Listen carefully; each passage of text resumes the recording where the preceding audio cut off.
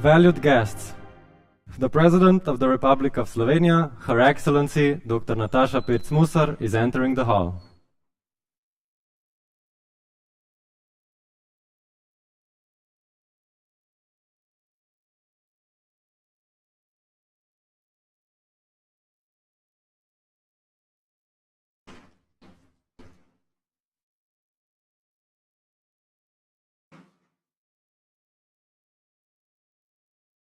Esteemed President of the Republic, esteemed Minister for Labor, Social Affairs, Equal Opportunities and Family, esteemed Director of the Europe Department of the Netherlands Ministry of Foreign Affairs, Your Excellencies, valued guests, dear friends, welcome to the first ever Disco Slovenia Digital Sovereignty Conference. My name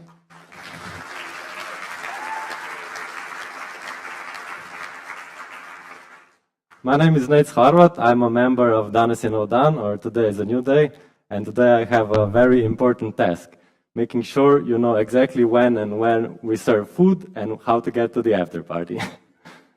But also, I want to make sure that you know exactly which item comes on the agenda, which workshop, which session, so you don't have to constantly check your phones for the schedule, and you can keep them safely in your pockets and on silent mode to really enjoy the discussions. There's some internet provided in the hall, but as there's quite a lot of us, if it gets slow or wonky and you come from the EU, I would like to kindly ask you to use roaming so our other guests can also use the World Wide Web. If at any point you have any questions or concerns, please feel free to find me or any of my colleagues, and we'll be able to help you with any of your needs. You can know us by these very magenta staff tags. As we want to ensure that Disco Slovenia is an inclusive event, we've established a code of conduct which you got in your email info packs, and we also have a dedicated code of conduct officer should anything arise. It's my colleague Peter over there. So for one last disclaimer, for over 10 years now at Danes je nov dan, we've been working at the intersection of technology and democracy. We use technology to make our democracies better, to enhance political participation, public oversight, and raise transparency. But we also want to make sure that technology itself is more democratic. And so we fight for digitalization to be in the best interest of human rights and all people. During these 10 years, we've done a lot of things, but hosting a conference of this caliber was not one of them. So wherever this road takes us, we couldn't be more happy to have you all along for the ride. And now I would like to invite my colleague Maja Cimerman, the coordinator of Danes je nov dan, to share a couple of words about the conference. Maja, please.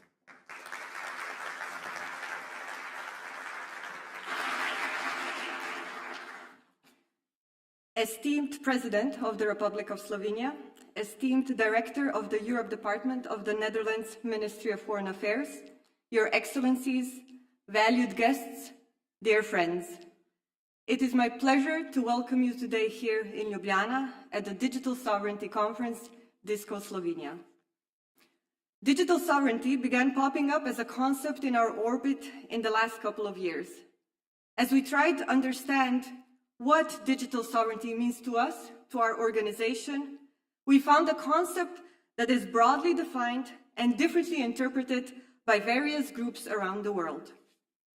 The organization Internet Society talks about digital sovereignty as a framework co-opted by various governments to assert national security through greater state control and boost local digital economies. As a consequence, a lot of policies that promise to increase digital sovereignty move us away from the internet that benefits everyone towards a series of fragmented, closed-off networks where the opportunities that arise from global connections are lost.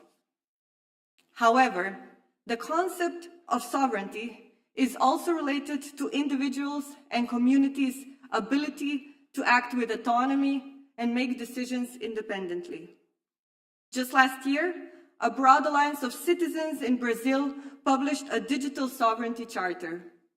In it, they speak against rampant extraction and exploitation of local data by large tech companies, and they support creation of interoperable and open technologies and data centers for common use. No matter the definition of digital sovereignty you subscribe to, the concept is here to stay. And we would like to make sure it also relates to citizens' right to privacy and freedom of expression in the digital space, to citizens' control over their data, and to citizens' access to digital infrastructure that allows them to protect their rights and exercise their freedoms. That was the idea. Now comes the hard part, the hard work of redefining and reclaiming digital sovereignty as a concept that benefits and protects and not endangers our rights. And that is why we decided to organize Disco Slovenia, because hard things are easier with friends, and because difficult conversations and difficult questions need to be answered by communities. We feel privileged to be a part of this community and can't wait to see what happens throughout the next 3 days. Welcome and enjoy.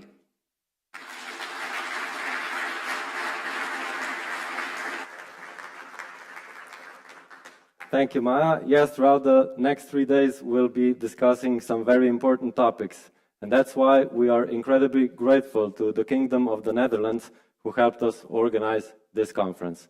So I would like to invite to the stage Mr. Erik Weststrate, Director of the Europe Department of the Netherlands Ministry of Foreign Affairs.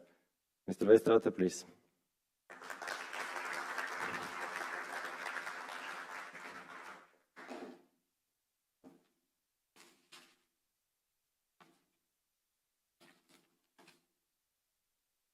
Thank you, Nate. Good morning, Madam President. It's my privilege and great honor for me to welcome you today. Good morning, Excellencies, dear participants, keynote speakers, guests at the DISCO conference. Good morning to all of you. I feel really privileged to address you today at the opening of this first DISCO conference in Ljubljana. Or maybe I should say, danes je nov dan. Today is a new day. For those familiar with Slovenian modern history, Today is a New Day is not just the name of an NGO, of the NGO that created this exciting DISCO conference. Those in the know the deeper meaning. This short but meaningful phrase brings back memories of the famous words spoken by Milan Kucan, Slovenia's first president, on June 25th, 1991. Words spoken on the very day that Slovenia gained its independence, on the day of the birth of a nation. Those simple words meant the fulfillment of a dream, of a vision.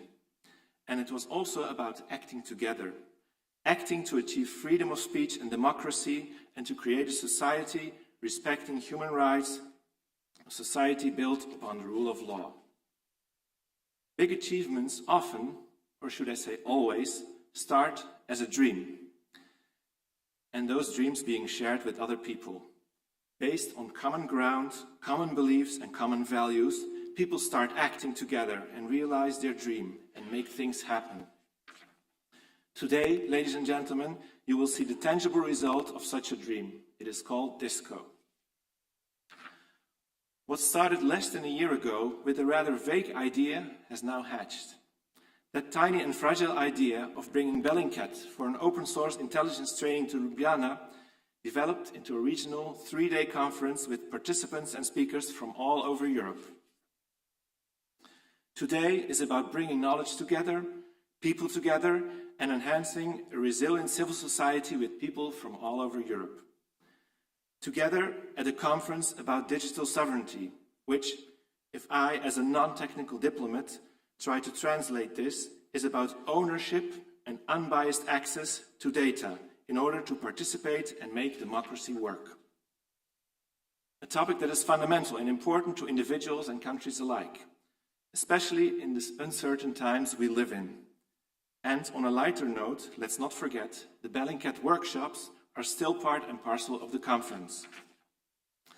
Last but not least, 12 Dutch embassies in the Central European and Balkan region have joined forces. They together enable the Powered by the Netherlands scholarships for 36 participants from their countries.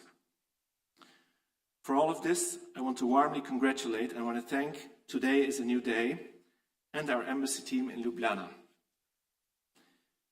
You might well by now wonder why we, the Netherlands, are actually supporting DISCO. Well, the reasons are simple and straightforward. We also believe in a dream, or maybe better call it a vision. Our vision is called Europe. We have long ago embraced the European dream with all its pros, and let's be fair, sometimes cons. Europe for us means working and living together in an open society based on human rights and based on the rule of law. It means living together in a fair, just and engaged way. And Europe also means a thriving civil society with free and independent press and engaged activists. It even means peaceful protesters that sometimes disrupt our everyday scheme. And these participants, as part of the checks and balances, are essential to a rules-based democracy. Rule of law and democracy are under severe threat from global and geopolitical developments, but also from within Europe, in our own societies. Fake news, hate speech, disinformation, AI, but also the corporate interests of big tech can pose serious challenges for the proper functioning of our society's checks and balances. Countries and individuals are facing equal challenges. And even individual countries might not be able to counter the subtle, or sometimes less subtle, attacks on their digital interests. In today's volatile world, may it be about climate change, elections, customer profiling, or all-out armed conflicts, the truth will always be the first digital victim.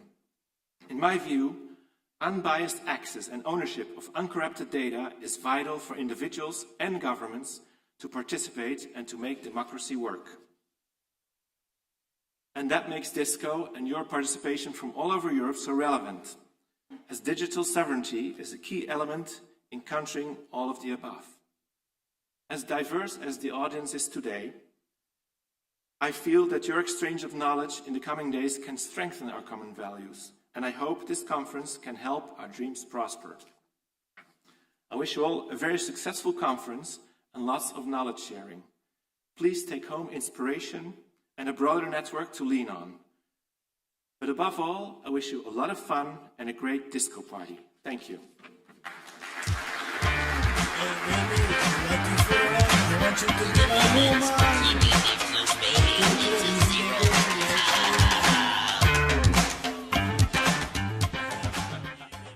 Thank you, Mr. Weststrate, for your kind words and support. And now, after our opening greetings are concluded, it is my privilege to announce our esteemed guest of honor, the President of the Republic of Slovenia, Her Excellency Dr. Nataša Pirc-Musar.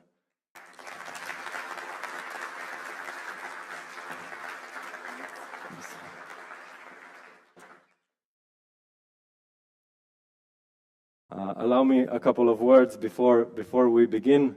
The presence of Madam President at this conference is no mere formality, but a testament to her remarkable career that is closely connected to the topics we'll be talking about throughout the entire 3 days. With a rich history in journalism and having served 2 terms as Slovenia's Information Commissioner, her career speaks for itself. Moreover, in 2013, the European Commission appointed her as one of 5 data protection experts to negotiate with the US after Edward Snowden's revelation about misuse of EU citizens' data. The most horrible days of my life. With over 15 years of experience in the field of data protection,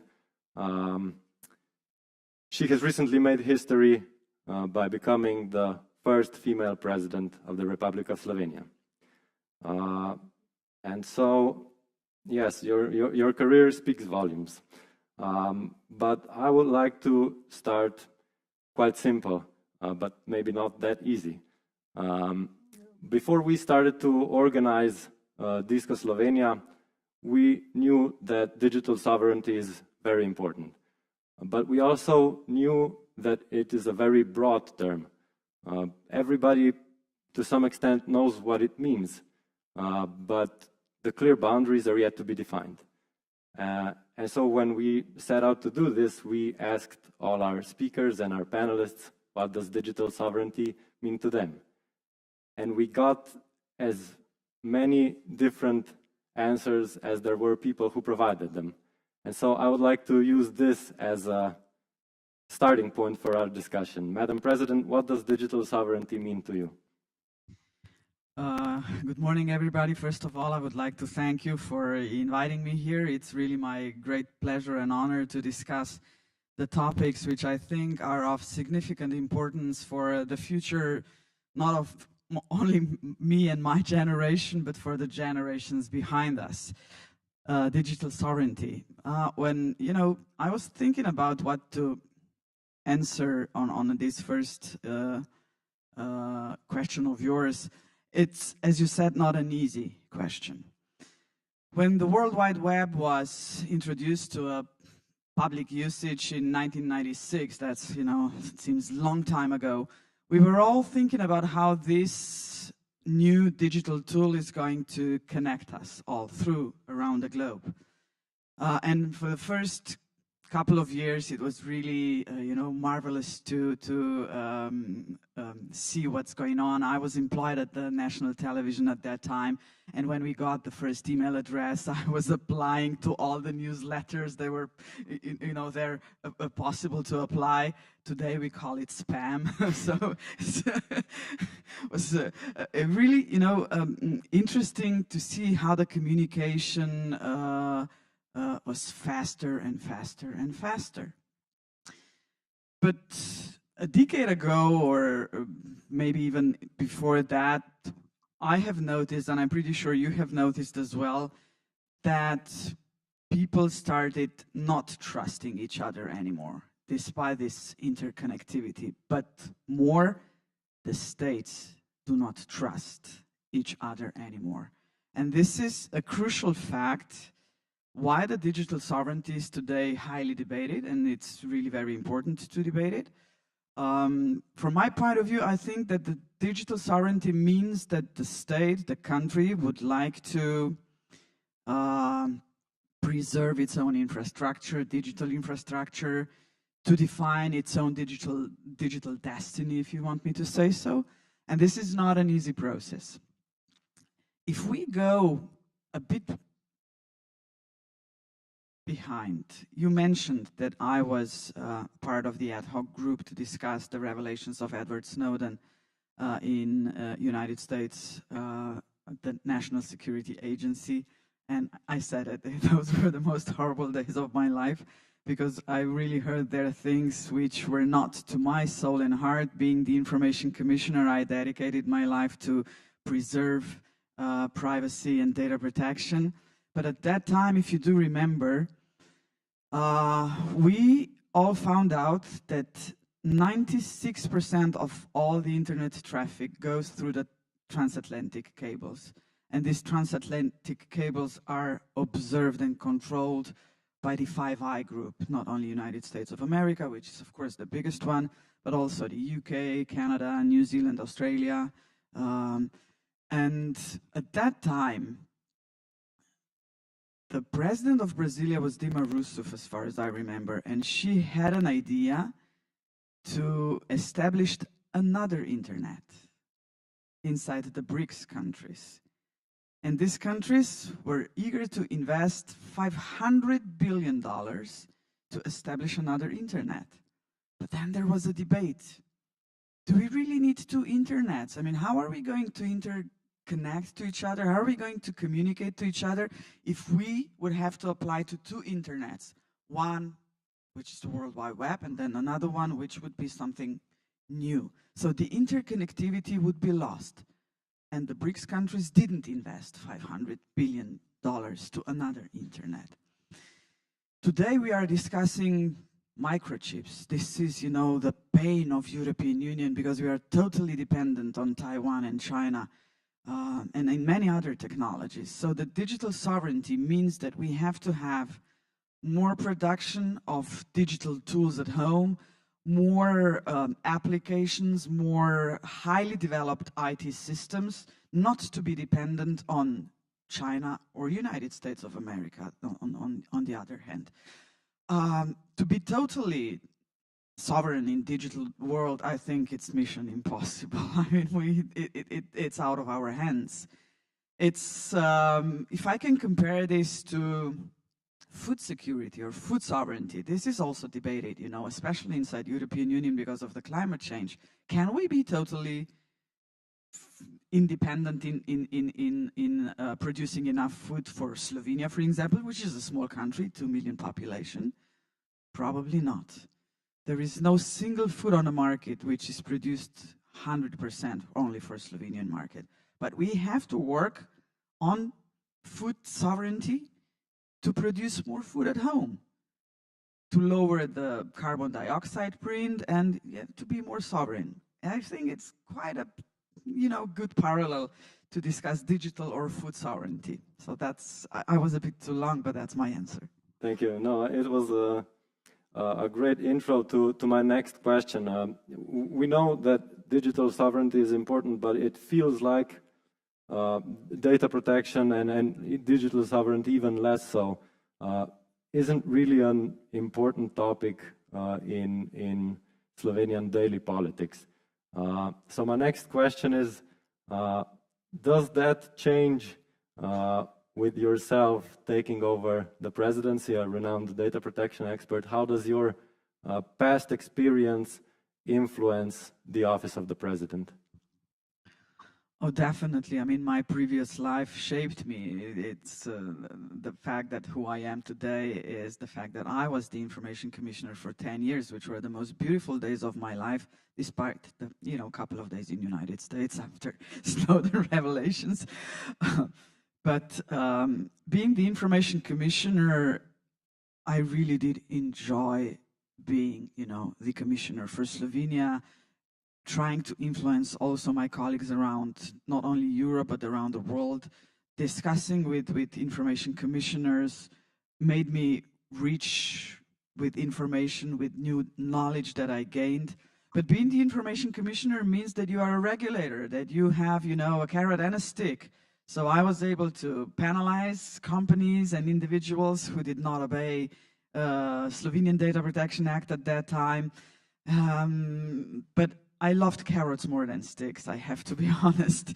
I really tried as the information commissioner to find, you know, the solutions to be in compliance with Slovenian Data Protection Act. I was really happy to be part of the group who was drafting GDPR, which is a really important European Union act, one of a kind. The first one, as far as I know, that defined the extraterritoriality.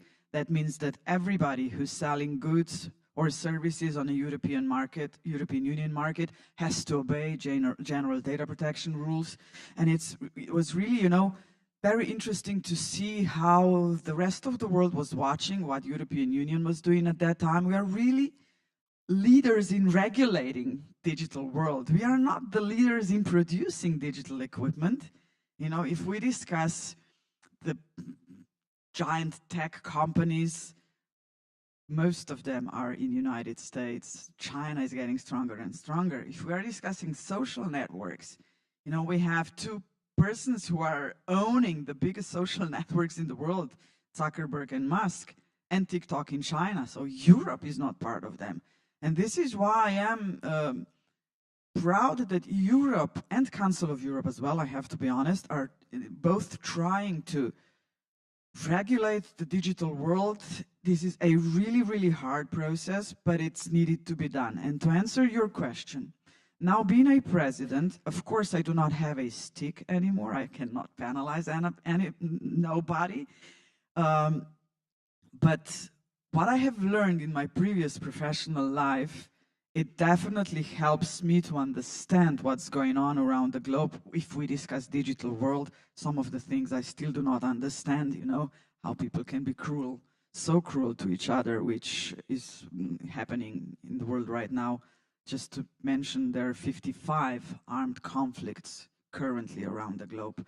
And studying this makes me sad. But studying digital, it does not make me sad, because I really think that because of the NGOs like yours, because of the big giant tech companies, which are more and more aware of what digital can bring to humanity and to society, that it's worth digging and discussing and studying this. And as a president, I really try to be vocal about pluses and minuses. We have to be aware that artificial intelligence, we are going to discuss, you are going to discuss artificial intelligence for, I'm pretty sure, in the next 3 days. So my life today is not so connected to data protection, which is a really, you know, legalistic point of my profession. But now I have to be like more into the future. I have to see the forest and not just one tree. And discussing AI is really what I do like and love. And this is the reason why I accepted the invitation to come here, because I think that these debates are really necessary. And I'm pretty sure that all of you here are aware that modern technologies, and especially AI, can bring a lot of good to humanity, but they can bring a lot of, you know, bad things to humanity as well. And because of the bad things we have to be aware of, the regulation is really, really needed, and we will probably discuss this later on. Thank you. Yeah, you've already touched on my next point, which is sort of social media. It was seen once as this tool that would democratize society, yet it has in many cases been the exact opposite, with misinformation and disinformation being rampant. It doesn't disrupt only individual lives, but sort of the fabric of public discourse itself. And so my question is, what is your opinion? Where does this end? Are democracies sort of resilient enough to handle misinformation on such scale being spread by bots, or what happens in Slovenia and elsewhere as well, for example, politicians on such a scale on social media? Or do we need new strategies and approaches to tackle these issues? This is something that I also think about regularly, basically every day. Being on social media, I mean, of course, I do follow what's going on. And I have to be honest that there are a lot of negative parts of social networks today, which are mostly, I can easily say this, abused by the politicians as well, because they use the social networks to influence their voters, and especially Twitter, X, is a very hostile social network. If you read Miha Mazzini, a famous Slovenian writer, he once said, if you want to be sad, go to Twitter, X. If you want to be happy, go to Instagram. Because on Instagram, everybody is happy, shiny, beautiful face. And on X, it's hatred and hatred and hatred. How to solve this puzzle? It's not $1 million, but $1 billion question. But if we do not try, we will never succeed. If we at least try, maybe there is the light at the end of the tunnel. What do I have in mind? I'm thinking about one project, and I can discuss it openly here, because the more people know about it, more ideas are going to pop out. I have an idea that we have to use the artificial intelligence to fight disinformation and misinformation. But how to do this? That kind of a project would not be commercially interesting for the big tech companies. And I think that that kind of a project should be started among the countries, the states. Why? Because disinformation and misinformation are two factors which are endangering our democracies heavily. Next year, we are discussing a super democracy, super electoral year. There are going to be elections in European Union, in United States of America, in India, in Mexico, in Indonesia, the countries which have huge populations. And I don't know whether we are all aware of the fact that these elections are going to be highly influenced by disinformation and misinformation. What is going to happen, I cannot predict, but I can assure you that even inside the political campaigns managers, they will think about how to use and abuse disinformation and misinformation to win the elections.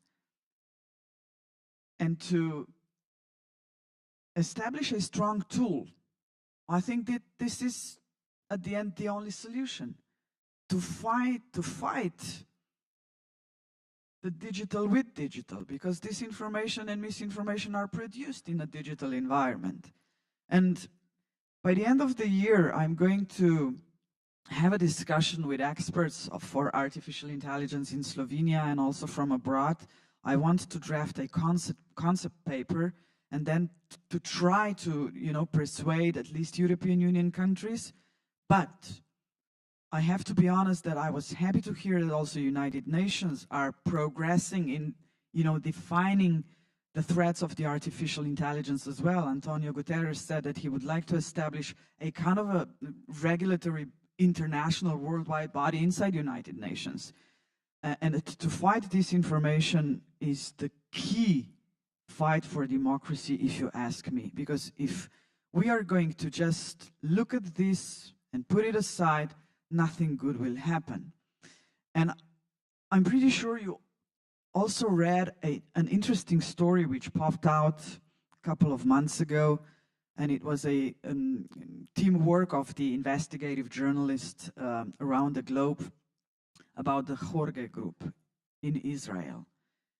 Jorge Group in Israel was established to help countries to win elections. How do they do that?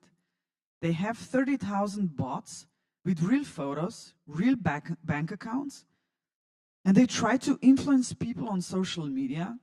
And the investigative journalists found out that the leader of this group, who was secretly filmed, admitted that he has gotten, I think he said 33 clients in the last 3 or 4 years, 33 clients, which are the countries, the states, and that he was successful in 29 cases, so that he was able, with his machinery, to win the election for his client. That's, sorry to say, scary shit. If this is not scary, I do not know what is. So this is why I believe that artificial intelligence not just can help us, but it should help us. So you need an investor, you need people who are going to define what the project is all about. I will try to start, and then let us see where the future is going to be. I hope to have a positive outcome and positive effect, because honestly, I do not see other way how to fight disinformation. Thank you. Yes, it really does feel that sort of, while of course social media is still an important factor in this digital rights debate, that artificial intelligence is now kind of taking center stage when we think about technology's impact on the future. And here I believe that regulation really is crucial. But it's worrisome to hear some recent news from Brussels that several safeguards that we thought were already decided on in the AI Act are now being reconsidered again. And it feels like, on the one hand, the EU seems to want to be the first in the world to properly regulate artificial intelligence on the one hand, but also on the other hand wants to make sure that this regulation does in no way stifle innovation and research. And so my question is, how do you look at this conflict between regulation and innovation, and how can we make sure that laws that regulate this technology are human-centric and take into account human rights of everyone before profits? This is a very important question that you have asked, but I just forgot to tell you some numbers on the previous question. Are very, very important. 72% of the people are gaining the information from the internet and digital. This is why this information needs to be in our focus. And 70% of all the information traffic is done through Google and Facebook, 70%. And now to answer your question about the regulation. After the Second World War, the United Nations tried to regulate nuclear atomic bombs. Yeah, we had to do that. It was not an easy process, but we had to do it. And atomic energy and nuclear bombs are not self-learned. Artificial intelligence is. This is why I think it's even more necessary to have regulation. The same problems, the same questions were in front of us when we started discussing general data protection regulation. The first question the lawyers got at that time was, is it possible to draft a technologically neutral regulation? Not an easy process. If you read GDPR, you noticed that there are no digital technologies mentioned in GDPR. You will not find face recognition there, you will not find drones, you will not find artificial intelligence, you will not find, any technologies. It's not mentioned there. Maybe digital marketing is mentioned, for example, things like that. So it was not an easy process. And the same fear as you are asking me right now was in front of us when drafting GDPR. How to draft it and not to kill the progress in digital. Again, not an easy process. And I will just tell you one data, and I'm pretty sure you do know it. 3,999 amendments were put to GDPR, which is the world record in any parliamentary procedure. World record. This is how, the lobbyists from the high-tech, big-tech companies were trying to influence the drafting of GDPR. And today, when we are discussing the artificial intelligence regulation, something interesting happened. When we were discussing GDPR, the big tech companies from US were strongly against it. They did everything they could not to have a strong general data protection regulation. When we are discussing artificial intelligence today, even from United States of America, we see that tech companies are asking for regulation. And if we discuss politics in the United States, Republicans and Democrats are asking for regulation because they are aware of the dangers behind. European Union and Council of Europe are again the leaders in drafting Artificial Intelligence Act. Artificial Intelligence Act was drafted inside European already, inside the European Parliament. It's published, we can all read it. And I think that the approach of European Union is really the right one. It's the horizontal approach we are discussing. First of all, and I think this is a very important question, we have to ask ourselves, what's not allowed to do inside the artificial intelligence. So what's not acceptable? If you have step one, unacceptable AI, then you have high-risk AI, and then you have limited risk AI, and then you have no risk at all. So this is the horizontal approach that European Union is taking. When we discuss unaccepted, unallowed artificial intelligence, that means full stop, you cannot do it. And this discussion was started 5-6 years ago already. And the first point of all the information commissioners at that time was, do not use artificial intelligence on public places.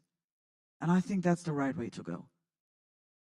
We do not want to compare, European Union to some countries around the globe which are using face recognition and AI to surveil and supervise their citizens wherever they go. This is not the place I want to live. Definitely not the place I want to live. So when we discuss high-risk artificial intelligence, the AI Act is saying that here we have to see the revision process, that it should be, those tools should be revised before put into the market, and so forth and so forth. When we have limited risk, that means that chatbots, for example, that they will have to explain to the people who use this artificial intelligence tool what's behind, so they will have to be more transparent. And when we discuss no risk artificial intelligence, no regulation. Games, I don't know what else. Yeah. So this is the approach that European Union is taking, and I honestly think it's the right approach. And I really do hope that the so-called Brussels effect, which we have seen also in GDPR, like in California data protection law, in Chinese data protection law, because the countries around European Union, the third countries, needed to adapt to what European Union demanded or demands now with GDPR. I do hope that the rest of the globe is going to see that regulating artificial intelligence is necessary. And here I have to mention one more important topic. More and more, even the countries are realizing that big tech companies are overpassing them. They're becoming the leaders of the world. And to regulate artificial intelligence, I think it's not going to be enough that only the countries are going to do something. The states, either inside European Union and preferably inside United Nations as well. But we have to invite under the same table the big tech companies as well. This is also the shift which was never seen before. If we want to regulate AI, we need to do it together. Okay, perfect.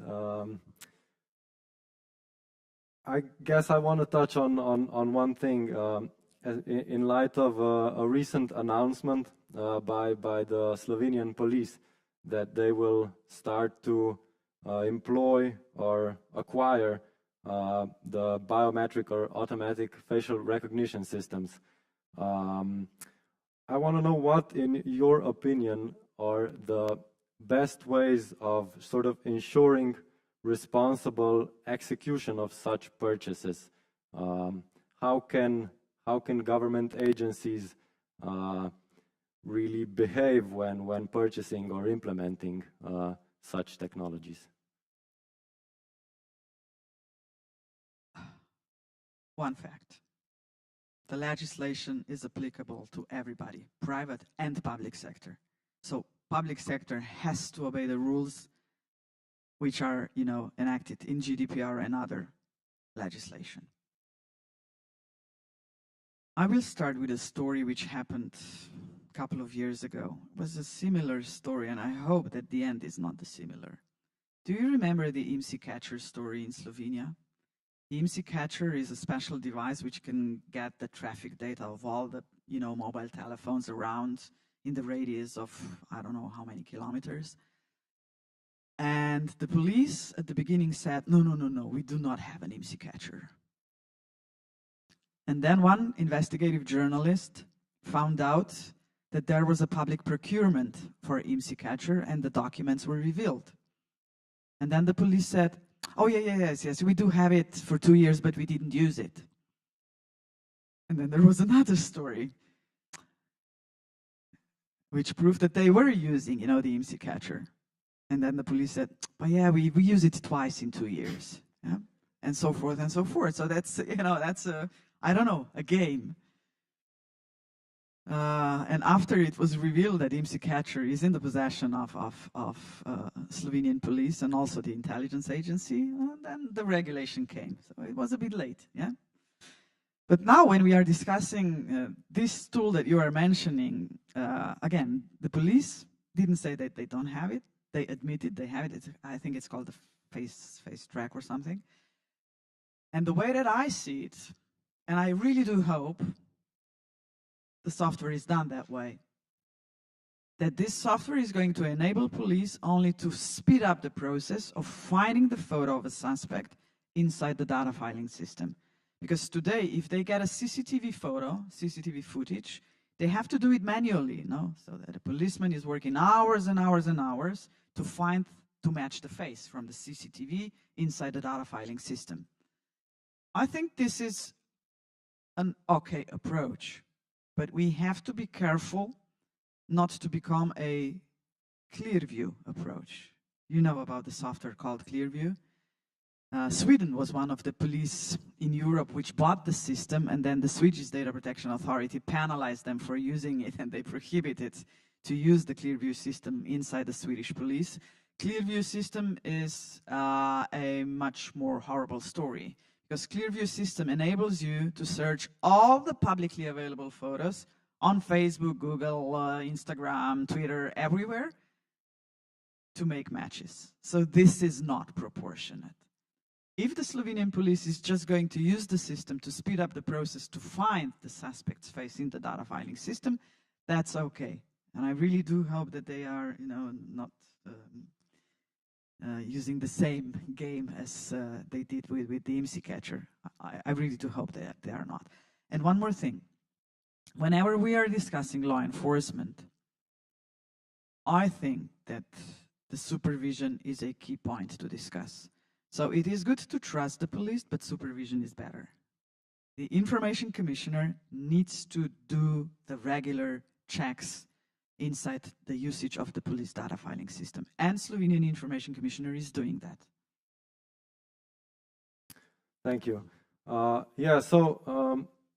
can countries themselves sort of encourage greater accountability from state institutions regarding, let's say, privacy and personal protection, personal data protection, and even the implementation of these risky technologies?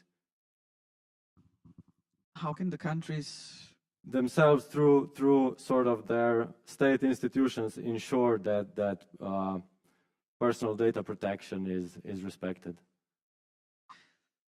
There is no other way than to trust, data protection authorities in European Union. Every single member state of European Union has to have the data protection authority. In Slovenia, this is the authority is called the Information Commissioner. But when I became the Information Commissioner, I was really not really happy, because Slovenia at that time didn't have a lot of non-governmental organizations which would fight for privacy and data protection. I was, for the first couple of years, completely alone. And I called myself a Quango, a quasi-NGO, because I really had to be vocal about, the promotion. And this is why I love carrots more than sticks. Today we have couple, and you are one of them. You are vocal about what's important for privacy. And I think this is a joint effort. Data protection authorities at the end, they have to penalize, they have to use the competencies that they have. They can enter the premises, they can search the digital systems, they can prohibit to use them. You cannot do that, but you have to use the carrot to inform, to educate people about the importance of privacy. And that was, the hardest part of my job being the information commissioner, how to learn and teach people that privacy and access to public information, which was the other part of my umbrella at that time, is really important. And when we discuss privacy, if we lose privacy, we will lose freedom of expression as well. This goes hand in hand. And this is why it is so important to fight for those two rights together. And the most difficult part for me was to change the mentality of public officials. It was not an easy job, not an easy transfer, you know, to persuade them that at the end they are working for their own good as well. Regarding access to public information, if they say, oh, I'm going to put this into a drawer and I will not give it out to the public, this is not the right way to think. And regarding privacy, if I have access to data filing systems, and if I use them just to be curious to see how much money somebody has, I don't know, on bank account inside the tax authority, all the data is there. And there were people who were doing that. And my point was, imagine how you are going to feel if somebody does this to you, abusing the access rights to the data filing systems to see your profile, you being a public official. And I think today the awareness inside the public sector is much better, it's bigger, but this is an ongoing process. You know, it's never the end. It's like to fight for gender equality. Women will always have to fight for gender equality. We will always have to fight for privacy and for access to public information. And NGOs like Danes je nou dan, Transparency International, and many others can help Information Commissioner, but most of all, you can help the general public that you are their voice, that you are going to follow what's good and what's bad, that you're going to be vocal about it. And do not see the Information Commissioner as your enemy, because it's not. You can work hand in hand in some project. I really do think you can. Because at the end, the Information Commissioner can, you know, set that stop if the company is abusing the data. He can put the stick out, but the carrot can be used together with NGOs. So the Information Commissioner can still be a Quango, and you can be an NGO to work with the Data Protection Authority. And I do hope this is the process still. I'm not the Information Commissioner since 2014, so it's going to be 10 years. But I still follow what's going on. And I'm pretty sure that as the doors were always open for all NGOs and the companies when I was the Information Commissioner, the same is today. So work hand in hand and be vocal about it. Every single day should be danes je nou dan. Yes, thank you. Yeah, regulation is definitely important, but we also kind of know firsthand how these processes often go with those actors that have power and financial resources having much greater access to politicians via either lobbyists or directly, whereas the civil society has fewer means to do so. And so but one more thing. Yeah, of course. You will always have my voice as well, I promise. Thank you. Yeah, so this is kind of the note. I want to finish our fruitful discussion, but before we conclude, I also have one last very important question we also asked all of our speakers and panelists, and that is, which disco tune should we play at today's after party? I even put a disco jacket on today, so it's the same colors. I would say it was one of the greatest disco songs that I remember, I Will Survive of Gloria Gaynor. And I will survive means that we have to survive also in digital world, we have to survive using AI. And the other one is also, you know, from my youth, Program tvog kompjutera, Denisi Denis. That's the program of your computer. It's the Serbian duo, as far as I know. It's a basically love song, but it's connected to, you know, the digital love at that time. So those two songs I would love you to play. Perfect. We'll make sure to include them. And thank you so much for this fruitful discussion, Madam President. I think you really opened up some important topics. We'll definitely keep discussing throughout the 3 days and hopefully manage to come to some important conclusions. And so with this, please give a round of applause for the guest of honor. Thank you so much. Thank you. Can I, Yeah. can I just tell you one quote for the end? Human rights are like muscles. If you don't use them, they will atrophy. Thank you. Thank you. Thank you.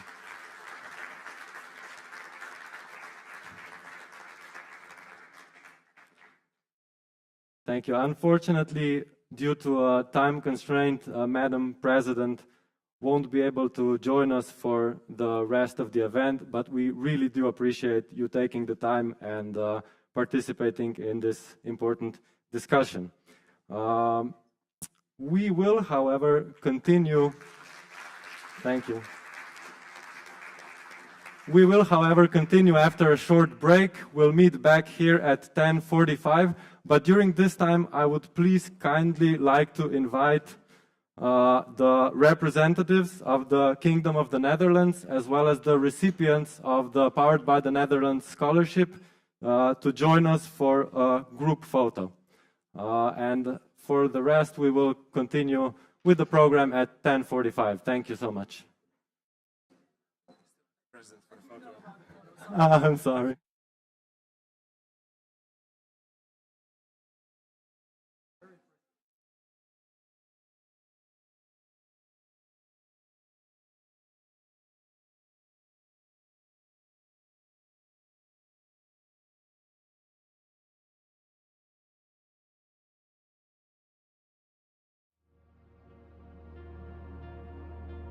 Of all the recipients of the Kingdom of the Netherlands Scholarship,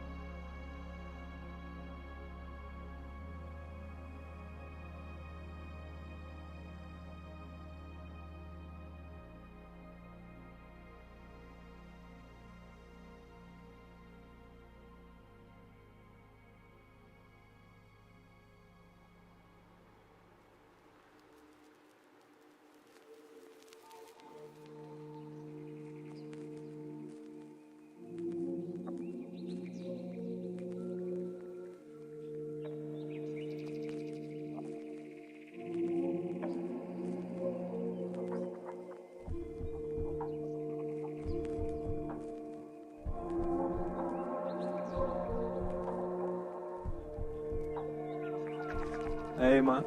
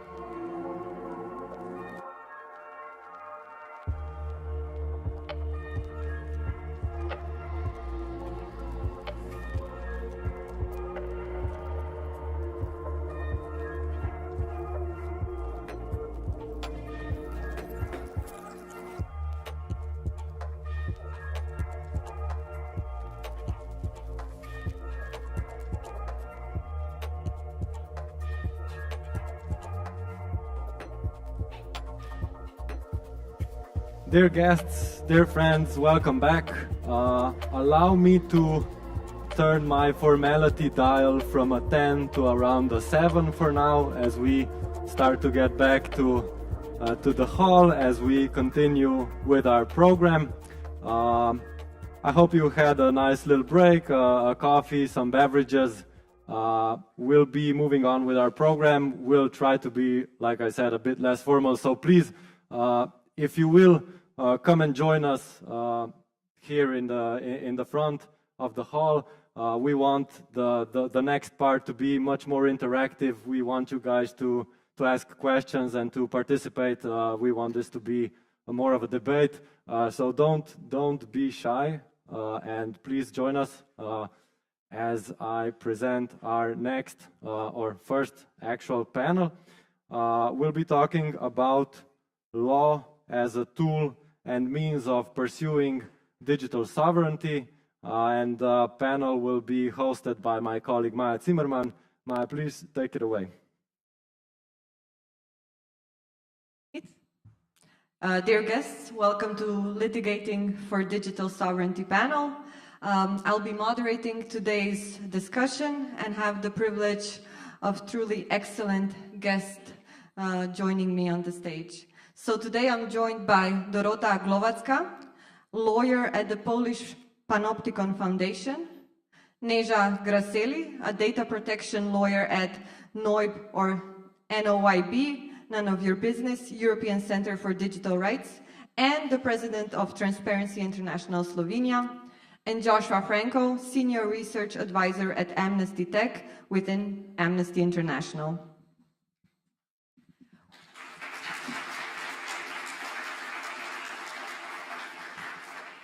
We decided to organize today's panel because it's our perception that various legal instruments are often underutilized within civil society's toolbox, and litigation is very rarely used to protect or reclaim individual or groups' rights.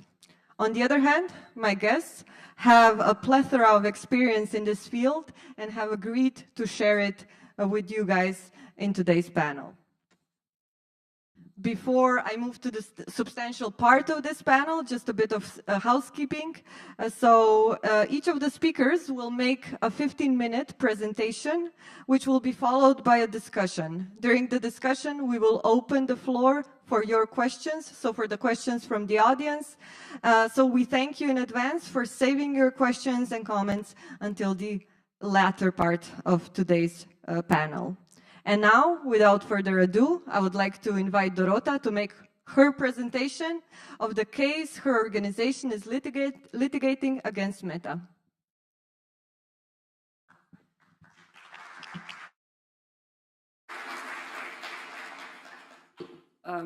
Hello everyone. First of all, thank you very much for inviting me here. It's a pleasure.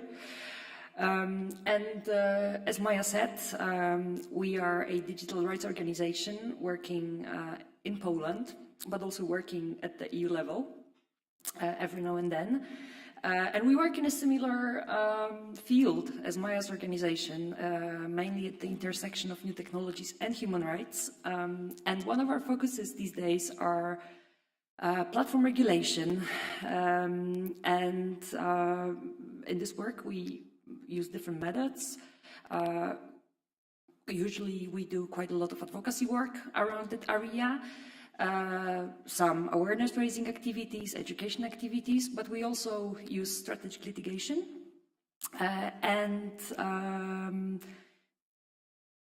This is exactly what I'd like to walk you through today. One of our cases that we're engaged in against Facebook, against Meta. Yeah, so I'll put my slides on, and this is a moment where I wanted to play you a short video that would present this case in a nutshell, just to set the scene. But since it's technically not possible, I'm just gonna summarize it. That it's a case that basically concerns a problem that we call private censorship. So basically, non-transparent and arbitrary removals of content or accounts by online platforms. And before I dive into details, let me stress that I'm actually very curious to hear, like, to what extent this is something that you find also problematic in Slovenia, to what extent it is actually discussed in a public debate or complained about. And we'll start maybe with taking a step back just to explain how I come across this problem. The first time I think I thought about it and I kind of found it problematic was probably around 10 years ago. So back in 2013, 2014.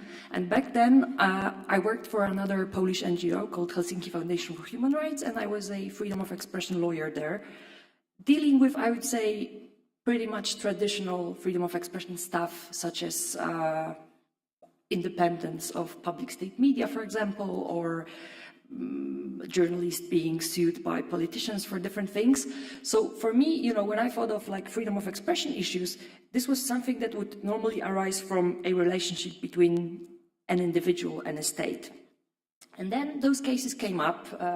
There was this case of a French teacher who posted a photo of a 19th century painting of Gustave Courbet, Origin of the World, on his Facebook account. And that content was blocked by Facebook, allegedly because it promoted nudity. You know, even though this painting is like perfectly available to everyone in one of the prominent art galleries. And then there was this another case that came up of a photo of a plus-size model that advertised some sort of activist event.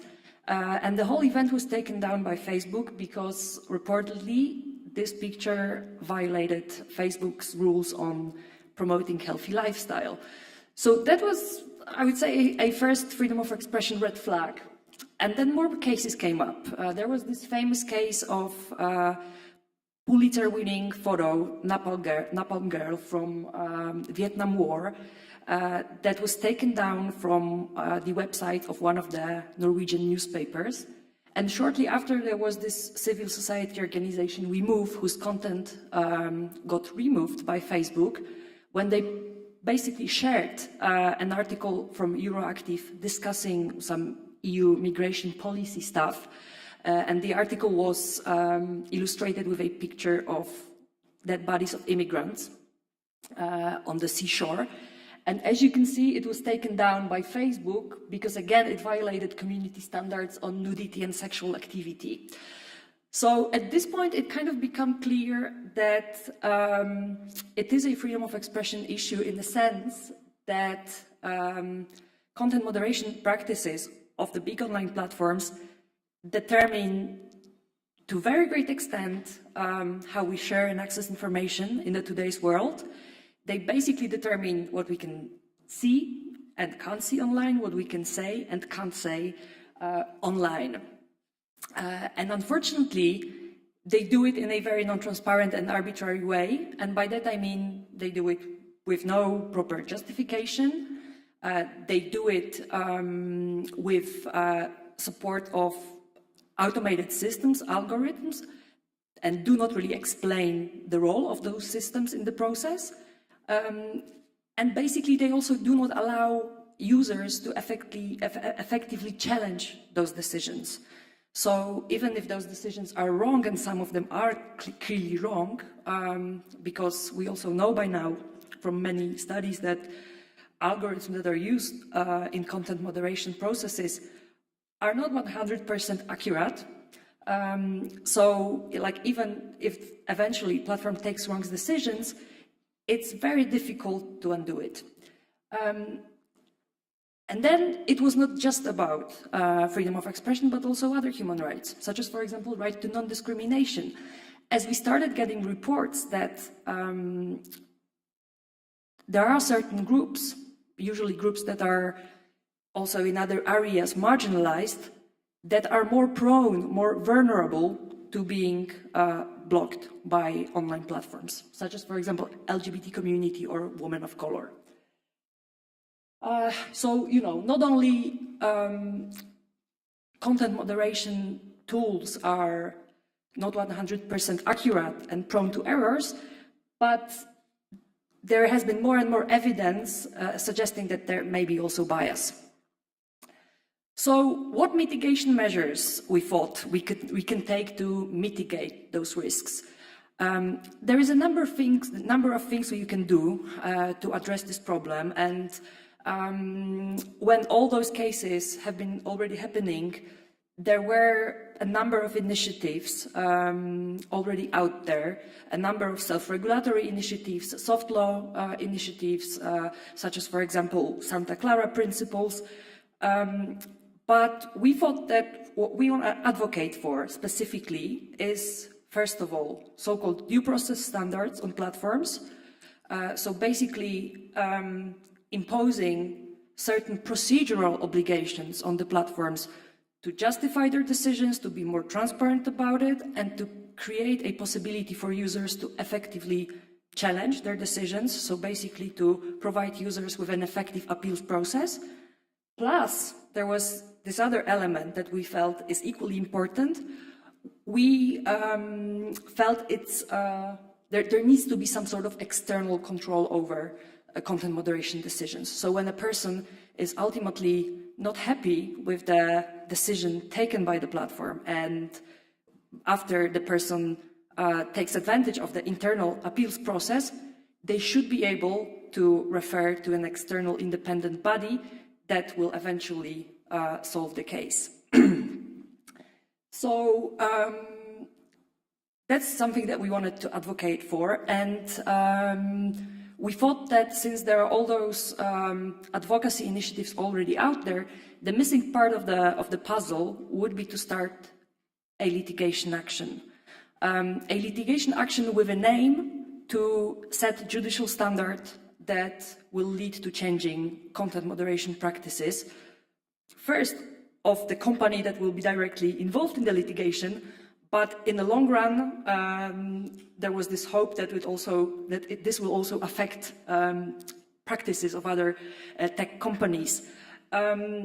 Ultimately, in the long run, the goal that we had was to also contribute to certain regulatory changes that will empower users to get more control over what they can see and say online.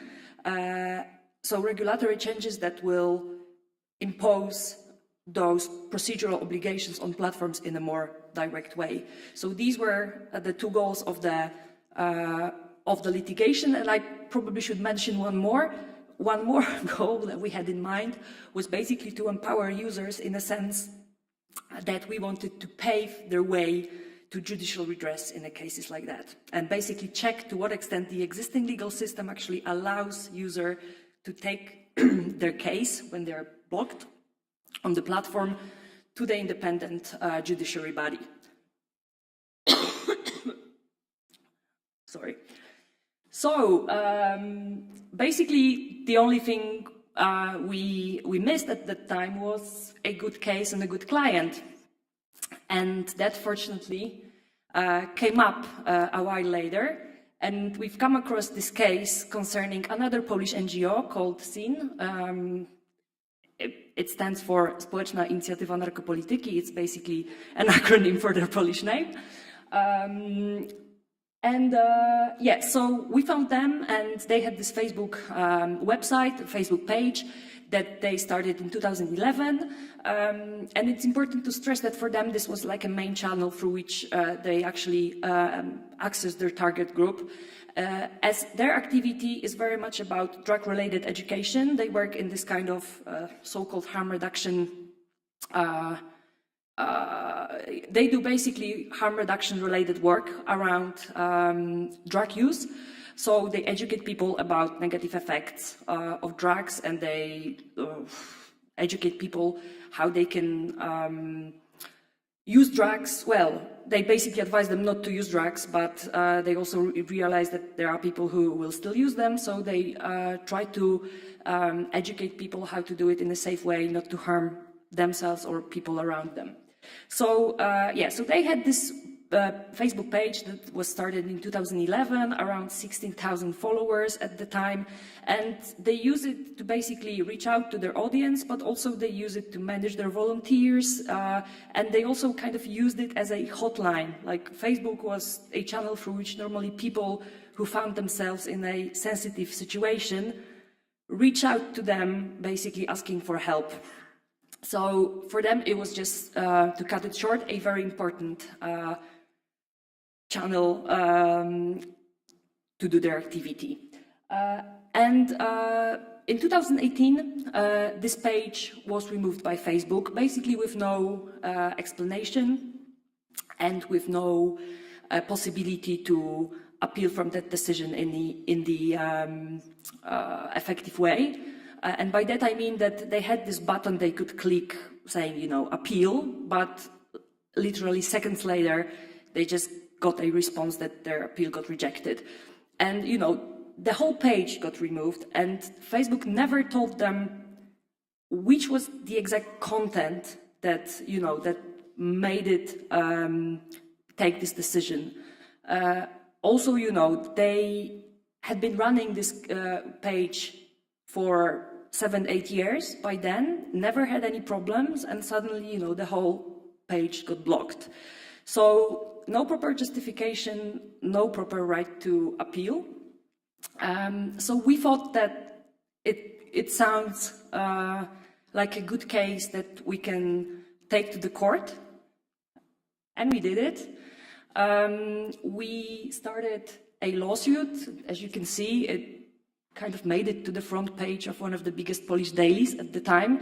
The fact that we sued Facebook, it also made it to some international outlets. You know, in the Polish law, and I expect that's probably the same in Slovenia, there is no law saying that if you get blocked by the platform, you can take your case to the court. There is no law like directly allowing you to start a case like that. So we had to do some creative lawyering to like simply find a legal basis that we could use. And this is going to be a disclaimer for legal nerds. Eventually, we used civil rights provision concerning protection of personal rights, that in the Polish law is a pretty broad concept that applies both to physical and legal persons. So we used that, and we basically asked Facebook to, first of all, reinstate the whole page with all the likes, followers, and so on. And secondly, we asked for apology to Sin. And just to stress that it's not like we did it all on our own. We're like organization that is composed of like 10 or 11 people, so quite small. Sin is even smaller. So we were kind of aware that we have this giant company on the other side, so we needed to build a proper support for the case. So first of all, we engaged pro bono lawyers, and that's one of the Bartyński and Partners, one of the biggest law firms in Poland, and those guys are actually our lawyers representing Sin in the court. We got some funding from Digital Freedom Fund, and then we also got some support from GFF, a German NGO that later got involved in a similar case in Germany. But also the important thing was that in the meantime, German courts, including the Supreme German courts, delivered certain judgments in similar cases that we thought could be useful and could point a way to our judge. So we basically make GFF interested in our case, and then they filed so-called amicus curiae brief with the Polish court, explaining the outcomes from the German jurisprudence. And then we also invested quite a lot in communicating and campaigning around the case, also using the networks that we are part of, such as, for example, EDRI, European Digital Rights, or People versus Big Tech. And soon we got our first success in the case. Together with a lawsuit, we filed a motion for interim measures ruling, and the court granted it to us, so it ruled in favor, and basically said that, first of all, Facebook was not allowed to remove any content from new Sin's page, because Sin established a new page after some time, and basically Facebook was temporarily, for the duration of the proceedings, prohibited from taking down any content that Sin would post on their new page. And second, it was obliged to store the content of the original website that it took down, so that if Sin wins the case eventually, the whole content, together with all those likes, followers, comments, and so on, can be restored. So that was the first success that we had in the case. But then some hurdles came. And to cut it short, because I think I'm running out of time, right? Well, Facebook kind of, it didn't make it easy for us. They obviously, apart from questioning the whole legal basis of the lawsuit, they also questioned the jurisdiction of the Polish court. They also questioned the fact that the Polish law applies to the case. And at some point, so far they've lost everything, because by this interim measure ruling, the court kind of initially accepted its jurisdiction and recognized that the Polish law applies. But also what Facebook did, they say that they refuse to accept our lawsuit because it's in Polish and they do not have anyone in their legal department who speaks Polish. So they kind of use this procedural trick to, well, I believe prolong the procedure simply because then the court obliged Sin to translate the lawsuit, which was kind of expensive. It cost around 2,000 euros, and submit it again so that it can be delivered again to Facebook via the court in Ireland. So we were a bit unhappy about that. We needed to get the money. It's an expense we didn't expect. But at the same time, we thought that we're gonna turn it to our advantage. And we kind of made a big fuss about, Facebook not speaking Polish, even though it has over 20,000 millions of Polish users, uses Polish language, and serves their service in Polish language, has Polish advertisers, and so on. And we started a crowdfunding campaign to collect money for the translation, but the actual goal of the campaign was not so much to raise money. That was a nice side effect because we collected, I believe, in less than 5 days. But thanks to this crowdfunding campaign, more people found out about the case, and people got really outraged, how, instead of, responding to the legal arguments we have, Facebook is clearly looking for some procedural, procedural escape that will this will not win them the case, that will just like prolong the procedure. And this brings me back to my last slide, which is the actual shortfall of our proceedings. I would say that the biggest problem we have with that case is that it is still pending, and it is still pending before the court of the first instance. Here you can see the timeline. You can or you can't, but I'll make it easier for you. We started the case in 2019. Let me stress that this was even before the Digital Services Act. I'll maybe speak about it a little bit more later. Was even proposed, because before I told you that our goal was to contribute to some regulatory changes. So it's funny that those regulatory changes that actually address the problem that we tackle in our case, they kind of happened while our case is still pending before the court of the first instance. And only this year we had our first hearing, and we had a third hearing scheduled for February 2024. I expect this is going to be like the last one, and that the judgment will be delivered pretty soon after that, but still, I mean, it's 5 years. So very, very, very lengthy process. And why it took so long? First of all, Facebook procedural tricks. Second, COVID, that basically slowed down the courts. And third, a general crisis of the Polish judicial system that's very much overloaded. If you want to follow the progress of our case, there is a dedicated website, also in English, that you can refer to. I encourage you very much to do so. I'll be happy to take any questions later. Thank you very much.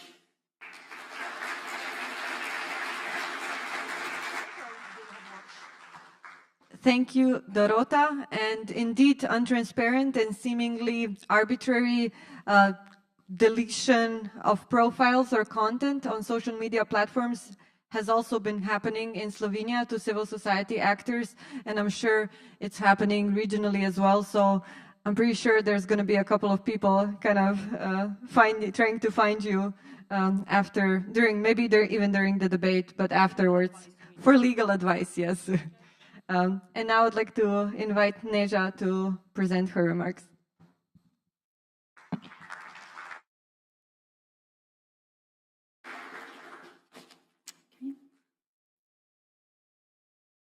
Let's see.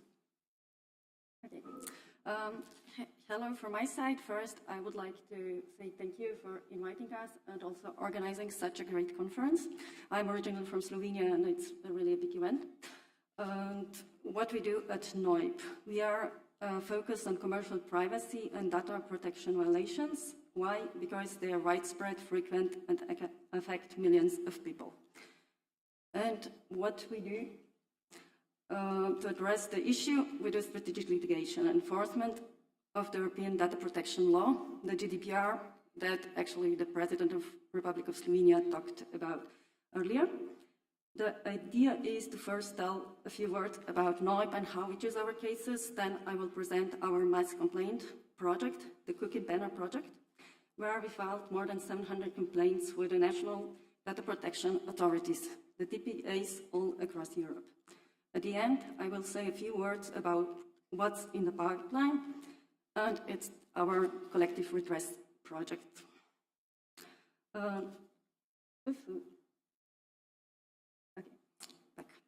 Who we are? We are at the moment a team of 11 data protection lawyers coming from all parts of Europe. So 6 permanent lawyers and 5 trainees. In addition to data protection lawyers, we have also a team of tech people and a media team. The idea is that we don't take cases, but we build our own cases. We identify an issue, then the data subject, and decide what we will do, what's the best approach. And at the moment, we have several hundred cases before the DPAs and in courts all across Europe, including before the Court of Justice of the European Union. Or to be more precise, within the European Economic Area, where the GDPR is enforced. But the GDPR applies actually wider, as we already heard by the Slovenian president. It is actually just like if any global company is doing business in Europe, the GDPR is applicable. And even wider, it is also if actually they're processing following the behavior of residents of the European Economic Area, the GDPR is applicable. And we together as a whole team make sure that any work that is done has actually the biggest impact possible. That we use our resources efficiently. For example, the tech team built actually an in-house solution that enables us that one lawyer is handling 700 cookie banner cases on his own. The PR team reports about our cases and deals with media. It's important to have a wider outreach and impact. It's also a way of awareness raising. It is, in a way, one thing is to make actually the data subject aware of their rights. Also, a certain percentage of companies, when we talk to them, just tell us that they violate the rules due to lack of knowledge. Once you reach out to them, plenty of them actually comply. When we speak to data protection officers, also, that's the person responsible in a company for the compliance with GDPR. Sometimes, or quite often, they tell us that it's hard to convince their bosses that GDPR should be complied with. And if you have a lot of publicity and you see that there is enforcement, and sometimes also fines, it's also easier for them to actually convince that something should be done.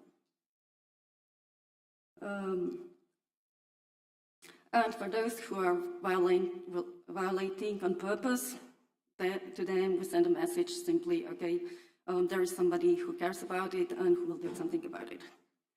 How do we choose our cases? We choose our cases based on impact. The idea is that the impact is high and direct. For example, when it comes to data transfers to US, we want cessation of prohibition and unlawful data transfers. We also always ask us, what's the input, how much work, time, and other resources will be needed for the case, and what will be the input and the output, direct changes on people's lives. What's also very important is, what are the chances of success? We try to have a perfect case and choose our battles. We always ask ourselves, how to best tackle the problem? In this case, actually, we ask ourselves each and every time, is this the right case, procedure, data subject, and DPA, or court, or is there a better, more efficient way to address the issue? Now we're actually by the GDPR procedures regulation. In general, we do not do any advocacy work, engaging policy work, and public awareness outside the PR for our cases. But in this moment, we are very active with the GDPR procedures regulation because the Commission a few months ago came out with a new proposal that addresses the cross-border processing procedures with the cross-border procedures within the GDPR, and the solution isn't good. It's not addressing or tackling the problems that we identified, so we came out with our own proposal, and now we're working actually actively with the Parliament and other actors to propose amendments that will give data subject rights, make the procedural balanced and efficient, including giving some deadlines to lead supervisory authorities when dealing with cross-border mechanism. Because the problem is that at the moment it can take 2, 3 years or 4 years. It's simply the lead supervisory authority doesn't have any deadlines. And with the procedural regulation, we see it actually doing advocacy as the most efficient way to address the issue. At the moment, any litigation would never get us to solutions as quickly. Okay. we also like to actually base our work or try to do it, base it on clear data and research. We do our own research if needed, for example, for the Meta Facebook personalized advertising case, where Meta was relying on contractual legal basis for processing data for personalized advertising. And they were actually claiming, okay, everybody expects us to provide this service. That's part of the contract, we need to do it. We actually ordered a survey and went around asking people what kind of services they expect from Facebook. Well, it's not surprising that very few expected to be provided with personalized advertising. They just like expectations are very different. And we used it actually as evidence in our case. What is making our work possible? A very important mechanism is actually the Article 80 GDPR mechanism that enables NGOs like NOIP and other organizations to file complaints and act on behalf of data subjects before courts. It's also I think it's a very important mechanism also whenever there is new regulations being adopted or laws, to actually have an effective mechanism that also data subjects or each of us can enforce their rights. And doing it alone is very hard and very expensive. So it's just like having an NGO or NGOs that can do it can be a solution, because usually it's also only data subjects that are really interested that the laws get enforced, the rules get enforced. Others, it's just like for the data protection authorities, it's sometimes more work, there are political interests behind it. Also the Commission, we see it with the data transfer list with the US. So it's, we need to have some, just like tools to protect our rights. What is also just like making our work possible is also that we try to get 2/3 of our funding from our supporting members. It is from a few euros a year to a few thousand that they are contributing each year, but actually that enable us to have procedures for 10 years or longer, because otherwise it is the other side knows you have 2 years of financing, and if they manage to prolong the procedure for 2 years, you won't succeed. And of course, Facebook, Twitter, and other TikTok and other big tech companies, they can afford it. So they go on with cases for decades. Okay, back to our cases. Actually, we have 2 types of cases. In general, it's the internal classification, either standard setting cases, where that's our cases with unclear legal situation, different decisions before different data protection authorities, novel issues. For example, the ClearU case, we also were part of the NGOs, one of the NGOs that filed the complaint. The enforcement cases are, on the other hand, cases where there is a very clear legal situation, but there is simply lack of compliance. And one of them is are the cookie banners, and our cookie banner mass complaint project that I'm going to present. The GDPR and the I directive are clear. The consent must be freely given, it must be informed, explicit, specific, unambiguous, and as easy to withdraw as to give. In practice, the companies use the so-called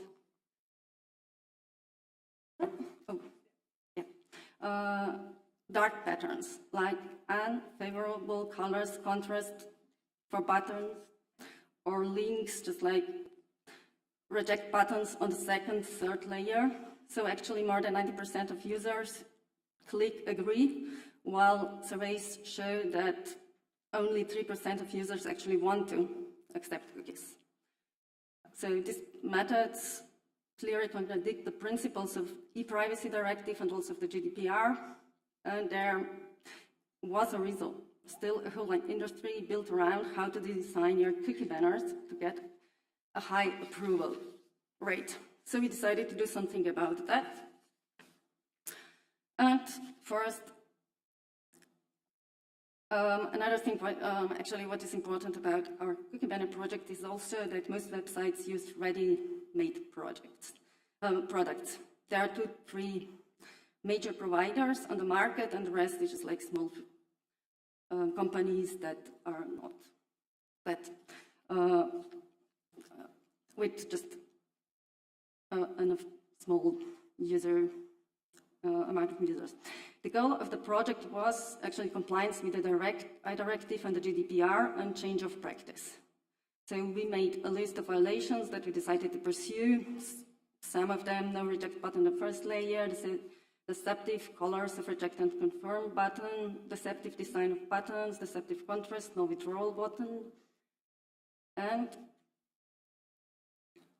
we identified that the banners of OneTrust, the bigger provider on the market, is the one that we are going to target. Because that way we would just like achieve the biggest impact. So our tech team built a tool that was scanning websites using that were using OneTrust as cookie banners and detected violations of the GDPR and the iDirective. The tool saved the data, and we chose actually from all the websites that were detected to go after a few websites in each member state that had the most visits. In the next step, data subject visited the website because you need to have a data subject that visited and whose rights were violated to be able to file a complaint. The tool recorded the visit, saved the evidence thereof, and in the next step, okay, we'll see it later. In the next step, data subject visited, yeah, and actually, sorry, I lost one slide.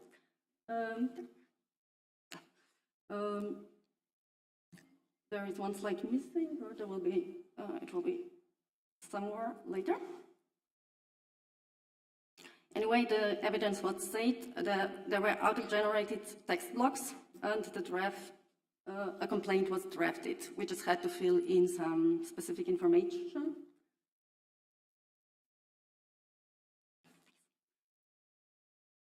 Each complaint was then also checked by a lawyer. Then generic emails were sent to each controller with clear instruction, a manual how to fix the cookie banner, a clear message that the complaint will be fine. If the cookie banner won't be fixed, the draft complaint and the evidence were attached to the email.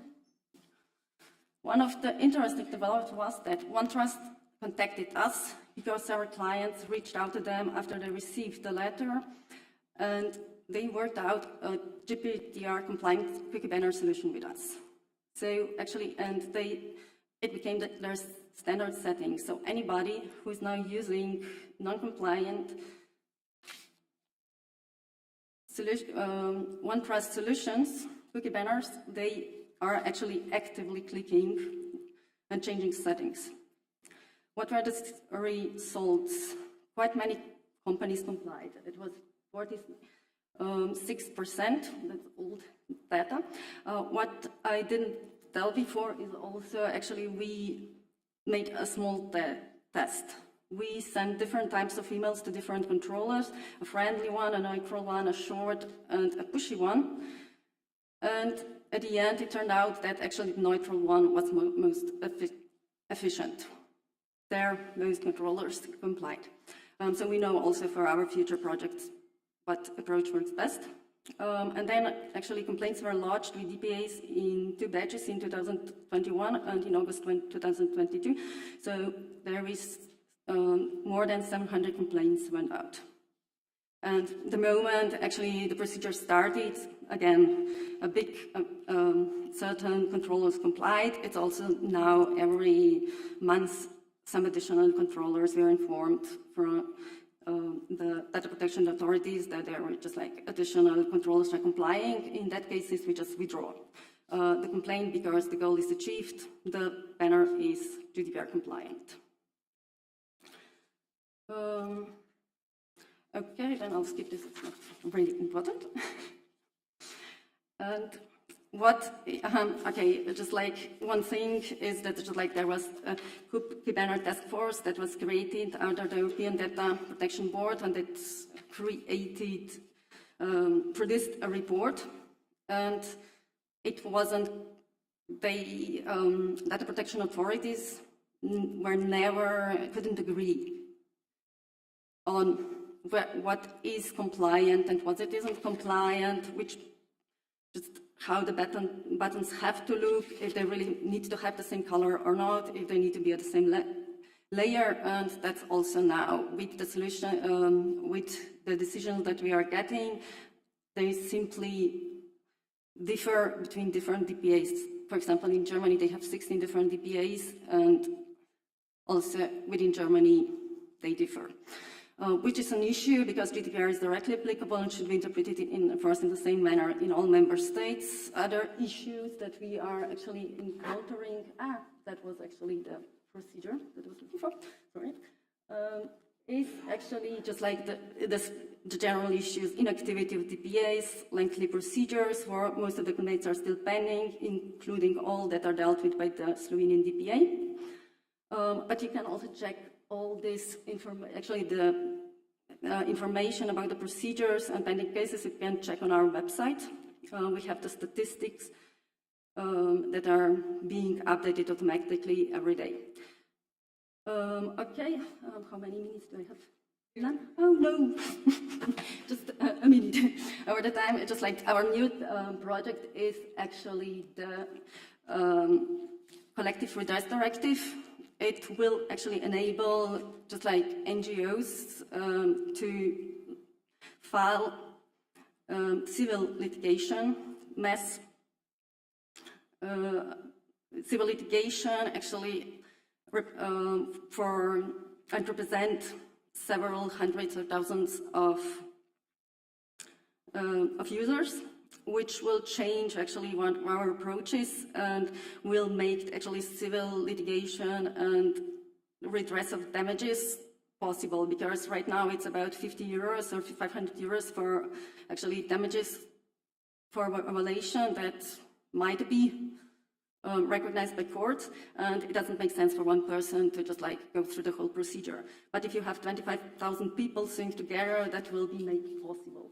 And actually, we are working on a tech solution right now to make it possible for users to apply for it and subscribe, and actually preparing everything that once the Collective Redress Directive gets implemented in member states, which should have been done 2 months ago but hasn't, we'll be able actually to use that tool as well. So, okay, sorry for being too long, and thank you very much.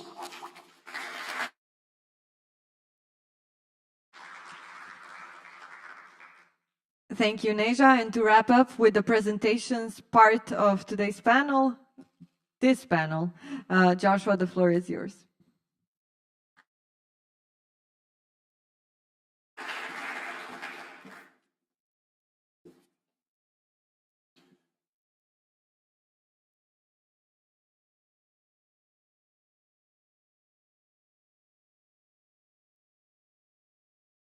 Hi. So thanks for inviting me to Slovenia and to this conference to speak to you. I represent Amnesty Tech, which is the part of Amnesty International that works on tech, as the name suggests. Start my presentation in the middle, I guess. Why not?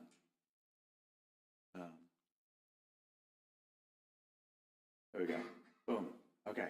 So this is Amnesty Tech, and that's most of us anyway, which is always shocking to see because I was the third person who eventually joined this.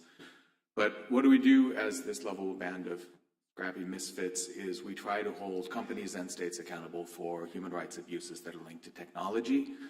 And when I was first asked to join this panel, I hesitated slightly with Maja because, litigation is not necessarily our focus. as it is, some of the great work that our partners here are doing. But it gave me a chance to think about how we use litigation and how that fits into our model as a human rights organization of focusing on sort of research and campaigning and advocacy as our main tools and trying to elevate individual stories to get change globally. So as a human rights group, I guess when we think about it, we think about litigation mostly from the aspect of remedy. And this is sort of a basic premise of human rights law. This is the Universal Declaration of Human Rights, but pick a treaty, it's in there. If your rights are violated, you generally have a right to a remedy, and that should be enforced through courts, through adequate legislation, through good regulation, and the rest of it. So it's led to us pursuing litigation as one amongst many tools. I think we tend to think of it as a sort of a multi-pronged approach, as my professor said in law school. It's a bit silly, but I always remember it. If you're bringing a case and the facts favor your case, you pound the facts. And if you're bringing a case and the law favors your case, you pound the law. And if neither of those things favor your case, you pound the table. And I think we've used all three techniques quite a bit. With the cons that everyone's pointed out, litigation is very slow. It's not accessible to everyone, but it's binding. And when you're talking about companies, you can get a bit of money out of them, which is usually something that they respond to. So I'm going to quickly talk about 4 areas in which we have, in some level, been involved in litigation. And even though usually we're not leading it, we're working with partners in coalition with many other digital rights groups. And if you're in the audience and you're thinking, hey, I was lead counsel on that case, sorry, I'm not trying to skip over you, I'm just going quickly. But one area we work a lot on is spyware, the trade and surveillance tools. So a few years ago, we released our findings under the Pegasus project, which had to do with the Pegasus spyware that was being sold by the Israeli firm NSO to governments all over the world who were using it for various nefarious purposes that you can probably imagine spyware being used for. And initially, this was sort of a research-based exercise that we wanted to uncover the existence and the trade in this spyware along with our journalistic partners. But we did try to bring some litigation. Specifically, one of our staff members was targeted with Pegasus software in a one-click attack. And so on that basis, we tried to bring a lawsuit before Israeli courts to have the export license canceled for NSO's Pegasus software. And that's not actually a really great success story, because it was a hearing that was taking place behind closed doors, and our application was denied, and it was subject to a gag order. So that's literally all I can tell you about that. Sorry. So where we have been a little bit more active in litigation is where other people have become involved, and I think that might be, I'll come back to it, but sort of the success story here. We joined as amicus curiae, Friends of the Court, in the WhatsApp case against NSO, which is actually based on the findings of our friends at Citizen Lab, not ours from earlier.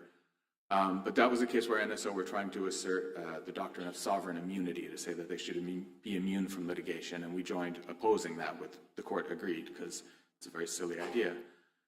So that's where we've been able to get some progress in the US under the Ninth Circuit Court there. But most of our energy, if I'm honest, has been focused on sort of advocacy and campaigning around cases. And we've done that before the European Parliament, who, of course, some of you may know, had a commission to investigate the Pegasus findings, the PEGA committee, which led to some pretty decent recommendations towards European states. We lobbied before the Inter-American Commission on Human Rights to try and get some change there. And in general, we've met with states and companies and elsewhere to try and affect change. And we started to hear a lot of good noises about that. And then, surprise, surprise, there was another global spyware scandal. Last month, you might have seen our findings with our partners in the European Investigative Collaborate, EIC, regarding Intellexa, group of companies who are selling predator software, which is another very similar type of highly invasive spyware used by states to spy on journalists and dissidents and all of the usual people who get abused by this. So in light of that, we're kind of wondering, quite fresh, what kind of lessons have been learned?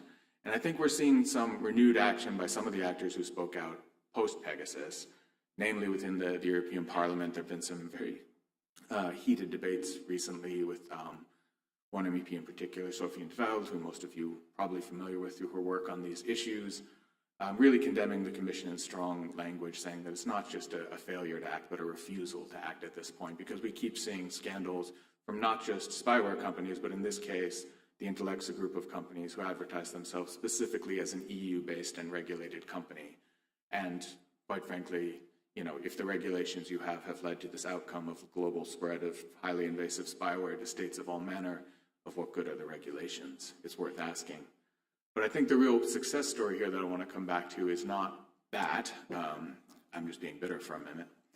We have seen some more action from the US and others, but I think what's really cool is the spread of lawsuits by other organizations that has happened. And Citizen Lab have a page where you can track all the active litigation against NSO Group or related to NSO Group through litigation against states. There's over 30 cases now, and I can't possibly keep them all straight, but I think that's hopefully an indication of an area where we can use sort of traditional amnesty-based research to, in this case, uncover the technical findings that allow us to track something like Pegasus software or Predator software, and that can be used, taken up by others to bring litigation all over the world to try and bring the companies to heel and to try and get better regulations. So that's example one. Another thing we work on is facial recognition technology, which I think the president brought up earlier. And our goal in this work is to have it completely banned, hard to say. So one of the ways that we do that is through litigation again, and we've done more research and more advocacy than litigation, but we've done research in 3 cities as case studies, which were New York City, within Hyderabad in India, and within the occupied West Bank and East Jerusalem and occupied Palestinian territories. And this was to sort of build our case about the human rights violations linked to facial recognition technology. And so, like I said, we try to use human stories to highlight our case. This is the case here. Is Derek Ingram, who's an activist in New York City. He's the founder of a social justice organization known as the Warriors in the Garden. And he was arrested following a Black Lives Matter protest in August 2020, quite aggressively. I think a dozen cops showed up at his house. They didn't have a warrant. They attempted to interrogate him without letting him speak to his lawyer. There was at least 1 helicopter, several drones. It was a pretty big deal, and he was wondering how they found him. And the charge they wanted to bring was a felony charge for assaulting a police officer based on having allegedly shouted too loudly in a megaphone near the police officer, which, if anyone studies protest, is a pretty worrying type of prosecution to bring.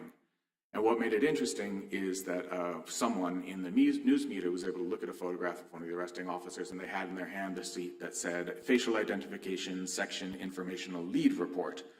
And so we started asking, well, is this how he got arrested? Or he started asking, rather, is this how he got arrested, through facial recognition? And the NYPD, the New York Police Department, refused to answer. So we brought a lawsuit under Freedom of Information, the humble Freedom of Information request. It is a tool that most states have some version of. You can ask for official information. And if you've ever tried one, you probably know 2 things. One, it's absolutely vital to be able to have this access to information in order to do any kind of research about government use of tech, because there's so much secrecy. And 2, it almost never succeeds. So what we were trying to do in this case was sort of marry the research and the advocacy and the campaigning and a couple other tools to make sure that it did succeed. So we sent a request to NYPD. We wanted to know what kind of facial recognition software they were using, who provided it, where it was used, how it was being used in the period around the Black Lives Matter protests that took place in New York, and what they thought their legal justification for using it was, because often with this facial recognition technology, they don't actually have a legal basis. They refused. They said it would be like finding a needle in a haystack, and refused to do it, said they couldn't possibly get all the data. So one thing we tried to do to bolster our case was a very non-litigation thing, which we set up a microtasking site called Amnesty Decoders, which we didn't set up for this purpose, but we used it for this purpose. It's a microtasking site where our volunteers can go and help us do miniature tasks online, like identifying facial recognition capable cameras in New York City. So we got 7,000 volunteers, every person analyzing both in person or via image searches online what kind of camera it was. It was verified by 3 people in each case. And we started to try and build a map of where exactly we thought this facial recognition technology might be in use in New York. And it turns out it's just about everywhere. But also patterns emerged in the data, that it was more concentrated in communities of color, in neighborhoods that had high concentrations of migrants. And so this in itself was sort of putting pressure on the NYPD, saying like, look, it could potentially be huge here. We need the information. Which cameras are you tapping into? Which aren't you? And we also wanted to show some case studies. So if you zoom in on the data, you can look at when you would have been covered by one of these cameras, potentially, had you attended a Black Lives Matter protest, one specific one in this case that started at the West 4th Street subway station in Manhattan and went to Washington Square Park. And the answer was all the times, completely. And I think that this, helped us build the case that this is actually a pressing civil rights issue in the language of the US, but also a human rights issue for which we needed answers. And so that, I think, was something that helped us put pressure on the NYPD and also on our court proceedings to get an answer. And eventually, we won. So that's a case we've actually won. And by won, I mean obtained an order wherein the NYPD are required to give us all of the data that we asked for, or required to provide a specific reason why they're not providing a specific piece of data. And by one, I also mean that they've now put that off 3 times, and we have filed for contempt, which is problematic in the sense that they're simply refusing to comply. On the other hand, we're pushing to get a contempt order from a judge against the police department for how they surveil protesters, which is politically useful. And I think that's where the real victory in this case was, because there are now 3 bills pending before the New York City Council to ban facial recognition technology in several different ways and places in the private sector, as well as through public use. And I think that generating this publicity through research, using the litigation as a leverage to hopefully get information, yes, but also to create pressure, is a way that we can use these things together. The third case study that I'll talk more briefly about, hopefully, trying to keep an eye on time, is in Serbia. And this has to do with a new law that some of you may be very familiar with, called the Social Card Law, which is designed to automate the system of access to social benefits and to look for fraud, as these things often are. And this is something that we're working on really globally in countries around the EU and elsewhere. But the automation of the welfare state, it goes by many names, but the introduction of algorithmic systems to determine who should have access to social services or who should be accused of fraud in accessing social services is a hugely problematic area, and I don't really have time to go into all of the whys, but discrimination and access to services, big ones. And that's definitely true here. The Special Rapporteur, the UN Special Rapporteur on Racism, has a great quote on it that she calls these systems classification technologies that differentiate, rank, and categorize, and these artificial intelligence systems are at their core systems of discrimination. And so one way we want to look at that was Serbia, because the system is a bit problematic. And it was actually brought to our attention by groups on the ground who are working with this and working with victims who wanted to get the system improved, who intended to bring litigation and wanted us to support it, again, as sort of a friends of the court brief, but also to support it through research. So the research that we undertook was on the back of the litigation that was already going on. And briefly, why is it a problem? It's a huge surveillance database. It gathers a huge ton of personal information. It gathers information on not only people receiving social services, but people sort of related to them, and that's undefined. And it tends to be overrepresented by marginalized groups, and especially Roma community tend to be heavily represented overrepresented in the database. And in terms of how it functions, it has a lot of the problems that a lot of these systems do, both in terms of predictions and biased data, but also it provides a static snapshot of the data that it uses to make determinations. And this is really problematic for people who have sort of fluid income situations. And we are talking about oftentimes people living in informal settlements with really low incomes for whom A, a denial of social services is a huge big deal that they can't cover up, and B, have sort of fluid month-to-month income situation, which is very hard to represent in a snapshot, but it's kind of a case where you want to fit the person into the tool rather than make the tool work for the purpose that it's meant to do.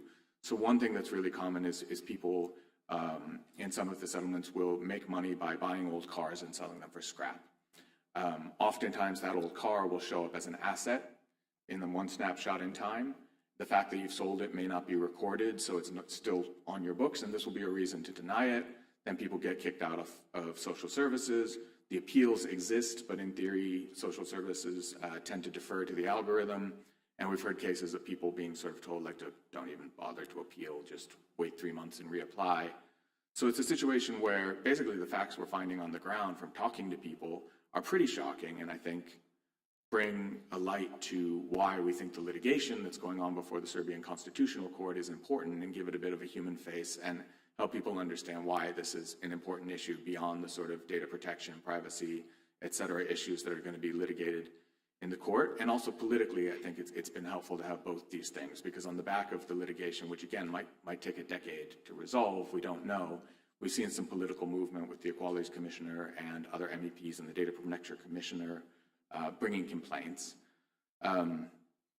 So I think that's a case where we've tried to use, again, research and advocacy and campaigning all in the same breath. And I think I'm less over time than I thought, so I'm going to talk about our last case study where we get to sue Meta, that's fun. Everyone likes suing Meta on this panel.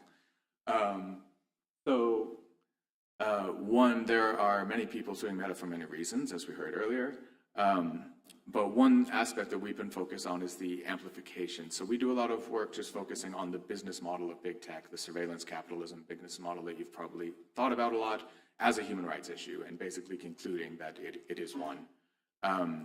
And that essentially the business incentive to keep eyeballs and screens, to sell you targeted ads, et cetera, in whatever guise it gets sort of rehashed at, is always sort of the same idea, to keep you on the platform. And of course, incitement sells. Toxic content sells, it floats to the top, and this leads to really problematic outcomes, as we saw in Myanmar and Ethiopia. So the person whose story we tend to highlight is a plaintiff in the suit that we're supporting, Mongso Adala, who was 15 years old in 2017, living in Myanmar. He is Rohingya, and when the ethnic cleansing led by the military started there, he and his family had to flee and walk 15 days over into the refugee camp in Cox's Bazar in Bangladesh, where they still live. And things are quite dire. And there was a lot of evidence that what happened was at least contributed to by Facebook's amplification of anti-Rohingya content and incitement that led to an environment in which abuses like what happened to his family were able to happen. And there are many lawsuits going on about this, but this specific one happened when a group of activist refugees living in the camp got together with the support of Victims Aid International, and Mong and his friends met with Facebook at one point and asked them for a contribution to make up for how Facebook had contributed to this, and they asked them for $1 million to help build an educational facility. They asked for that in a year in which Facebook made $46 billion in profits, and Facebook responded thusly. I gave it its own slide because it's particularly condescending and awful. They called it charity, philanthropic activities. So there was a lawsuit, and now it's proceeding through the OECD National Contact Point in the US, which of course is a non-binding mechanism. It's not a court. But the hope is that this would bring attention, shift the narrative a bit away from the idea that Facebook or Meta can say that they have nothing to do with the harm suffered by refugees in Bangladesh, and over to one about the necessity of paying. And I'll take that nod to me and keep going about Ethiopia, but basically it's a quite similar story in Ethiopia, which led to similar amplification of anti-Tigrayan sentiment there. And I'll just very quickly say about this case, which has been brought by a law firm locally and supported by Foxglove. We're not on this panel, but we're meant to be, I think, that basically Facebook have ignored the warnings again. They knew these outcomes were coming. They knew the harm their algorithm would cause, and now they're trying to be held accountable. And this time, what's interesting, I think, jurisdictionally, is that it's in Kenya, which is where the content moderation or lack thereof took place during the Tigrayan conflict. So the hope is, even though that's now being disputed, Meta have disputed the jurisdictional, the jurisdiction in that case.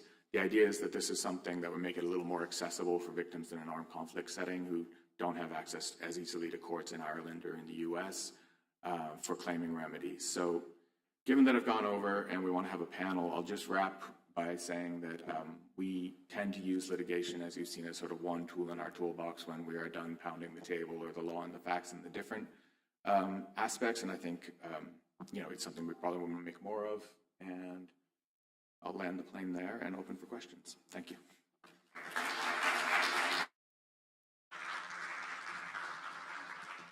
Thank you, Joshua. Thank you to all the three speakers. You gave me really lots of ideas who I should sue or who we should sue. Now, I'm kind of conflicted because there's 18 minutes between me and your lunch, and Nate is going to be really upset if I don't let you go for lunch. So I'll just skip the questions I've been thoroughly and hardly working on for several weeks and open this discussion to you guys. I see a lot of, as we call them, I think you mentioned legal nerds and lawyers. We would really like to hear from you. Do you have any questions from for the guests? And there's a couple of microphones. So if anyone, there's a question already. And then maybe if there's any other question, we can take maybe 3 at the same time, but if not, go ahead. Hi, thank you all for your talks. It was great. I have been thinking about all of these topics very frequently, but also basically everyone in every community I care about is because of like censorship and suppression of Palestinian content. And I'm a PhD student and I wanted to do research on Facebook and Twitter censorship of Palestinian content, but data is obviously very difficult to find. And I assume that's also an issue with litigation as well. So I'm wondering what you guys think of as paths forward in terms of, I don't know, crowdsourcing of data or maybe regulation for platform transparency. What do you think is the best way to seek accountability? Okay, is there any other question? Yes, go ahead. Hi, my name is Attila Szabó. I am from Hungary, and I would like to ask concerning the lawsuit against the Facebook, because we was thinking about this question, and as I remember, there is a general contract agreement that you make with the Facebook when you register on the Facebook, and it contains that if you have any legal debate with Facebook, you will turn to the court of them, which is in the USA. And I think that is a kind of freedom of contract, and I'm not sure about the facts, so please correct it if it is necessary. So my question is it correct what I said? And if it is correct, what the Polish court said about this general contract agreement? Did you face with this challenge or not? Thank you. Thank you. I think we can just go and answer the 2 questions. To be honest, I'm not sure if I got the first question. Sorry, I think I didn't hear it properly. So I'm just going to address the second question and maybe let you address the first one. I'm really sorry for that. So yes, the question of jurisdiction obviously came up, and this is something that Facebook has been questioning aside of all the legal arguments that they are putting forward concerning, I would say, the merits of the case. Also, I don't know if I made it clear, as regards like the merits of the case, this case is not about deciding whether certain particular content should be available on Facebook. It's more about the fact that the lack of certain procedural safeguards for people when they are confronted with content moderation decisions, this is something that violates their rights. So it's not about like whether this or other particular content should be available or not. We are just saying that, you know, lack of procedural safeguards, no justification, no effective right to appeal. This is something that violates upon people's right. And you are correct that there is this contractual clause. At that point, when we started the case, Facebook already changed its terms of service. It was no longer about going to the court in California for EU users.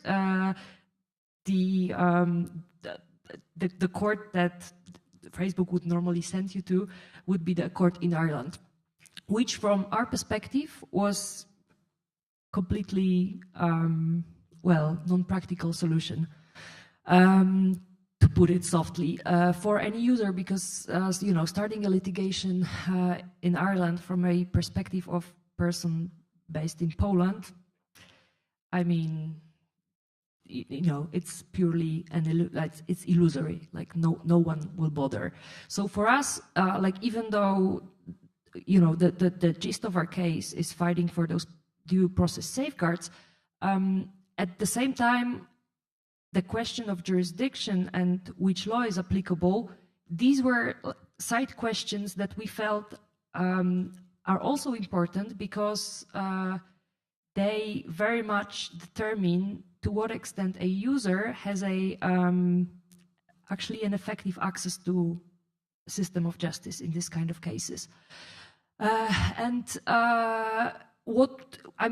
Basically, we like the protection of personal rights is not like a contractual case, it's like a delict. So first of all, that's why we didn't want to question, for example, the execution of the contract. So we didn't go through that path. We decided to go for a delict, so like using this non-contractual a path. But also, you know, we simply argued that the fact that Facebook wants you to start your litigation in Ireland once it provides its service to Polish users in Polish and so on, and also, you know, basically takes advantage of Polish users in the sense that like takes advantage of the Polish market. This is an abusive contractual clause that, you know, should not be taken into consideration, and we simply wanted the court to refer to private international law, our pro bono lawyers kind of found a way to convince the court that it is actually within its jurisdiction and that the Polish law applies. Like, as I said, the only thing we didn't manage to win was the language of the lawsuit. Only of the lawsuit, because once the Facebook received the lawsuit in English, which, you know, slowed things down for a year, but once they received it in English, they appointed officially a Polish law firm, and then we could officially switched the language of the proceedings back to Polish. So, by the way, they responded to us that they cannot accept the lawsuit because it's in Polish. You know, so yeah. So I mean, the question of jurisdiction, I mean, is there, but I feel we have like legal arguments based on mainly the EU private international law to back up this idea that you know, that people should have the right to sue global tech companies in their own countries, because for them this is like the only, you know, viable way to do it.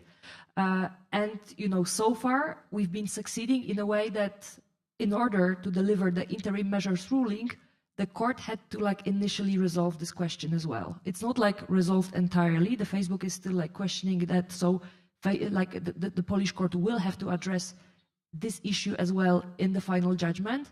But the initial assessment of the court was that it actually believes it has a jurisdiction to do that. And this is basically because, like, as I said, Facebook has like direct or provides its services to Polish users in Polish language, has over 20 million of Polish users active on the platform. And basically, takes advantage of the Polish market. So, you know, there are like legal arguments, and there is this, I would say, human rights argument related to the access to effective access to justice. So even though this was not like a gist of our case, we feel it's from like practical perspective, it was very also important to us for us to stress that, you know, Polish citizens or Slovenian citizens should be able to sue global tech companies in their countries, because that's, you know, the only way that, you know, justice can be done. It's just so impractical if they were only left with this alternative that they would have to go to another EU country or to the US. I think all of us struggled a little bit to hear the first question. It might just be the acoustics. Could I ask you to repeat it? But I think you were asking about access to information for research purposes, and maybe you could specify sort of what aspect of the platform. Yeah, so for example, the first case that you spoke about, oh, the mic is louder now. The first case you spoke about was like a specific NGO suing Facebook. And so that's like, clearly you have a very specific case. But when you're talking about much larger cases, for example, where the example that I'm using is suppression of Palestinian content, for example, where it's not necessarily one NGO, but it's like me and all of my friends are getting our posts taken down, but you don't have any data or proof of how the algorithms are working, right? Because it's all behind the scenes. And so there's questions with regards to like ways to seek accountability, whether it's crowdsourced data or if it's like regulation for platform transparency. How do you think about crowdsourcing this information for accountability purposes? Is that clear, or can you hear that?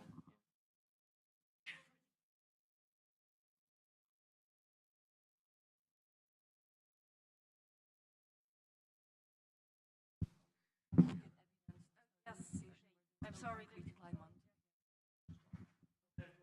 That is working. Okay, I'm sorry. Just like the acoustics are really, really bad. Yes, that's a very good question, especially for a lawyer. So that's why we have our tech team. It's actually it's usually just data transfers are just like taking place, and you have just like scripts. Just like this is really from a lawyer's perspective, and not really understanding the tech solutions. So maybe the tech solutions, just like tech people would know how to explain it better. But it's actually, the script was done that was just like scanning the websites and just monitoring the data. And then it's just a file is saved that we then attach to the complaints. And also the whole processing, we explain actually what the data is doing for the data protection authorities. And that's also why it's so important for us actually to have the tech team behind us. Because for me as a lawyer, it's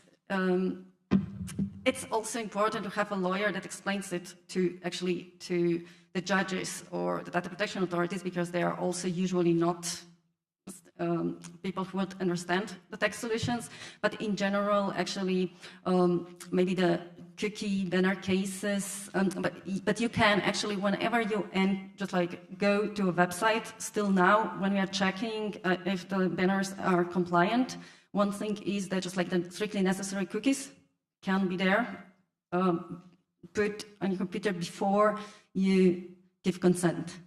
But you can actually monitor, there is a function where you can monitor what kind of traffic is going on between you and the website. And we can actually see right away if actually there are some other cookies that are just like appear and that are not strictly necessary.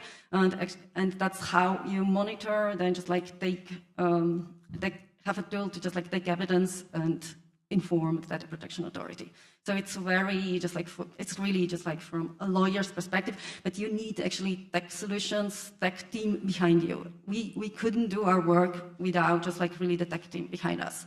Also for more simple cases, we also just like it's impossible just like to have 700 cases without like an automated system behind you. But it's also impossible for me to actually identify, yes, I know it's a violation, but actually to provide the really important evidence, also to explain it, what that means to lawyers, it is just like, it is impossible. What is just like special about maybe NOIB is that Max Schrems, who initiated the whole NGO, he's a lawyer, an Austrian lawyer, but at the same time he is very much into tech as well. So in a way he combines both and has a team that works on the tech side and lawyers on the other side. So in a way, to be efficient, you need this this combination. So was that the question? Just like question, the answers. Okay. You need a mic. Oh, if you want to add more. Yeah, I'm not sure I have a totally intelligent answer to your question, and I was hoping someone would pick up the DSA mechanisms for grievances at this point, because I don't feel qualified to speak in front of strangers about it yet, but look into those. And I would just say that in general, in terms of litigation, I think it's a separate standard than, say, the research that we did regarding atrocity crimes in Ethiopia or Myanmar, because I think that just leaned heavily on the Facebook papers that Frances Haugen leaked, and just essentially the knew or should have known standard. That's a pretty standard standard of complicity throughout the world. So just, and it would obviously depend on jurisdiction, but sort of using that as a bit of a, at least rhetorically, a burden shifting exercise to say, like, look, your algorithms are amplifying certain things and it's resulting in harms on the ground, piecing that together and saying, prove the opposite in terms of control of content, which is your actual question in terms of takedowns. No, I don't have beef. That's where we put let's chat during the break. Maybe I can be a little bit more freewheeling than in front of this crowd. If we have any short and sweet question? But we have 3 minutes, so it needs to be quick, and then the answer also needs to be quick. Oh, sorry. Hello, my name is Elian and I'm from Kosovo. Again, thank you for this conference. I have 2 questions. One is for Ms. Dorota and the other one is for Mr. Franco. I've listened carefully to your topics and just maybe basic questions. To Ms. Dorota, where does the freedom of expression end, or does it have a limit? Because we know it's a fundamental right, but it's not an absolute right. And what do I mean by this? A fundamental right can be human rights. The right to live, the right to work, the right to get an education. But these are not constant things because hypothetically someone can shoot me and that's it. So it's a fundamental right. An absolute right, the earth is round. So it's not changeable. So where does the freedom of expression end? I'm speaking from a country that still doesn't have digital sovereignty, but we're looking forward to it. And for your case that you presented, in my country can happen the opposite. So if you do such postings digitally, you can get actually at the police station or similar. Second question is for Mr. Franco. You mentioned very clearly about facial recognition technology. On the other side, it has its positives. On the other side, it has its negatives.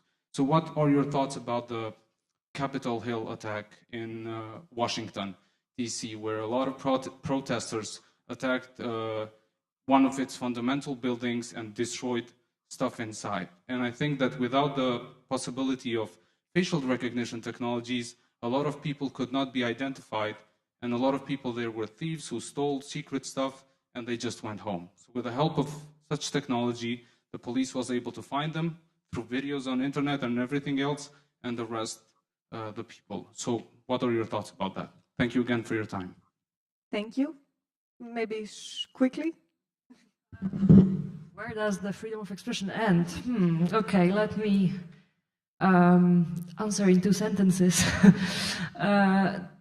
No, but to be honest with you, I often kind of hear that question, that because I understand that what you're like trying to say is that you know, we often have this problem that actually platforms ignore the fact that they host quite a lot of illegal, harmful content, and you know, and this is something that you know they should be doing something about. And you know, over removals, like fighting against over removals, could even make it worse. Like even like right now, companies are kind of ignorant. And like if we keep fighting against over removals, they will become even more ignorant. But I would like to assure you that what we are fighting for, and again, I'll stress that it is a freedom of expression fight, but what we advocate for are due process safeguards. And this is something that I feel will protect both people who feel that are wrongfully blocked by platforms, as well as people who report illegal content to the platforms and feel that they are ignored by the platforms. In the sense that, you know, what we want is that content moderation decisions are taken in a more transparent and less arbitrary way. And this is something that we feel it's key to protect freedom of expression. Basically, any content moderation decisions taken without those safeguards will be a threat to freedom of expression. And if you think about it, these are safeguards that I believe people working in the field of, for example, combating hate online have been advocating for as well for years. So I feel that, you know, that these due process safeguards, they work for both sides. And as you could see on one of my slides, there are certain communities that are more vulnerable to over removals. And I don't know if you noticed that, don't know the situation here, but for example, LGBT community in Poland, that's the community that on the other hand is also very much vulnerable to online hate. So, you know, on the one hand, we have this situation where, there are like certain groups that are at the same time victims of online hate and also victims of private censorship. So not only they are, they are being victims of cyber violence, but at the same time their voice is silenced. So, so for them, due process safeguards, this is something that will protect them both when they are in the position of trying to get rid of certain harmful content, but also when they are in a position of their voice being silenced by the platform.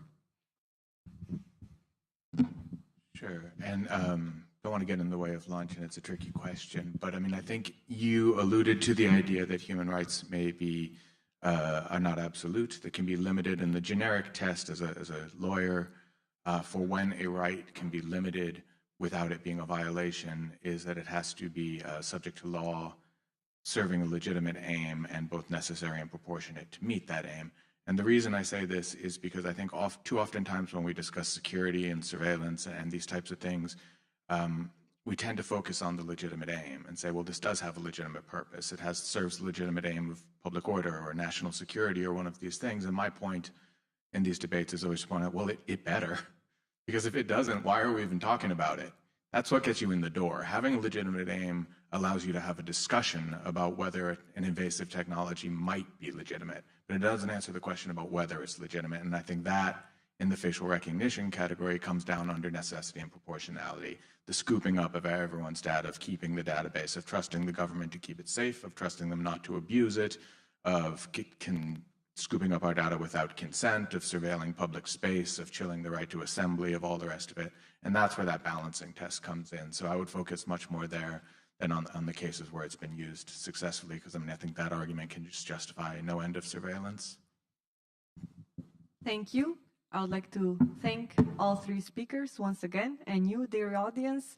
Let's give a round of applause to our panel once again. They will be available for more questions during lunch and throughout the day. And now I leave you in Nate's hands. Thank you everyone. I'm sure hearing me speak is the last thing on your mind right now, but here we are. I'll be very brief. We're serving lunch. Lunch is outside and up the stairs. We're on lunch till 1:45, so 1:45. If you have dietary restrictions, please do tell the staff over there. And yeah, 1:45, please be here. Engineering for Digital Sovereignty panel. It's going to be super interesting. You don't want to miss it.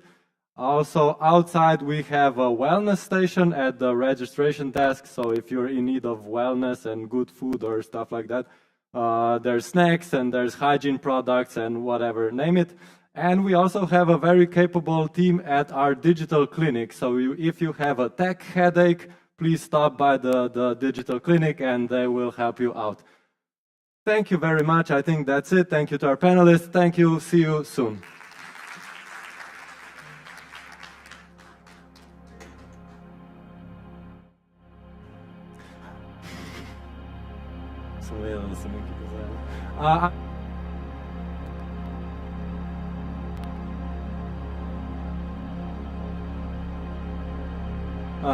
Sorry, if we have Miss Sofia.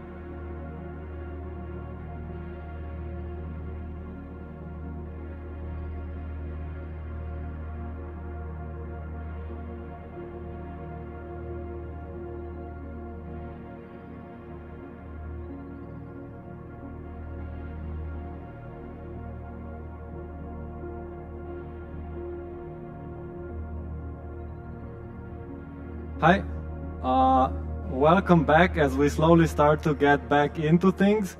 I just have a quick announcement before I forget again. Is there a Mrs. Anna Košlerova at the event? Mrs. Anna Košlerova. If this person is already here, I would kindly invite her to join my colleague Maja over there. Anna Košlerova. I will try this again after the panel. So yes, maybe we can just slowly begin with the introduction as people start rolling in. We ate lunch together, we're practically friends now, no need for any formalities. Welcome back.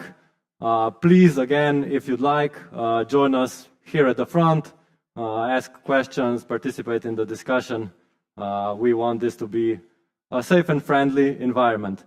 I hope you had a nice lunch. I hope you managed to solve some digital dilemmas at our digital clinic. And I will not talk anymore. Let me just present the next panel. So digital sovereignty is, of course, at least partially predicated on the engineering efforts that go into developing, designing, and implementing technology. We're no fans of techno-determinism, but to live truly digitally and otherwise sovereign lives, we need to think about our engineering practices and the environments that support them. More about this on our Engineering for Digital Sovereignty panel, hosted by my colleague, Filip Dobranic. Filip, take it away.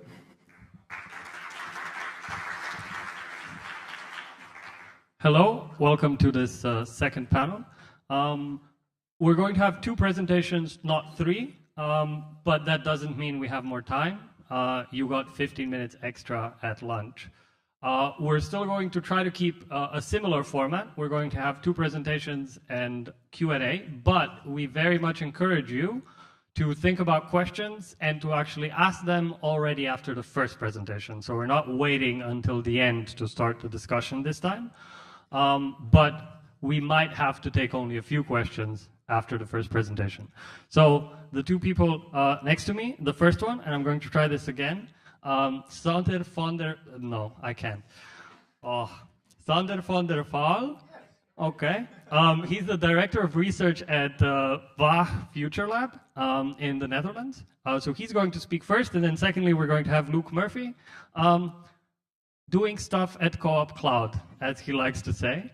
So I'm not going to give you a long introduction. The speakers are going to speak for themselves. So Sander, the stage is yours.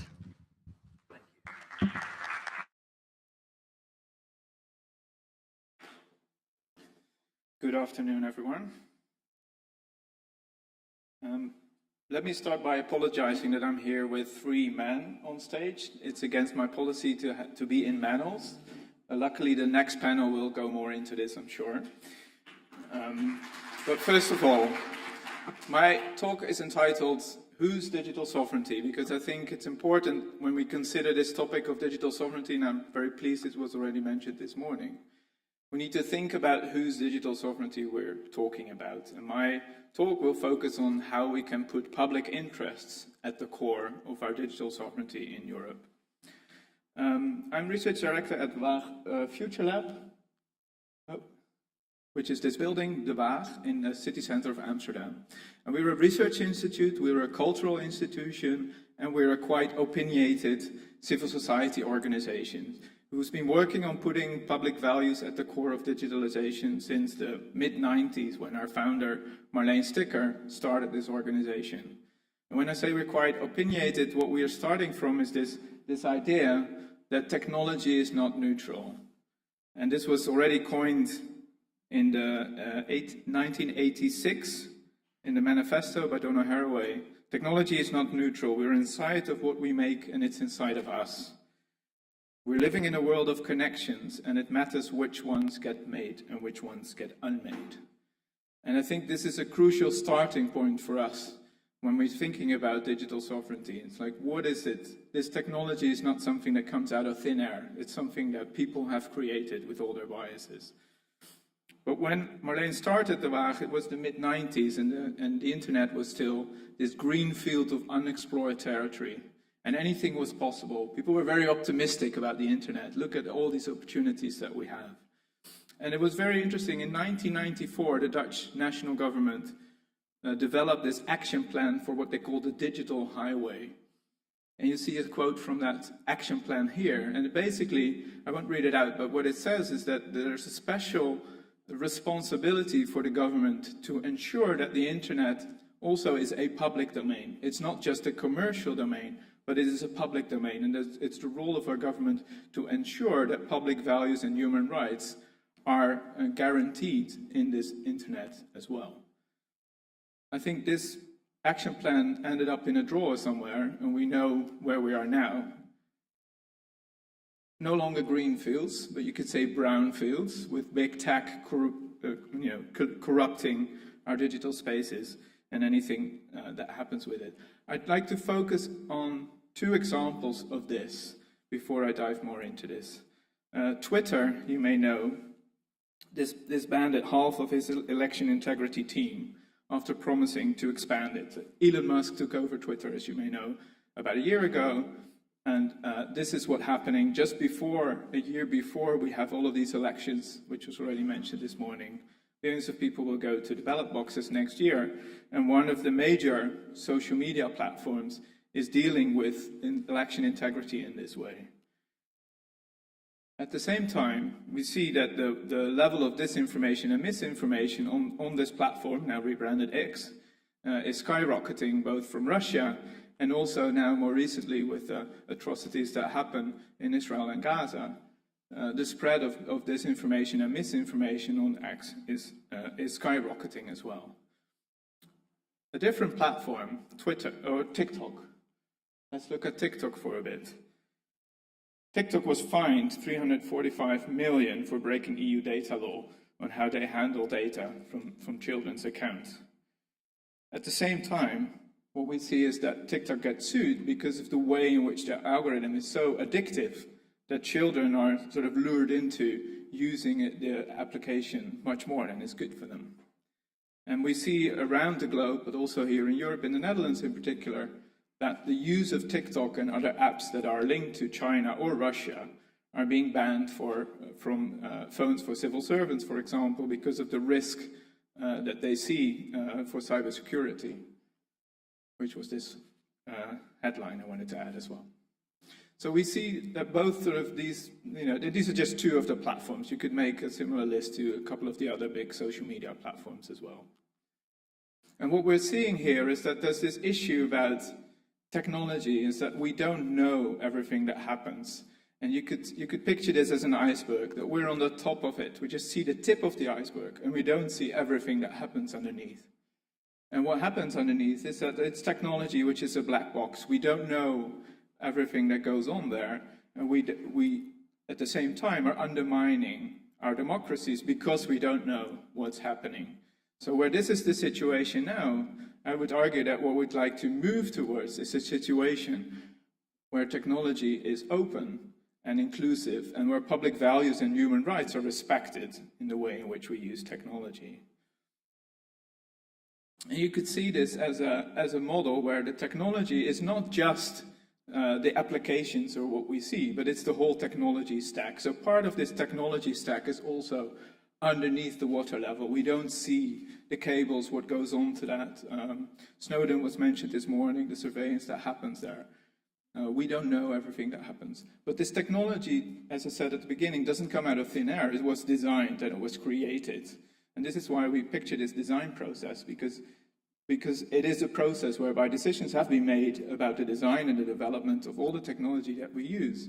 And those technologies are being designed based on what we call the foundation. There are different elements of that, and I'll go more into this. But this is like what feeds the design process of the technology that we use and develop every day.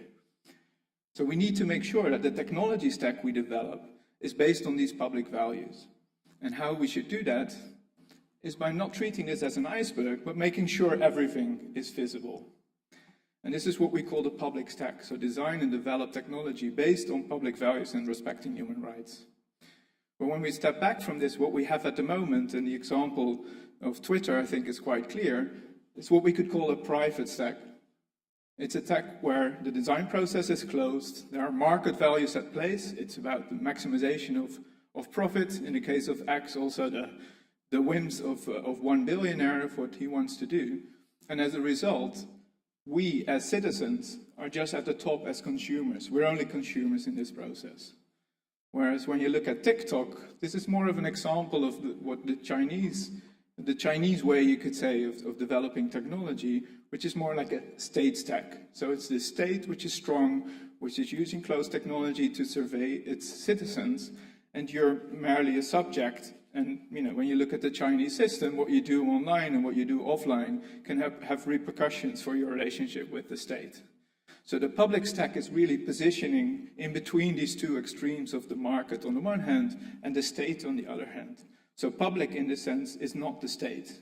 I think that's important to stress. It's about governments ensuring public values are guaranteed.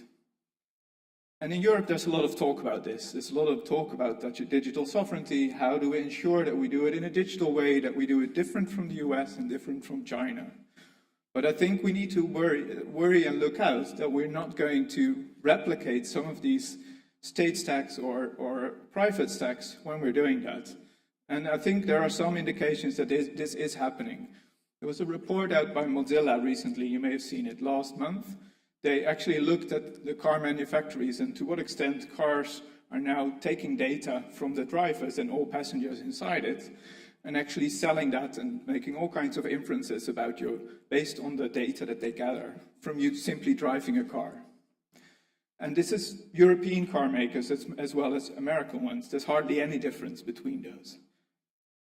So when we consider this, what happens is basically we end up with a private stack, but just not the American Chrysler stack, let's say, but we have a Volkswagen and an Audi stack in Europe, which is still very similar in the way in which they treat our data. And I think a lot of work needs to happen there. But also when you look at the European Commission and the way in which some new laws are being developed, I think there's some worrying sign of state overreach. So this is an example for a new law that's being proposed. It's about the child sex abuse regulation, which is currently being promoted by Johansson.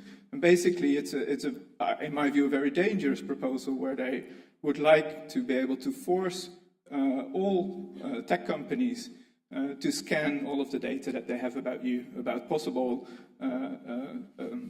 worrying information that relates to child abuse. So if this goes ahead, we would basically end up in the state stack and not in the public stack.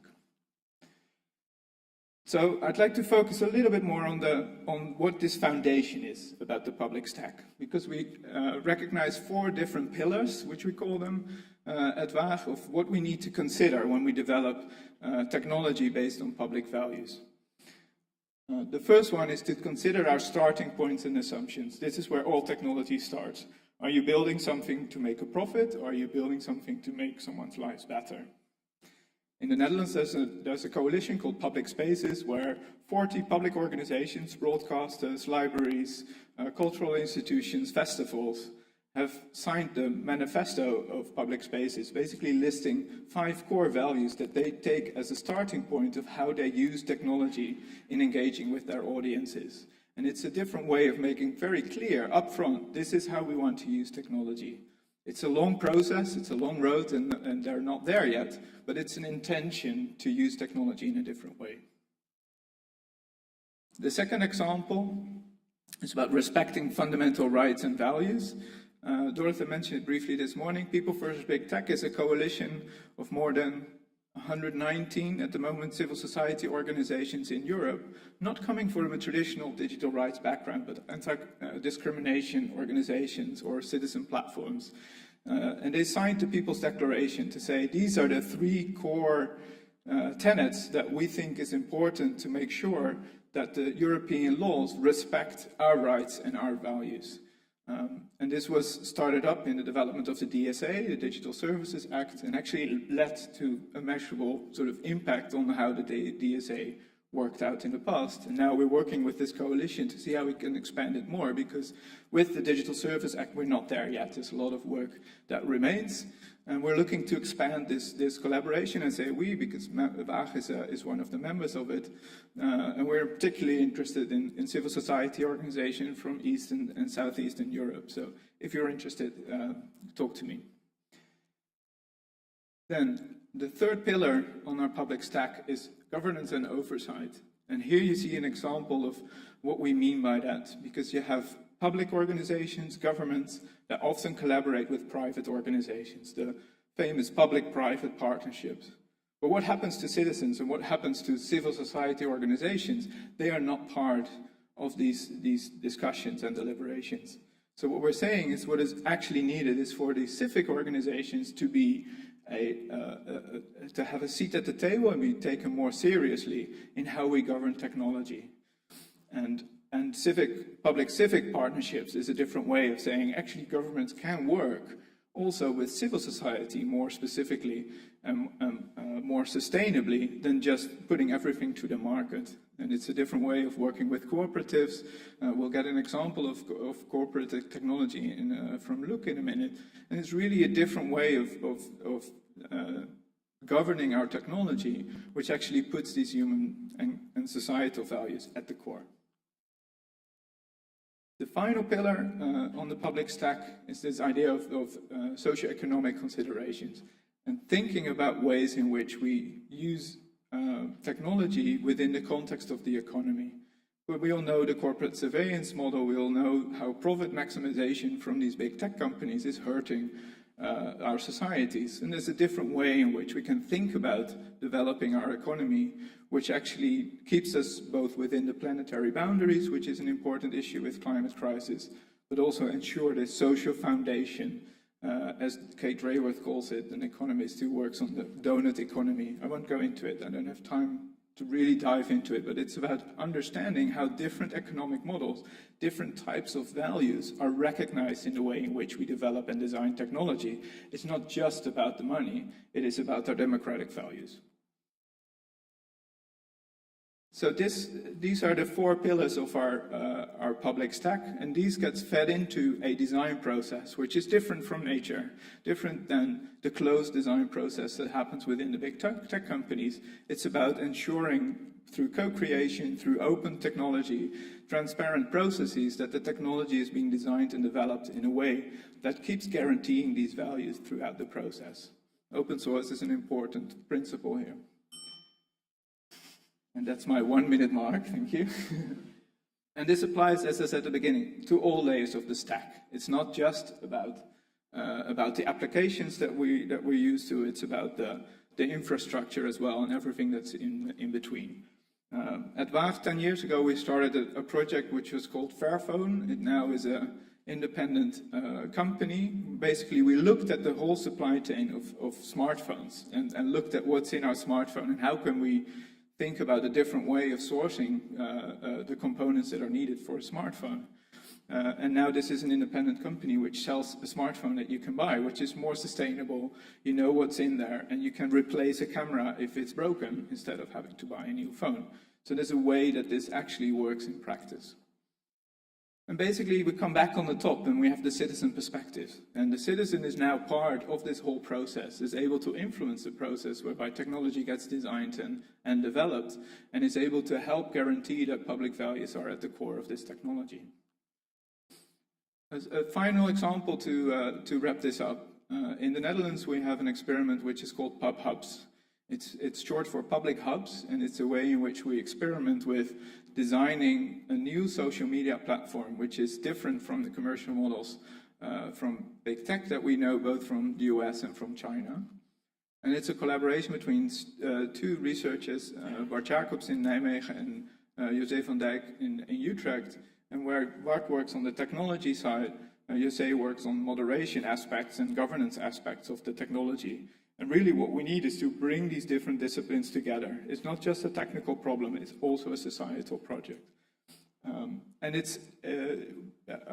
So we are currently working on a pilot which is based on Matrix, which is an open standard for chat that you may be familiar with. Element is the most well-known implementation of that, but it's really about technology that is interoperable. And we're developing some pilots locally with a library in the south of the Netherlands, with a public broadcaster who develops a program which is supplemented by meetups, and you can actually have an online space where you can chat with the other people who have watched the program or are meeting up together. And it's really in the starting phase. It's quite small. It doesn't compete with the big tech platforms, but it makes the case for doing things in a different way that ensures that our public values are at the core of how we develop technology, and thereby maintaining all of our digital sovereignty and not just the digital sovereignty of one company. I look forward to the discussion. Thank you very much.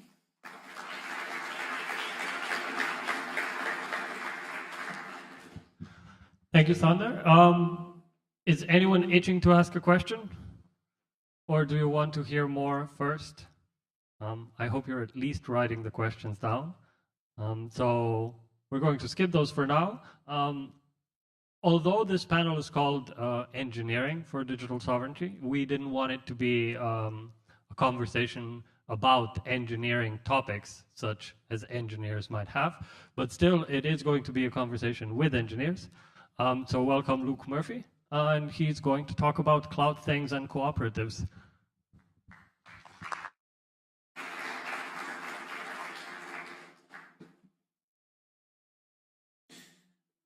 Great. Yeah, thanks for the warm welcome and for the invite. Really appreciate that.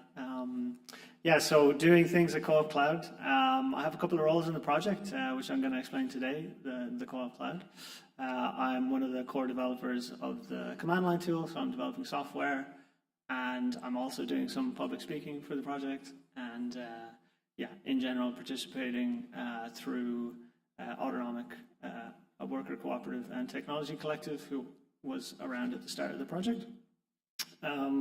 Project is now 3 years in running, and yeah, I thought for this talk I would want to kind of contextualize my role in relation to engineering for digital sovereignty, and I tend to deprioritize the engineering and the focus on it and contextualize it within the other types of work, mostly social rather than technical work, and that's what I'm going to try to talk about today. I'm going to try to show a way of looking at the Co-op Cloud through a more social lens.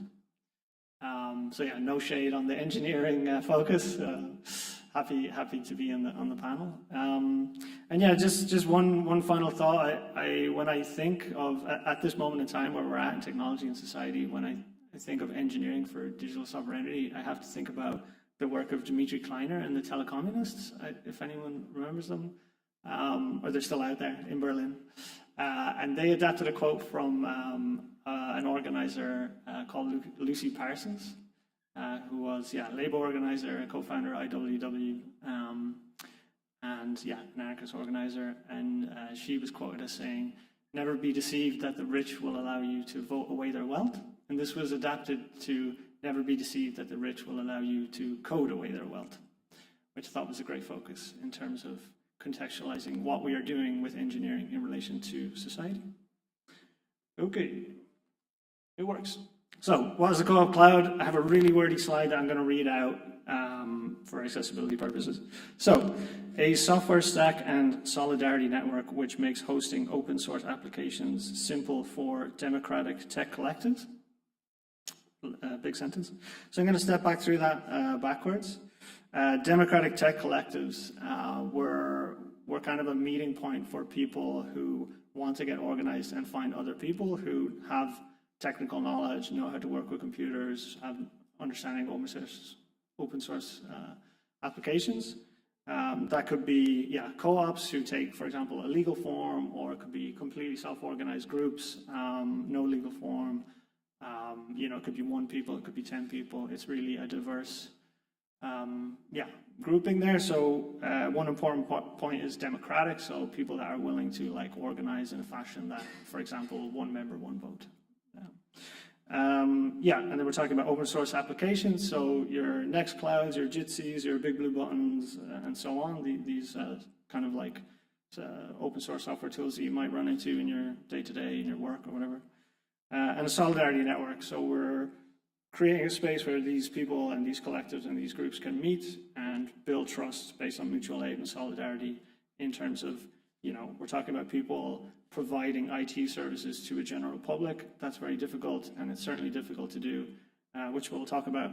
There's a number of like difficult parts of that work. So we come together and we, you know, complain to each other and talk about the problems. And the software stack. So there is a software component of this. When you want to get an open source application live and someone using it, you need a server and you need a way to deploy that application and you need to deal with a whole lot of problems in between that. And we have a software stack that is basically tuned in and based on the needs and the experience of these collectives. And yeah, I'm also inside that network, so we're kind of like in this feedback loop of just, you know, using the tools that we're developing. So yeah, it's I think for the purposes of this talk, it's important to reinforce the social need. Like the software stack is based out of necessity of a specific group of people, and we're really focused on that public, which is democratic tech collectives. So yeah, apologies. Yeah, the transformative power of an active, engaged civil society was one of the titles of this event, and you know we're talking about cool people doing cool stuff, and I really wanted to try to engage with that title, and when we're talking about software projects, it's easy for people, and I hear it all the time, and it's a generalized problem. Is this like, I don't know anything about computers, or I can't, I don't feel capable of talking to you about this, or, you know, technology moves too fast and I'm not able to keep up. So as someone who's like behind the computer and writing software, I feel like it's a necessary step for us to also come out and try to like reason with people or provide a way of thinking about what we're doing in the software world. And I think one of those interesting frameworks or ways of looking at you know, organizing in general is this idea of community organizing. And it's, we won't go into the whole, you know, I'm not going to get too academic about it, but in general, it tends to be it tends to bring a critique of activism. So for example, like it's good that we go to demos and we get on the street and we make ourselves visible, but we should also like evaluate our strategy as to why we're going to do the demo, and afterwards we should talk about it and we should maybe structure our recruitment and so on. So it tends to like position itself as a more structured form of creating social change. And we can apply that to software projects as well. So I think. So one definition of this, and I'm going to read again this is the last wordy slide, I promise. Creating or strengthening an organization of people who challenge the balance of power by tackling their shared issues. And we can break that down into the three parts. So wait, did we get back? Yes, there's these shared issues, an organization, and then the balance of power. And I'm going to go through these 3 points quickly, and then I'm going to use these to look at Code Cloud and hopefully explain more about the project. So yeah, collective issues is really this, you know, for example, in traditional workplace, you have like, it's very easy to see what is the common issue. Like people would like to, for example, increase their wages. But maybe if you're organizing another less, you know, clear issue, for example, in your neighborhood, there's many, many different people and there's many, many different needs. One common issue that is shared by many people is housing, for example. So we're trying to like figure out what are those issues. And the structure, so like how do we want to organize ourselves? How do we want to come together as a group? How do we want to function? How do we want to meet? At what regularity and so on?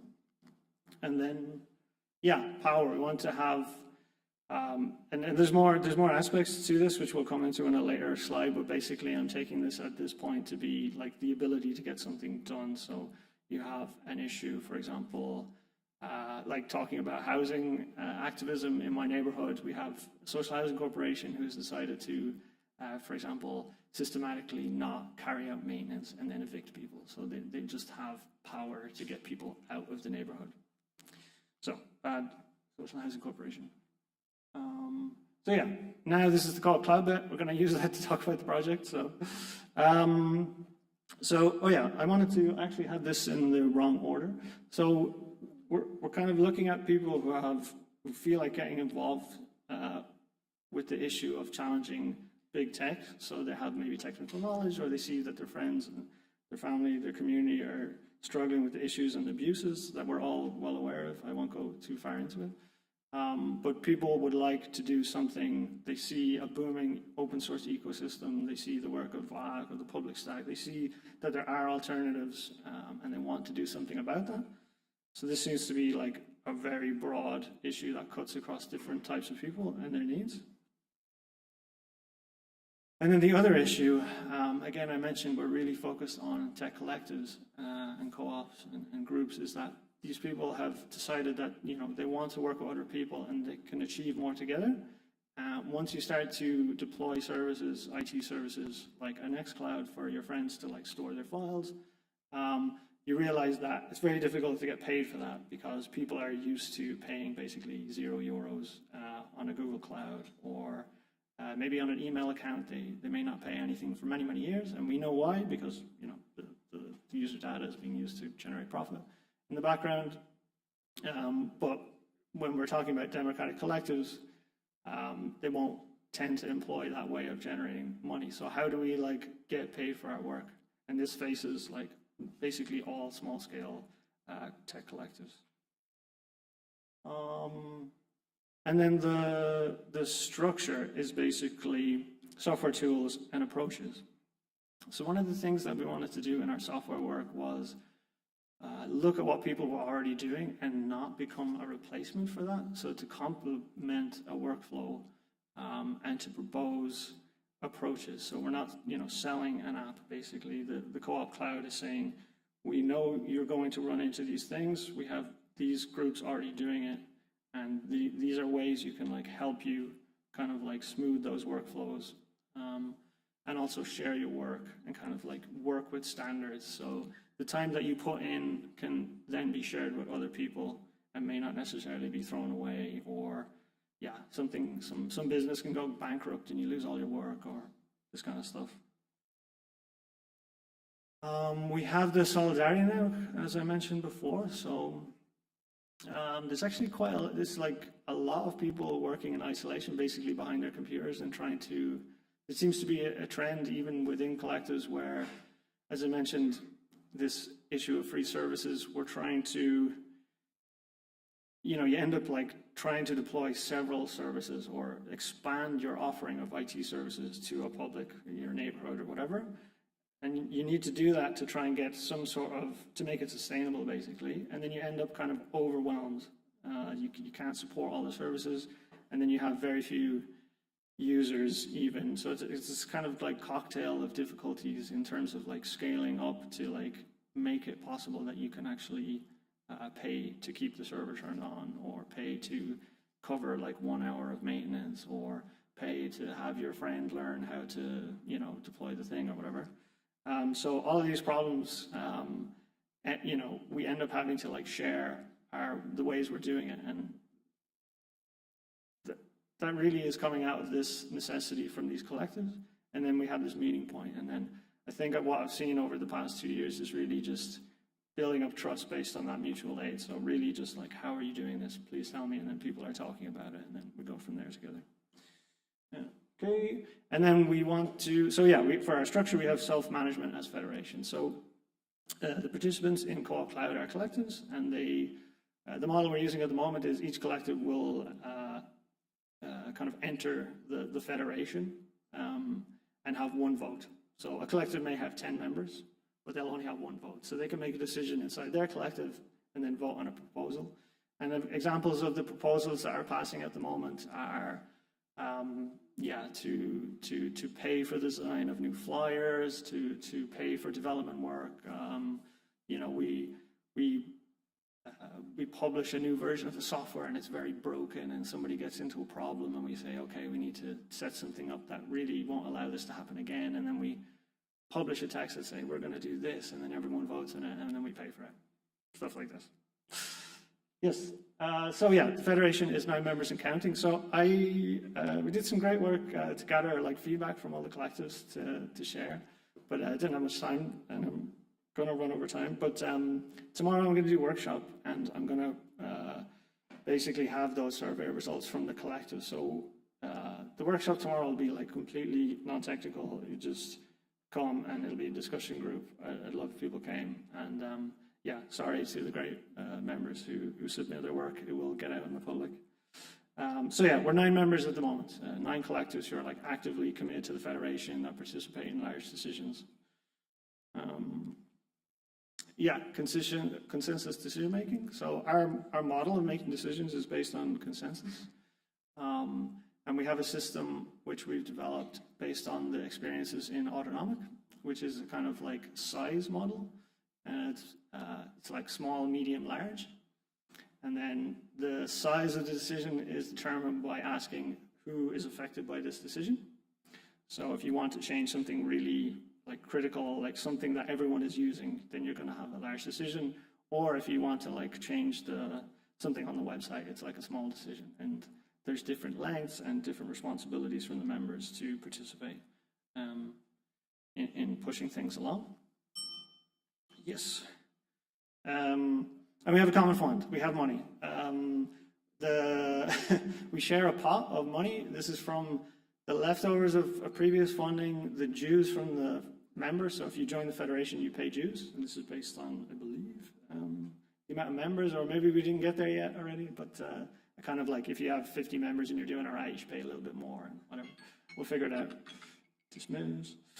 And we're using open collectives. So the co-op cloud itself is, the Federation part of it is not actually taking a legal form of a cooperative at the moment. So therefore we don't have a bank account or any of this kind of infrastructure. And we're using Open Collective for this. So Open Collective is a great project for kind of collectivizing this financial infrastructure. And Autonomic, who is a member of the Federation, has become our fiscal host. So they kind of lend their bank account out to the co-op or the Federation. And the money's there. We throw in our decisions. They send the money out. And just finishing up real quick. Back to this community organizing model, we have collective issues, structure, and power. And power, we need to look deeper into that. And, when we're talking about the ability of organizations to make change, we're looking at these factors: money, structure, decision-making power, size, and knowledge and skills.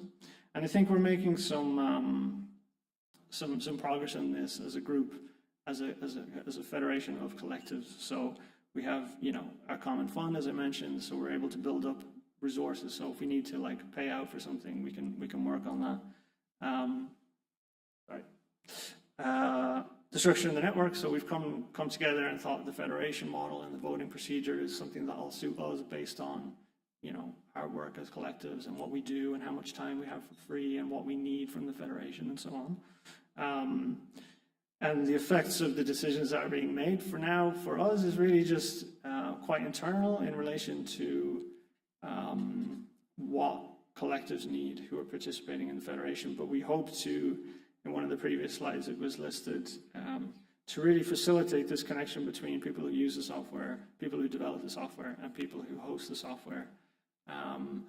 And we hope that there can be ways in which we can interrelate with each other through democratic means and expand our decision-making impact together. And then size is just, we're growing our number of collectives. We're very happy to see tech collectives join or co-ops or whatever. And knowledge and skills is really about the solidarity network. So what we know as a collective of collectives and who we know to ask and who knows what and how to share those things. We're slowly building this up. And I think that's more, Okay, last slide. So Co-Cloud is part of an ecosystem, and I just always throw up a slide to some other collectives and groups who I think are great. Co-Cloud it's open. People can join. If you're interested to start your own co-op or collective, you can join or come and have a chat. And that's it. Thank you.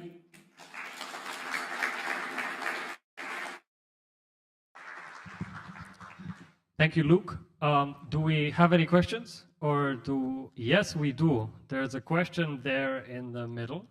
Might be easier accessible from the right. Okay. And there's a second question in the back for the mic to get ready. In the middle of the road, you'll see. Hi, thanks. So these are really impressive solutions, and I think it's really empowering that we can create our own software. I come from the Web3 community, and we can even create our own money. But one of the things that seems to be a major vulnerability is that we aren't creating our own hardware servers, and we aren't creating our own electricity.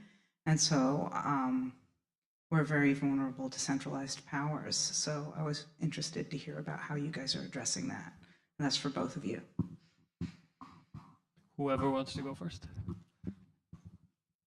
Yeah, it's a really good question. It's not just about the technology stack, you could say, but everything else that is dependent on that. We heard a little bit this morning about sort of the need for Europe to build, their own machines, etc. We're not there yet, I think. For Waag, what we find inspirational is this movement of permacomputing. I don't know if you're familiar with, but there are a couple of really interesting developments that are looking into reducing our impact on the environment as tech people by using less tech, basically. If you look at the comparison of a website 20 years ago versus now, I think the main difference is a lot of bloat that we may not need. So I think that's one aspect, so reducing the amount of energy and dependencies needed. And then for the energy that we do need, or the other dependencies that we do have, they need to be organized in a different way as well. For Waag, this is sometimes a little bit difficult because our mission is to focus on the role of technology, but basically when you really dive into this and go deeper and deeper, you need to fix different things, and you end up needing to fix capitalism, and you need different economic systems. And I was at the Beyond Growth conference in May in Brussels, which is interesting, so thinking about different ways of organizing our economic systems. I mentioned the donut economy very briefly.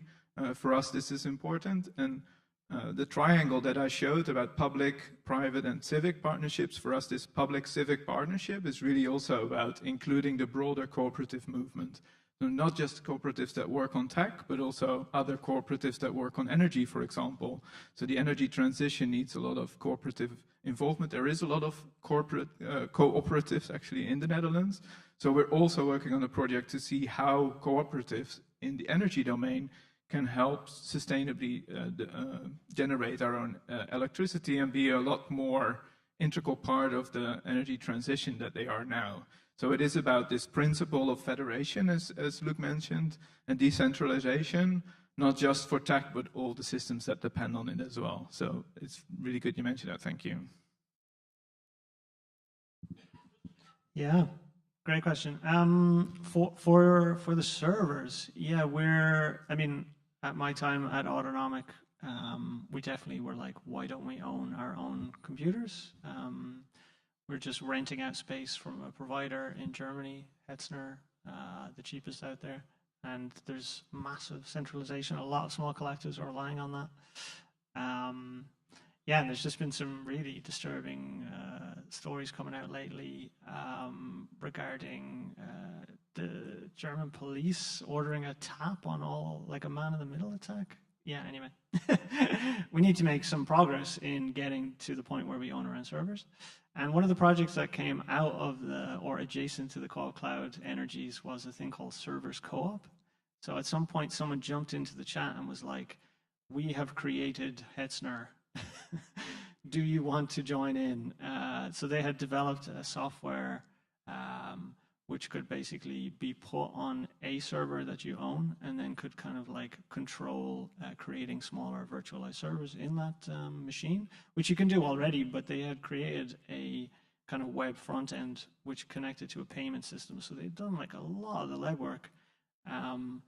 And then we tried to join forces with other co-ops, because trying to get enough money to get the thing off the ground is very, very difficult. And there was a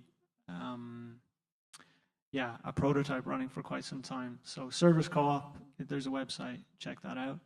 And that's more on a kind of strategic, large level thing. Like we'd like to see like other collectives say, hey, we're going to adopt this Servers Co-op software, and we're going to provide servers to our local community. But I'm a member of a food cooperative in Rotterdam, and we have a server just in my house. I bought it for 30 euros off Marktplaats, which is just like a secondhand exchange website, and between 50 and 80 people use it every month, and it's just humming away on my home internet connection, and we're doing fine.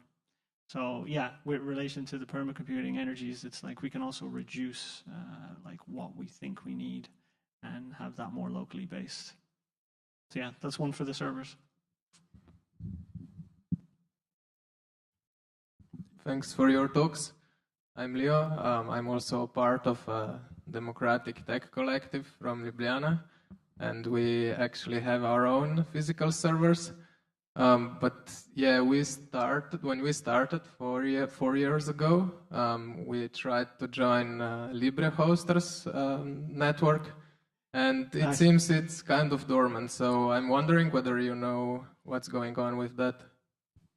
Yeah, there's been a couple of waves of attempts to start up this like collectivity and gather hosters.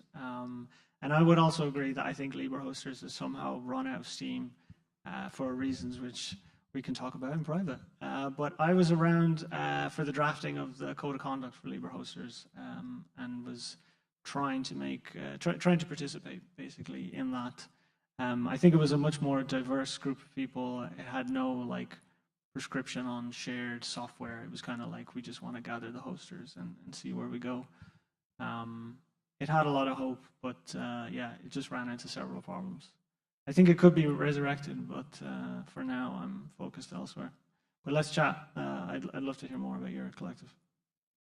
I think there's one aspect to this which also we're struggling with sometimes in the Netherlands, because we're also as well co-organizing the Public Spaces Conference. I mentioned public spaces in my talk.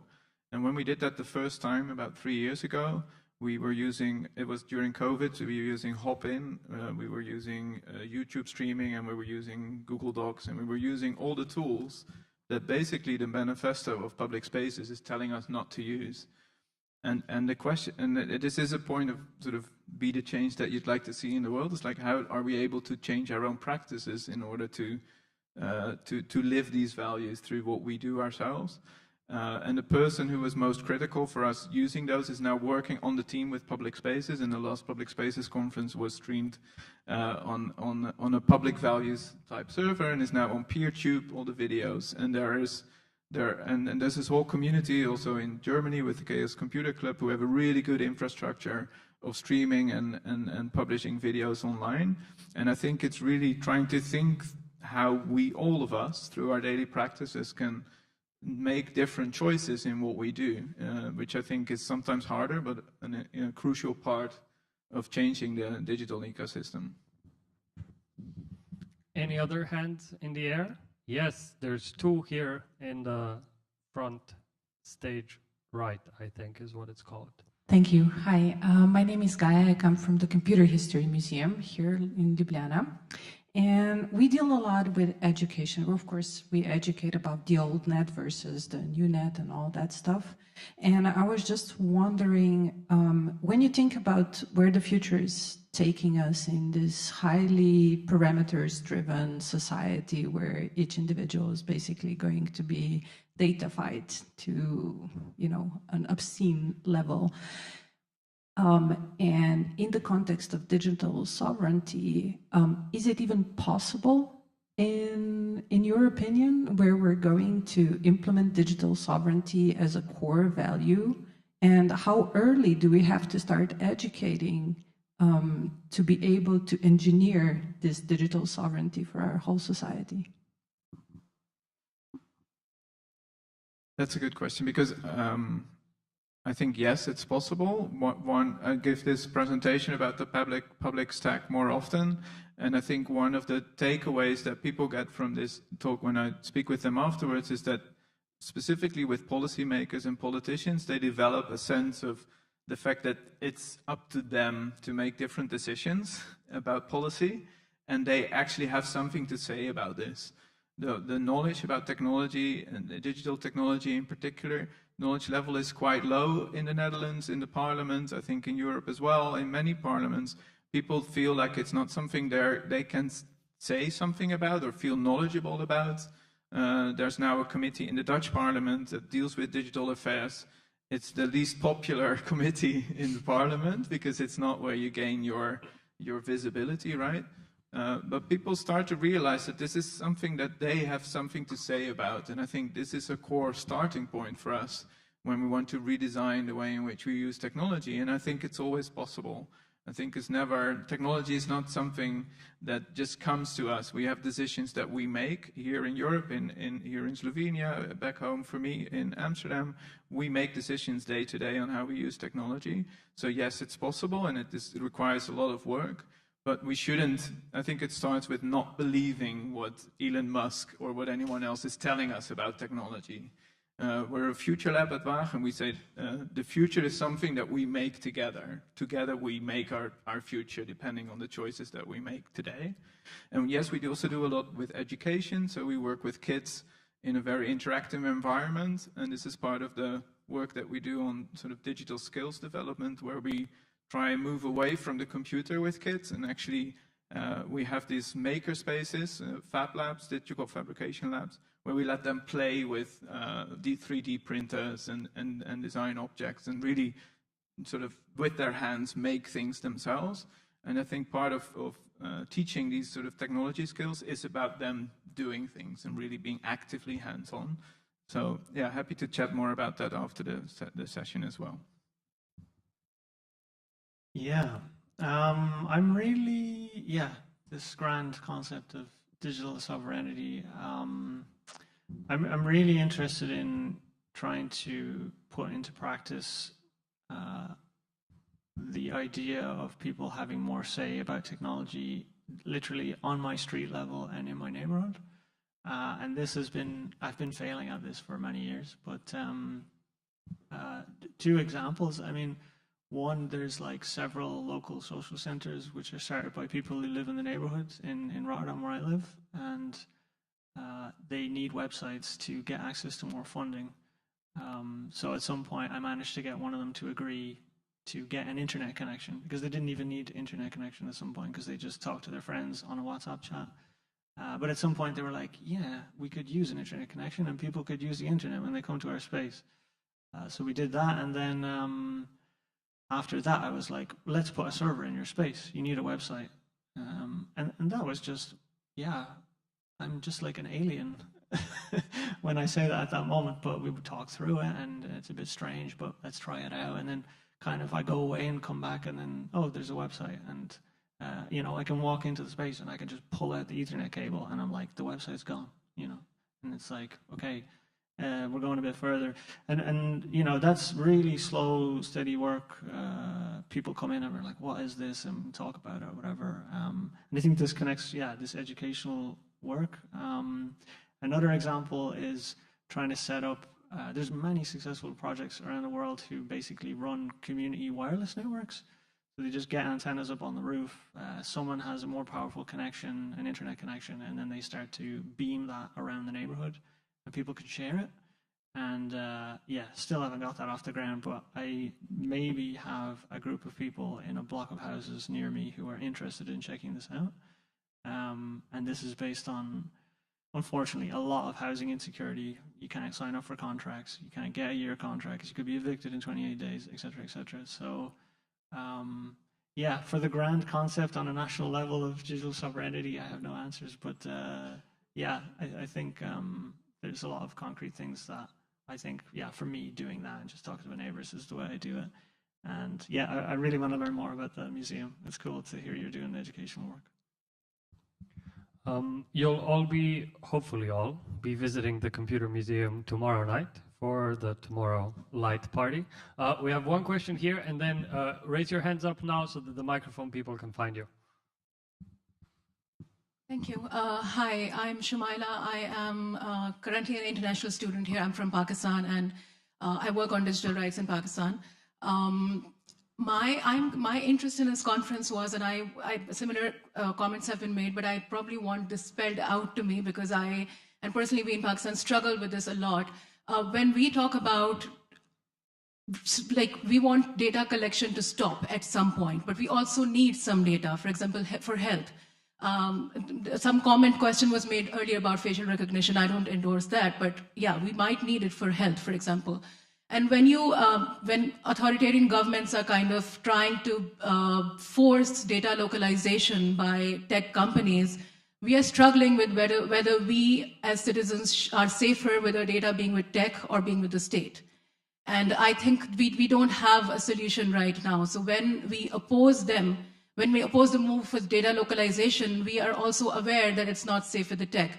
What I am kind of trying to understand, because I don't have it, and I don't see anybody in Pakistan currently having it, does Europe have clarity on what exactly it looks like when you stop data localization? I understand changing practices personally and all of that, but what does that society looks like where data collection stops and you just get data what you need, the data that you need, and what that mainly means? Does that mean stepping back from all the digital transformation that we did, or do we have another direction to move towards? Thank you.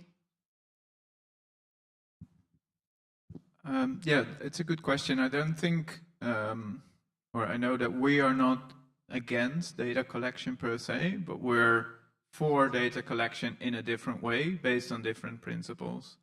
So in the context of data, of course, there's GDPR, but there's now also the Data Governance Act and the Data Act in Europe, which is trying to regulate that whole, or it's regulating that whole context. What we are working on in our research at Waag is on this concept of data commons, which is this idea of sharing data together with a group of organizations or people based on what you decide the right purpose and use of that data will be. One example that we experiment with is an initiative which we call Gene Co-op, which is about collectively managing your genetic data. You know, there are these 23andMe, all of these sort of American companies that will give you a nice overview of your heritage based on you giving them your genetic data. This is not the kind of data sharing that we want. What we do want is to be able to share it with selected researchers for specific research purposes. And we can organize that together. So data collection in itself is not a bad thing, but it needs to happen in a way that ensures that we remain in control over our own data. And that's not in the UK, the NHS just scooping it all up and sharing it with Google. It's about different arrangements. And we're not there yet. It's a research project, it's quite experimental, it's early stage, and we don't have the full solution. At the same time, of course, the developments don't stop, so it's quite a difficult challenge to balance all of that. But I think the crucial point is that we're not against data collection, but we need to be able to be in control over what happens with our own data. And for us, this data commons concept is the way to move forward. Yeah, I couldn't speak to the parameters of the social struggle in Pakistan, and even I wouldn't know really on a European level where we stand on that. And I think that makes sense that it's still, there's various things in progress. Yeah, it really, for me, it's just coming back to like people being aware of what's happening and being able to read the situation and understand what, where is data, what is data, what's happening, why is it needed, and so on. So it just like falls back into this educational realm. And then from there, so I'd say it's really nascent in terms of my experience. I've struggled to see like larger scale developments in the general public, but we're small scale collectives. So, but I can, from my experience in Autonomic, which is, a workers' co-op, which is supporting maybe up to like 800 users, I think, at the last count, and several collectives, like up to 20 groups, trade unions, for example. We were asked to like be GDPR compliant by a trade union, and this was just nearly impossible. Like, it could have sunk the co-op. I think it was a year of trying to find someone who was like a comrade of ours who could parse all the documents and the requirements, and that could give us a fair rate and get us through it, and also teach us. And then, we eventually, it worked out. It was really educational experience, but it took so long. It required so much resources. So I don't know how we're going to do that as like a movement of small scale groups trying to, provide alternatives. Yeah. I'm expecting more hands, but before I do that, just based on the answers, there's a presentation tomorrow that is concerned with the right to lie, which might also be relevant in this idea of data collection. So any questions, any new hands? Otherwise, I'm going to talk about stuff that I find interesting. Yes, there's a question over there.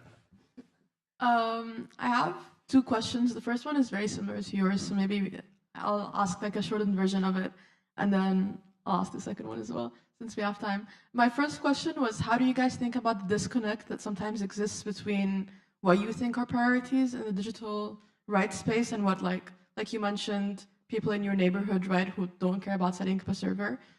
So how do you think about like setting the agendas and the priorities? Is it more bottom up or top down, or a mix of both? And the second question was, since you're both working with cooperatives and public spaces, there's a lot of coalition building. What do you think are connections that we're still missing, or ways to collaborate that we need to build up on? Sorry, can you repeat the second question? Like you're both working with coalitions, right, and building connections. What do you think are connections that we still need to work on building, or coalitions that we still need to like make sure exist? So I think that, we need a lot more coalition building and a lot more collaboration across organizations, big and small. And I think the crucial part is that we're connecting what happens on the ground on a local level with what happens on the policy level, on the national level, and indeed on the European level, which is quite hard because it's like a different type of skill. The way we work on that in Maja is that we're also part of some European projects which have this model of collaborating across Europe, often based on a city level. So we in the city of Amsterdam run a specific experiment or a local pilot, and we connect with the pilot in Ljubljana or in Berlin or Paris or wherever. And we share our lessons learned and we share the knowledge, and this knowledge is being adapted to the local context. And we sometimes call this model spreading, not scaling. So we don't think about innovations that need to scale from, like in the tech space, from a startup to a unicorn or whatever. But we need to spread the knowledge. It's openly shared. Anyone can use it and adapt it to their local context. And through that sharing principle, we spread out innovation or a different way of doing things. And I think in that way, we can also reach scale in a way that's important. At the same time, I think what Luke's explaining, what, in his neighborhood, what's happening is just as important. And I think we shouldn't disregard it. So it's about understanding how all of these sort of smaller initiatives can add up to an alternative which is acceptable and works on a national scale. And that's a difficult challenge, because for governments, it's often easier to just throw out a tender, spend a couple of millions, and it's only a big corporation who's able to respond to that tender to be able to do that work. I don't know how much time we've got, but in Amsterdam, we're actually trying to challenge that process, of also the city government just recently on energy insulation of housing set out a tender for 8 million, whereas there are cooperatives, small cooperatives that help insulate buildings in different parts of the city. These cooperatives are unable to compete in that tender. So what threatens to happen is that a big corporation is now getting that 8 million to insulate all the houses in Amsterdam, and these local cooperatives, which don't just insulate houses, but are also, helping strengthen the social fabric in the city and have lots of additional non-monetary benefits to that, they don't get to compete in that market. And that's, I think, is a part of this challenge of how do we create an environment where smaller cooperatives are able to meet the kind of demands on the city scale without having to compete with these big corporations. Nice. Sorry, this was just one of the two questions, but maybe I can. Yeah. No, great. I'm really happy to hear that. The divide, digital divide, and connection to the local context. Yeah, it's I've definitely done it. I've walked in the space and be like, you need a server, you need a website, and people are like, what are you talking about? And really just totally abandon that approach now. And I think it's very just not working in anyone's favor. At some point, the people who organize that social space realize they need a website to get funding. And I just happen to be a person who goes there for a coffee every now and again. And I'm just kind of like waiting, you know? And I'm like, great, I know how to do that. And in other ways, we're trying to find like the correct social situations to, you know, be around and to talk to people. And I think we need to like build in the meantime. Like in terms, but you know, to talk again about the internet situation or the self-organized internet, you know, in the Netherlands, there's legalized mass surveillance, and it's very difficult to have a conversation about that on the street level. But I think if people had a greater understanding of that, everything could be, you know, is potentially being stored about them over a long period of time, and so on. I think there's a lot of sensitivity about, you know, for example, being convicted of fraud. That this is like a scandalous situation in the Netherlands at the moment. But in terms of like passive gathering of information, you know, setting up our own networks, you know, we could literally have a couple of computers, which, you know, so last example, but there's like there's a lovely little network of like kind of like cupboards in the neighborhood, and people put DVDs into them, and they kind of share them around, and it's free, and you can just take them and pick them up. It's lovely. And one of the ideas that we were talking about recently is just like to take those DVDs and to burn them, and then to put them on a server, and then people could have access to those whenever they want through a software which can serve DVDs or whatever. And this would not even have to be online. This could literally be pointed out in my house, and you could just connect to my network. But to get there, again, it's just like to find the situation where necessity brings about this moment of we need more DVDs. Like my friend is having a kid, and I need 20 good documentaries. You know, yeah, we just need to have the organizations or the people ready to take advantage of this. I could go on, but we've got 8.5 more minutes, and a hand is up over there. Is there going to be another hand? And one over there, and I think we're sold out unless something good happens. Hey, thank you for a very interesting discussion. I'm interested in labor and in like fair work conditions, and we are witnessing the rise of gig work and all these big tech platforms that is organizing work. So I cannot help but wonder, what if workers working for these platforms should instead organize themselves in cooperatives? Well, I guess I wonder what your thoughts on this are, and maybe if you know of open source projects that would support these cooperatives. Oh, yes, I do. I've got one right in my pocket. Yeah, it's a huge issue. Like the intersection between labor organizing, trade unionism, open source movement, and self-organization, huge thing. And you know, and again, it kind of connects back to this like necessity issue. Like we can't just run into the workplace and be like, let's go out and do our own thing, because like people need to pay the bills. And there's so much to do with people's private life and their choices and the way they want to have their life set up. But one of the very interesting projects that I've seen is called Co-op Cycle. And this is, yeah, well, you'll see the similarity, but we basically had a call with them and copied their governance model in Co-op Cloud. So they're a federation of bike couriers. So they've developed the software, and they make connections with local restaurants and people who are doing bike delivery. And they try to organize like a more, basically take control of the workplace, mediate it through this software, and try to build connections with local restaurants. It's incredibly difficult. The margins are so low. It's very hard to start. It's very difficult to balance multiple jobs and step into this thing. There's a lot of burnout. But they're doing great, and they're spreading around cities. I think it's mostly deployed in France, and I think there's one in Birmingham in the UK.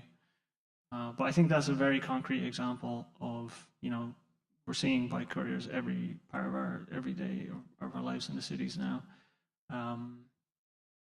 And I think that's a really advanced proposal from them to really go to gather people who make software, people who, you know, do deliveries already, and to try and structure that.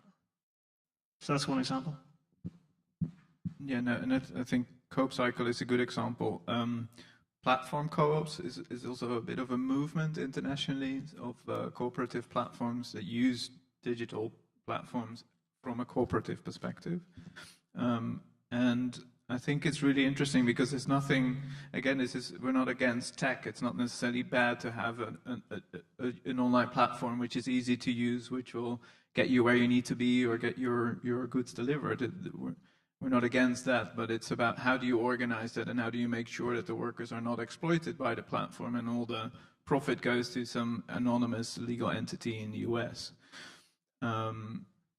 What's interesting, where I'm from in Amsterdam now, the city wants to look into how to strengthen the local economy to build these alternatives that are not Uber, that are not Airbnb, but are run in a different way that actually meets the needs of the citizens in the city and all its inhabitants, but also make sure that they benefit from it in a similar way. So I think that's promising. It's at this point still an intention. It's hopefully policy soon. But then there's also a bit of a bootstrapping problem. So we've been talking about a taxi cooperative, for example, in New York City. They have a really good one, which I think is a good example. But we don't have, it's quite a big ask for taxi drivers to ask themselves, to organize themselves as a cooperative, somehow get this platform built and all of that additional work that is needed to make that work in a different way. So what is really nice about Coop Cycle is that it's an open source platform that could be adopted to a local context. And we have a couple of delivery workers in Amsterdam who are looking into adopting that platform as well. So I think through these open source platforms, you don't need to start from scratch when you want to work with a local cooperative for workers, but there is software out there that can be adopted, and I think Coop Cloud is a really interesting collaboration as well. It also says if you join Coop Cloud, you get also, you're also part of the supporting infrastructure and all of these other things. So I think it's also very useful in this context of dealing with gig workers in our economy. Okay, last question, please. Maja Bogataj, Open Data and Intellectual Property Institute lawyer. I've been faced many times with not having an answer how to govern data in line with open principles. Very concrete example, for example, in education, many offers of educational platforms and content, they gather a lot of data and they know why, because they make profit out of data. As you said in the past, or we have many very nice tools, we pay tools with data. So there is a huge challenge, and my question is, can you help me how to resolve the challenge and how to come up with ideas maybe from your communities, because you're connecting very valuable chain of people, how to collect data, even personal data, and for which aims and for which goals and for which values manage that data, or better expression, govern that data, what we should do with the data to achieve some good common goals. It's actually very, very similar question to you when you asked before. We need data, we need good quality data, even more today than yesterday, because we want good AI. So how can we not just say, do not collect data because we have privacy, but how to collect data and do something good with that data? And it's not just about process like common data. What are the values that we are trying to achieve with data governance that is good?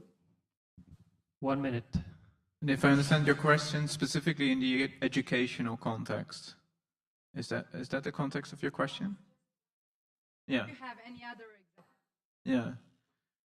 I think this idea of data minimalization is important. I actually liked what Joshua said at the end of the panel before the break, that there's this question of sort of necessity and proportionality, which I think is also true about data governance, in particular in the educational context.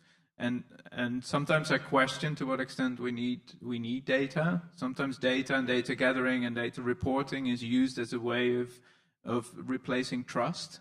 And I think it's a question of what type of society are we creating if we're trying to get all the data because we need the data.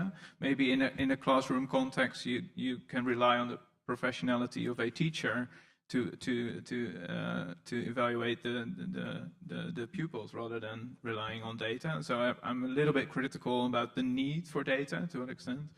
And I think GDPR is very clear on that. And there's a question to what extent actually the bigger learning management systems, for example, are at the moment respecting GDPR. I think some of them may not. But what we're seeing, for example, we collaborate with the Amsterdam University of Applied Sciences, who have moved away from the open source tools like Moodle that are used in educational context, which is very good, and you can tailor it to your own needs. And they've moved to these bigger systems like Blackboard or all of these bigger systems, which are American, are scooping up all the data and are giving teachers all these dashboards that they never asked for, but are confronted with and now have to deal with. And if you do that, if you let students know what the teacher can actually know about which video they saw in this online environment, etc., it's quite a lot. Do we actually need that? I actually challenge that to what extent we need it. If we do have it, sorry, your question, I'm sort of circling around your question because it was about data governance. I think the data governance arrangements need to be a lot more localized. So we shouldn't be sending our data to the US. We should manage it locally, and we should be able to make different types of decisions based on what the school or the board of the school actually needs, rather than just adopting a tool from the shelf and being confronted with all the data that generates. Luke, do you want to stab? You get like 30 seconds. Guess I could fill it up. Yeah, well, I'm probably not very well qualified to answer this question. I think it's a very important one, but I spend most of my time in the minimization category. So basically, if you don't have it, you won't have to give it to the cops in that sense. But there are several, I've been involved in other projects where people have said, look, we really need to collect this information and it will be anonymized. Like, how many people looked at this thing, and I don't want to know who it was. I just want to know, like, was it 5, was it 10, was it 15 at a web page or something? And there are several open source softwares which are coming up at the moment. It seems to be a bit of a boom, which provide like really a lot of configuration and knobs you can turn in terms of like, all right, this is exactly what I want from this page, and show this kind of protocol to these people. So you can users can kind of go to the page and they'll be like, all right, this is what they're doing. This is what we talked about. I'm okay with this. I think one of them is called Matomo. Thank you. And so like people are trying to develop solutions which like are for that situation where we need to collect information, but on a very consent-based method. But yeah, no more answers than that at this time. Yeah, thank you. Thank you all for your attention. Nate is going to come up and give you instructions for your less than 15-minute break.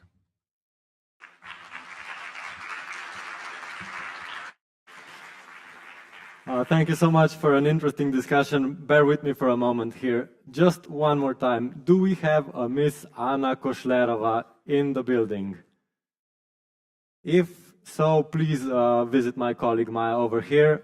I won't bother you with this anymore.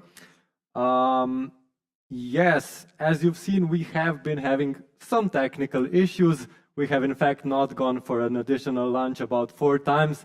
We are running everything on Linux, so bear with us. This is the price of digital sovereignty. So yes, we'll be going on a short 15-minute break. Please go grab a coffee, go grab a water, dare I say a beer. Have fun, relax. We'll be back in 15 minutes. Thank you.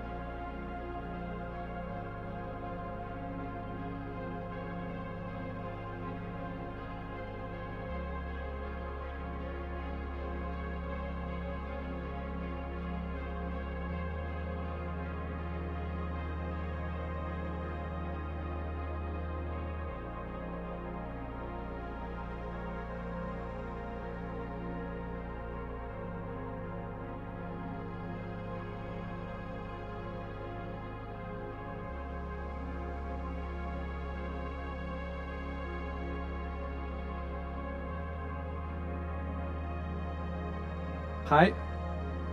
So for those of you who worried, we did manage to find Anna, but now we're looking for another person, which is a person called Laura Georgieva Mateva. So if a Laura Georgieva Mateva is at the premises, please visit my colleague Maja at the front. Apparently we're losing people, but it's fine.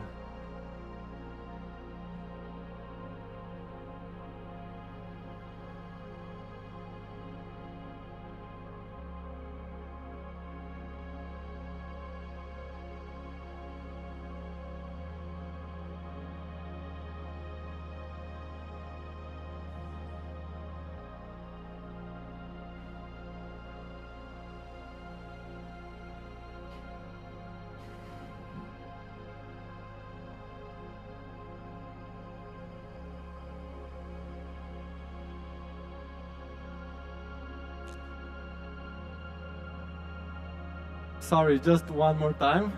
If a Miss Laura Georgieva Mateva is at the premises, please visit my colleague Maja at the front. Okay, enough of searching for people. I think we're more than ready to get back to it. I'm very much looking forward to our final panel. We like to think of technology as a neutral, even objective thing, sort of without prejudice, without ideology, or without emotion. However, inequality is built in its code, its hardware, its production, and its distribution. And so I would like to give the word to my colleague Eva, who will discuss this at our Depatriarchalising and Decolonizing Tech panel. Thank you so much.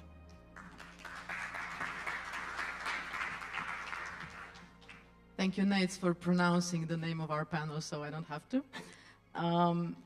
It's very woke, but also very hard to pronounce for a non-native speaker. So welcome. Thank you for staying with us. This last panel is not just here for political correctness, but rather to think about different aspects of inequality as it pertains to technology and wider, to think about both the idea and ideology and about the practice of subverting it, with both the corporations and the state to battle, not to mention ourselves. With that, I would like to invite Igor to tackle this last bit of my last sentence.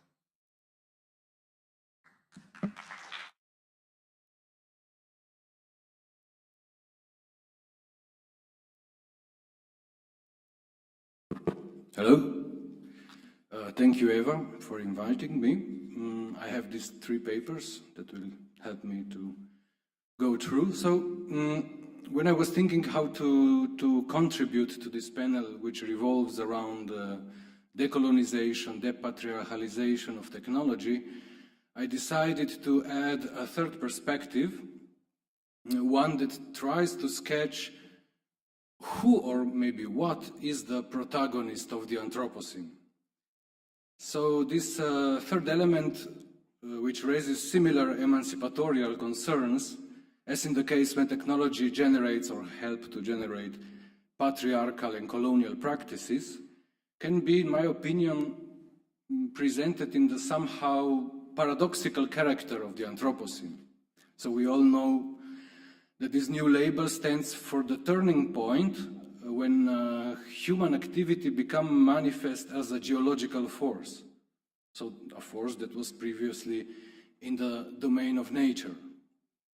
So at this first glance, it seems that the Anthropocene has inaugurated a technologically supported human as a mighty figure, and at the same time a problematic one, capable literally to start natural processes, even those that happen on the surface of the sun. So we know that a hydrogen bomb, a really epochal invention, and we are condemned to this invention, because the knowledge how to build this bomb will not fade away, will not be undone or forget. replicates similar nuclear reactions that happen on the surface of the sun. So in this heated debate, which event marked the beginning of this new era, the scientific community only recently came to an agreement on conclusion that it is the year 1945, which, more exactly, had the first use of the atomic bomb. And the atomic bomb was not used twice, 2 times, but 2,121 times, officially. Unofficially even more, so we can say that it is in regular use, and this use is under no circumstance experimental. So considering this fact, it is striking that this epochal invention, which inaugurates the Anthropocene, the atomic bomb, received so little serious attention in philosophical considerations. If we take a quick look at the speeches, newsreels, and reports of that time, we can soon notice a series of very strange contradictions that can all be summed up around the following. So, although the bomb is a product of human knowledge, or let's say a product of combined knowledge of many top scientists at that time, its effects, on the other hand, evade human senses and even our ability to imagine them. So the military newsreel that was recording the nuclear destruction of the atoll Bikini, which was called Experimenting, is quite clear. So even though they employed almost 1,000 people to record this event with high-speed cameras from every possible angle, from underwater, from above, and I quote the newsreel, "No man really saw what happened at Bikini. So an atomic bomb defies scrutiny. It dazzles human eyes. And although itself the result of human intellect, the bomb defies examination by its creator." End of quote. So we see that this paradoxical character of the Anthropocene maybe lies exactly in this new kind of schism, this divide, this split, that become manifest in this for the first time. We can appear embarrassingly small and obsolete in front of our own overdimensioned technological effects that can easily become unpredictable, intangible, and unimaginable for us. So this is maybe the point where we can meaningfully compare this event and what we are facing today with digital environments and networks, because they have the same similar character of intangibility, of obscurity in one aspect.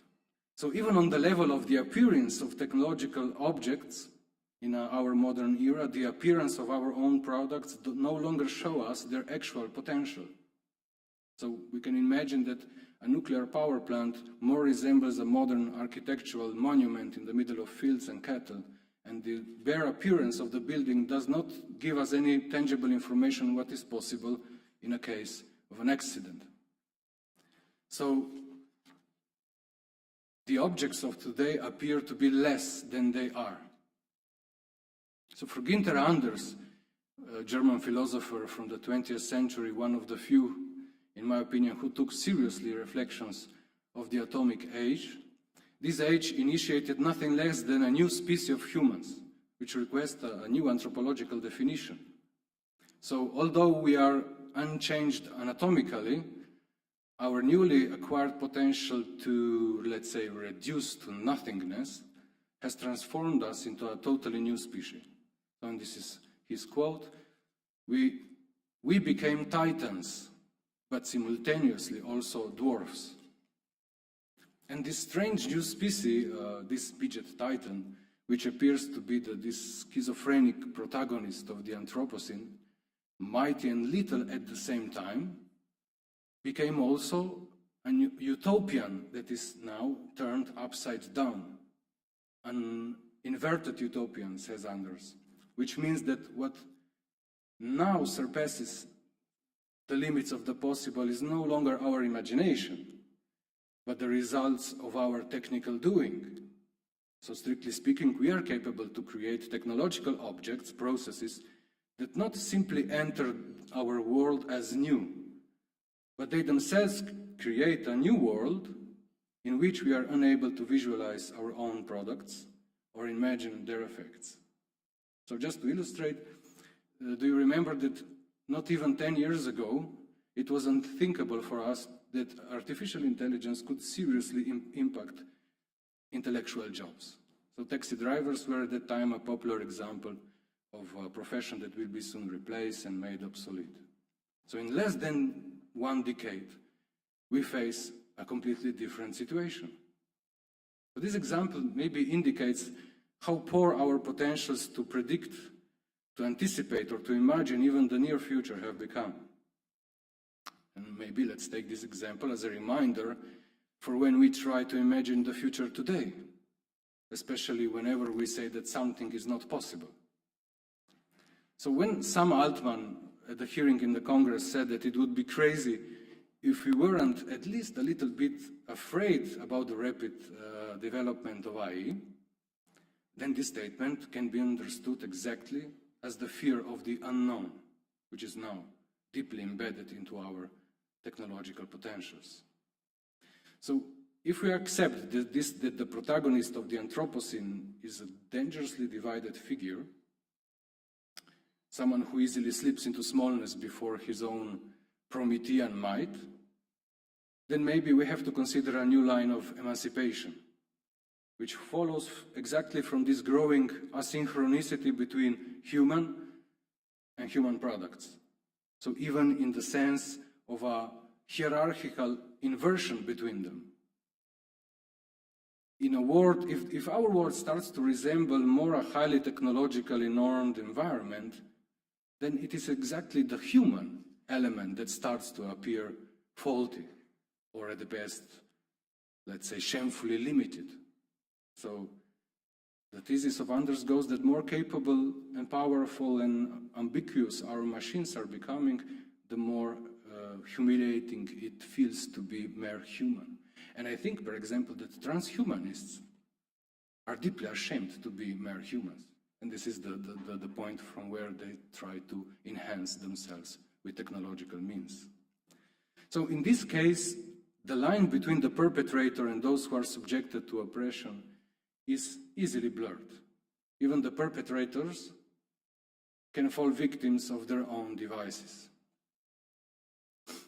So the Anthropocene also represents in this light a significant challenge for the possibilities of ethics today, since every increase in our productive and destructive potentials also imposes on humanity responsibilities of completely new kind and dimensions. So the more human influence expands, the more responsibility we have to bear. In the moment when we can execute a globocide with thermonuclear weapons, in the moment when we can destroy nature with our type of endless growth, we became suddenly responsible for the whole planet Earth, an area which was never part of ethics until 30 years before. From the moment we can automate every conceivable human activity and make them obsolete, so are we suddenly also responsible to preserve human active life as such? I think this will be soon the case, maybe. So all these areas were until recently completely outside ethics and ethical considerations, and some of them still are. So the label of Anthropocene marks a new era also because the decision over being and non-being of the world, for example, literally lies in our human hands. And the following unsettling question is, are we capable to really comprehend and respond adequately to this new responsibility of epic proportions? And if not, what is missing? So if Anders' diagnosis is still correct, so that the more our technological artifacts grow in power and complexity, the more asynchronic our relation to them is becoming, which means that our imagination, perception, emotion, and even language struggle to keep up to reach the final effects of our technical capacities, of what we can actually technically produce. And if we assume that it is this imbalance of different human capacities that now coexist in one person in this array that propels the Anthropocene, then the first question could be, is it possible to overcome this gap? And it is possible to initiate a deliberate stretching and exercise of our potentials of language, understanding, and moral imagination, exactly of those faculties that are currently lagging far behind our technical novelties. So with this divide open, we can still be extremely proficient in what we are making, but we can easily fail at ethical questions of the highest order. Let's say, what are we doing or what is done to us? So for the Anthropocene, we cannot simply say that the human element is the problem, but rather the lack of the human element or our most human capacities. So if I begin with a simple case on the basic level of names, of language, which is our, let's say, the area where we think and we can understand, then can you imagine that we still rely completely on outdated categories of tools when we try to describe and reflect artificial intelligence? And consequently, of course, we miss the point. So although AI perfectly embodies the tendency of modern technology, which aims at maximal effects with the minimal human interference as possible, which finally means without humans and instead of humans, and a process that is happening in an algorithmic language that we barely understand, we still refer and describe artificial intelligence as it was a hammer in our hand, as it was an extension of our body. This is the strange paradox and contradiction, let's say, when we are approaching ChatGPT. We are approaching ChatGPT as it is a tool, but the ChatGPT is more than a tool. Its potential is far, far greater than a tool. So it happens that we approach to it as it is an oracle. So we have a really strange, shady situation. So I will conclude with one quote, which is from Günther Anders, and it is a nice quote that is a remake of this famous 11 Theses of Feuerbach in Karl Marx. And it is nice because it opens a really, let's say, I hope, let's say, it can be, let's say, useful also for today, although it's 60 years old, in our reflections. And it goes like this. So, it's not enough to change the world. We are already doing it anyway. And much of this change is happening without our participation. Our task is also to interpret the world precisely in order to change this changing, so that the world does not change without us, so that it does not turn into a world without us. End of quote. That's for now everything I have. Thank you.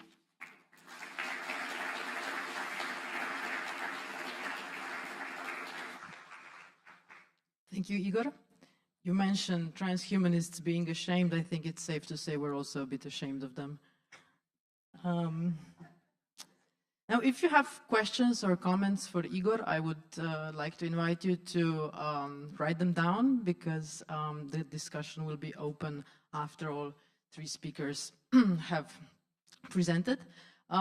With that, moving on, I guess, to Eleanor, who will be debunking some myths about technology. And I think Igor sort of laid a nice ground for those with his presentation. Thank you. Amazing. Well, thank you so much for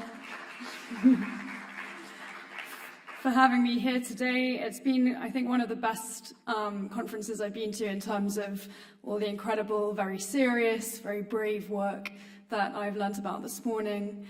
And it just shows that good technology needs good people, and there are plenty of those here today. So I'm going to time myself and make sure I don't go over. Great.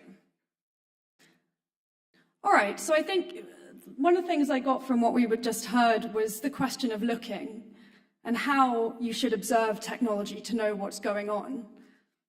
Most of the algorithms that I look at are proprietary, and so when my colleague and I started investigating hiring technologies that use videos to try and assess your personality and whether you're a good fit for a job, our big question to ourselves was, how are we going to hold these companies accountable when it's pretty much impossible to work out how they work? And so we looked at marketing materials, and we were kind of hissed at my centre in Cambridge, which is a very serious AI ethics centre.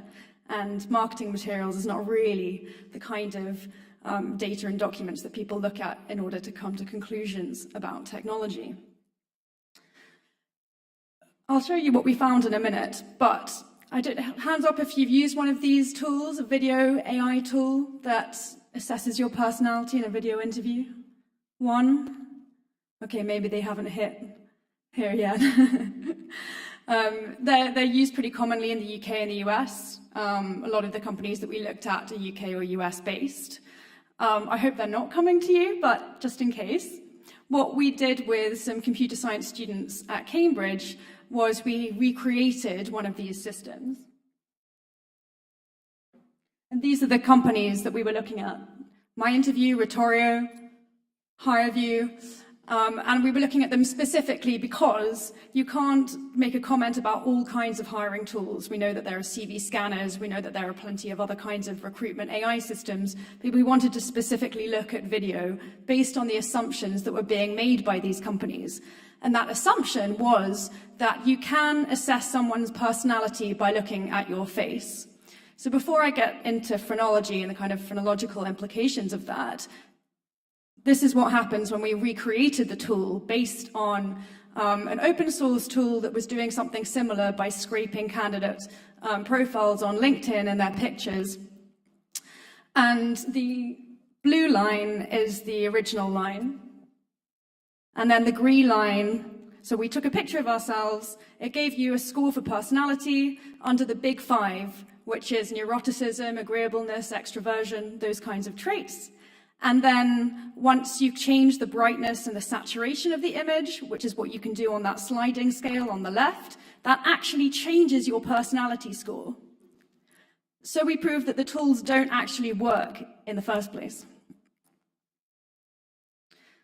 These kinds of tools were linked to the work that I do, trying to clamp down on pseudoscience in other areas. For example, I don't know whether you heard, but there were 2 very misguided engineers at Stanford that tried to create an AI system that was able to out people or assess their sexuality from looking at their face.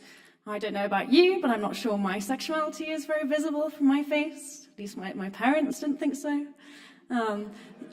So this is one of the things that we were trying to express quite how dangerous they were. The engineers said that these tools would actually help LGBT communities realize that they could be used for ill, but they actually just demonstrated that these tools could be created and that they could be taken by governments and used by them, when of course they don't actually work.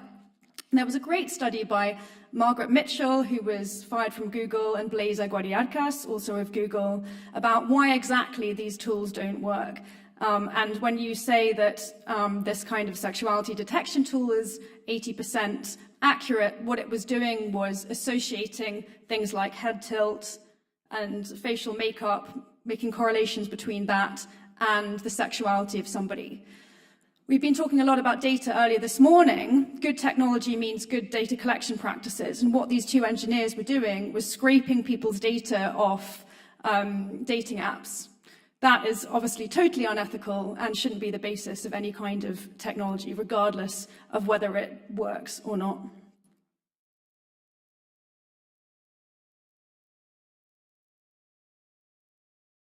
Right, so these are the kinds of metrics that were used by these hiring companies, and we didn't want to take aim at all personality detection that wasn't AI. There's lots of people at Cambridge who look at psychology assessments that are used very pervasively in business to decide what someone's personality would be and whether they're a good fit for the team. All we were saying was that AI can't replicate this. Now, the work that I do at Cambridge is grounded in anti-racist and feminist theory and ideas. to be honest, it's a bit of a miracle that these apply so neatly to looking at AI and what it can and can't do. One of the ideas that we used when looking at why hiring companies are so keen to use personality assessments was the idea that you can wipe someone's race and gender and other personality attributes from a person so that you can detect their personality neutrally. The idea being that personality is race and gender free. Now, of course, we've talked about objective technologies. We know that this isn't possible. But the students that I was working with at Cambridge to replicate this tool were particularly upset by the idea that the solution was to scrap a part of ourselves and then re-inject it later on if we were hired down the hiring process. That diversity doesn't mean hiring generously, loving people for the way that they are, viewing them as they want to be viewed, but this myth that you can reduce everyone to a neutral data point, that underneath it all, we are just human. And this was the kind of critique made by many people, including the wonderful Bell Hooks and others. And we wanted to try and express to recruiters that this was not the right way to go about it. Phrenology. So when we first encountered these tools, this rang true. We thought, oh my God, this is 19th century pseudoscience.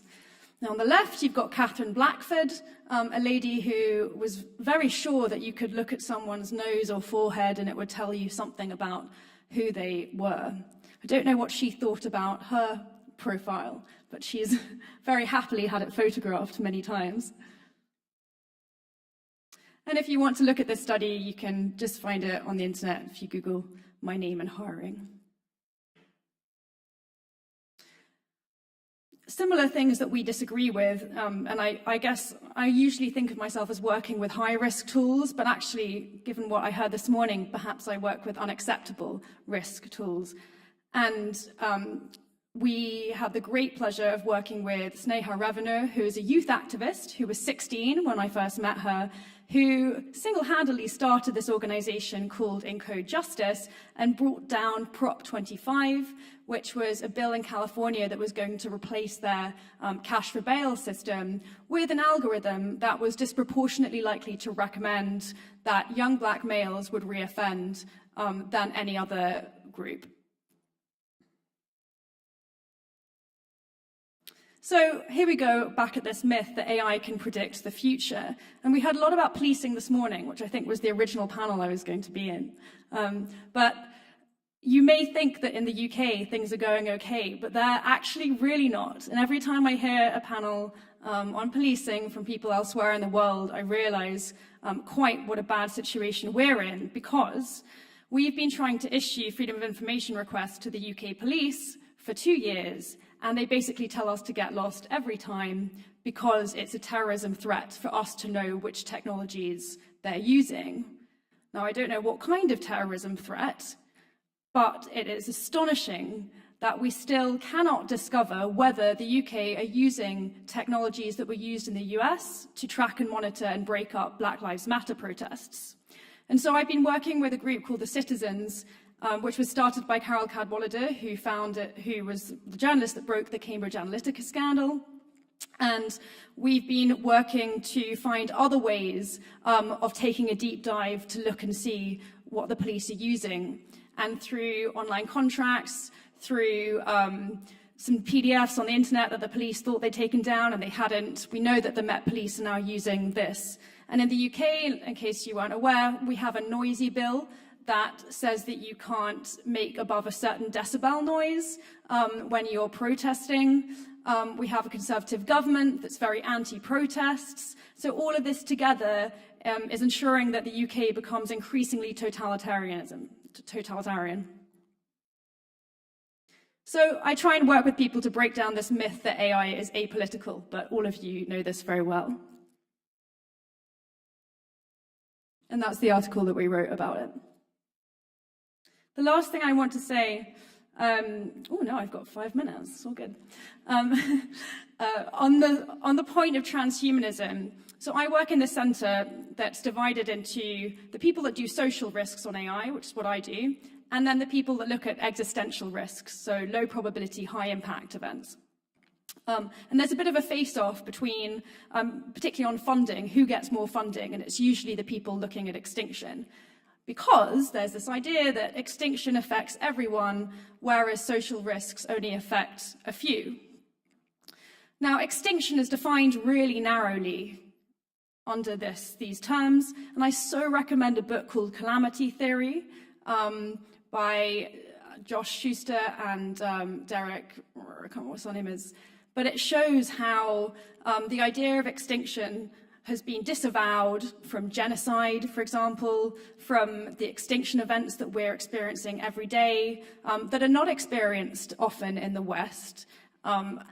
And this disparity between what is understood to be an extinction event is really fundamental to the people who assume, like Nick Bostrom, who's the author of Superintelligence, that this is a quote that he actually made, that genocide is a ripple in the ocean of the great sea of life. The callousness and the cruelty of these kinds of words is what drives a lot of transhumanist thinking. Now, I'm glad lots of people have mentioned Donna Haraway, who weirdly was quoted by the Pope in his encyclical earlier, either last month or the month before, which is actually an incredible thing. But we have here the Vitruvian Man that features everywhere. It was on the NASA, the NASA badges still. This idea that mere humanity is not enough, that we must progress out of humanity. And of course, we've never been human. And it's important that we understand that we have always existed with technologies, with our prostheses that make us who we are. And this struck me again today, this morning, as I was walking over Butcher's Bridge. And there is this horrifying statue of Prometheus. I don't know whether anyone's seen it, but I highly recommend it. I think it's one of the most horrific reprisals of the Prometheus myth that I've seen. But it's a kind of wonderful demonstration that technology is fundamental to who we are as a species. And so it's not a question of becoming more human or less human, but of embracing technology and living well with it, which is what I think this conference is doing so well. The other thing I do is inject feminist and anti-racist ideas into regulation.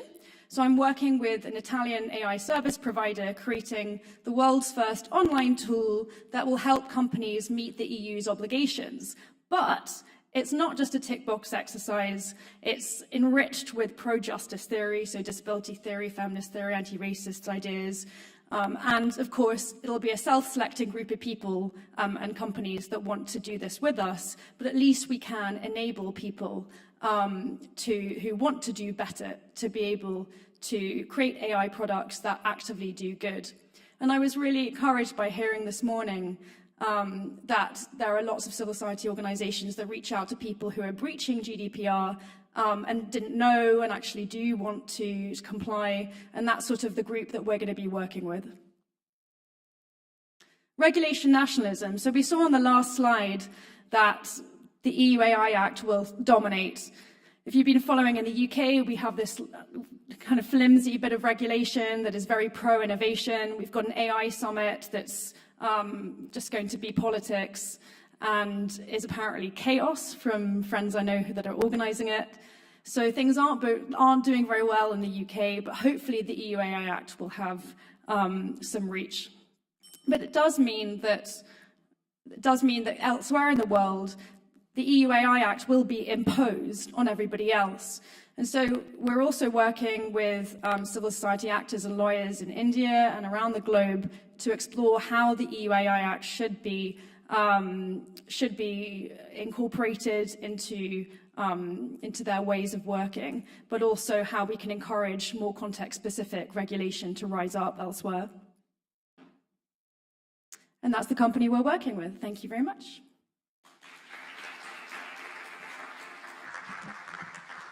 Thank you so much, Eleanor.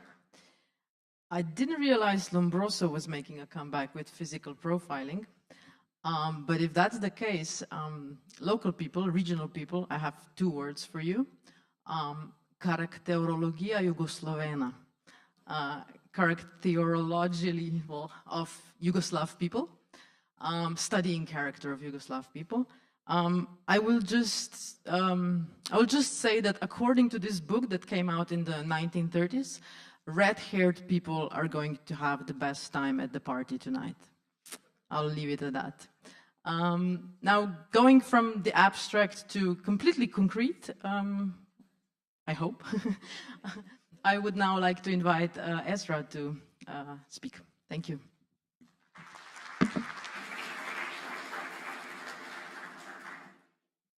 Eva, would you mind if I stand here next to the big thing that totally covered me? Okay.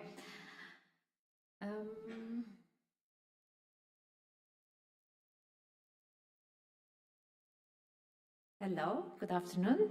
I am the last speaker of today, so I am now in between the dinner and the party and the stage. So, my name is Esra. Today I'm representing Justice, Equity and Technology Table, which is a network building effort between those who are most invested in anti-racism, non-discrimination, and those who are seeking to address detrimental effects of data-driven technologies.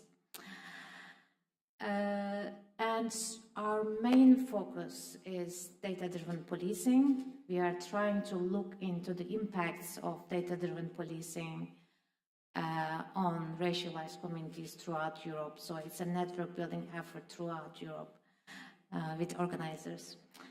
So, before I talk about what we do and how, I was asked to give concrete examples and get concrete.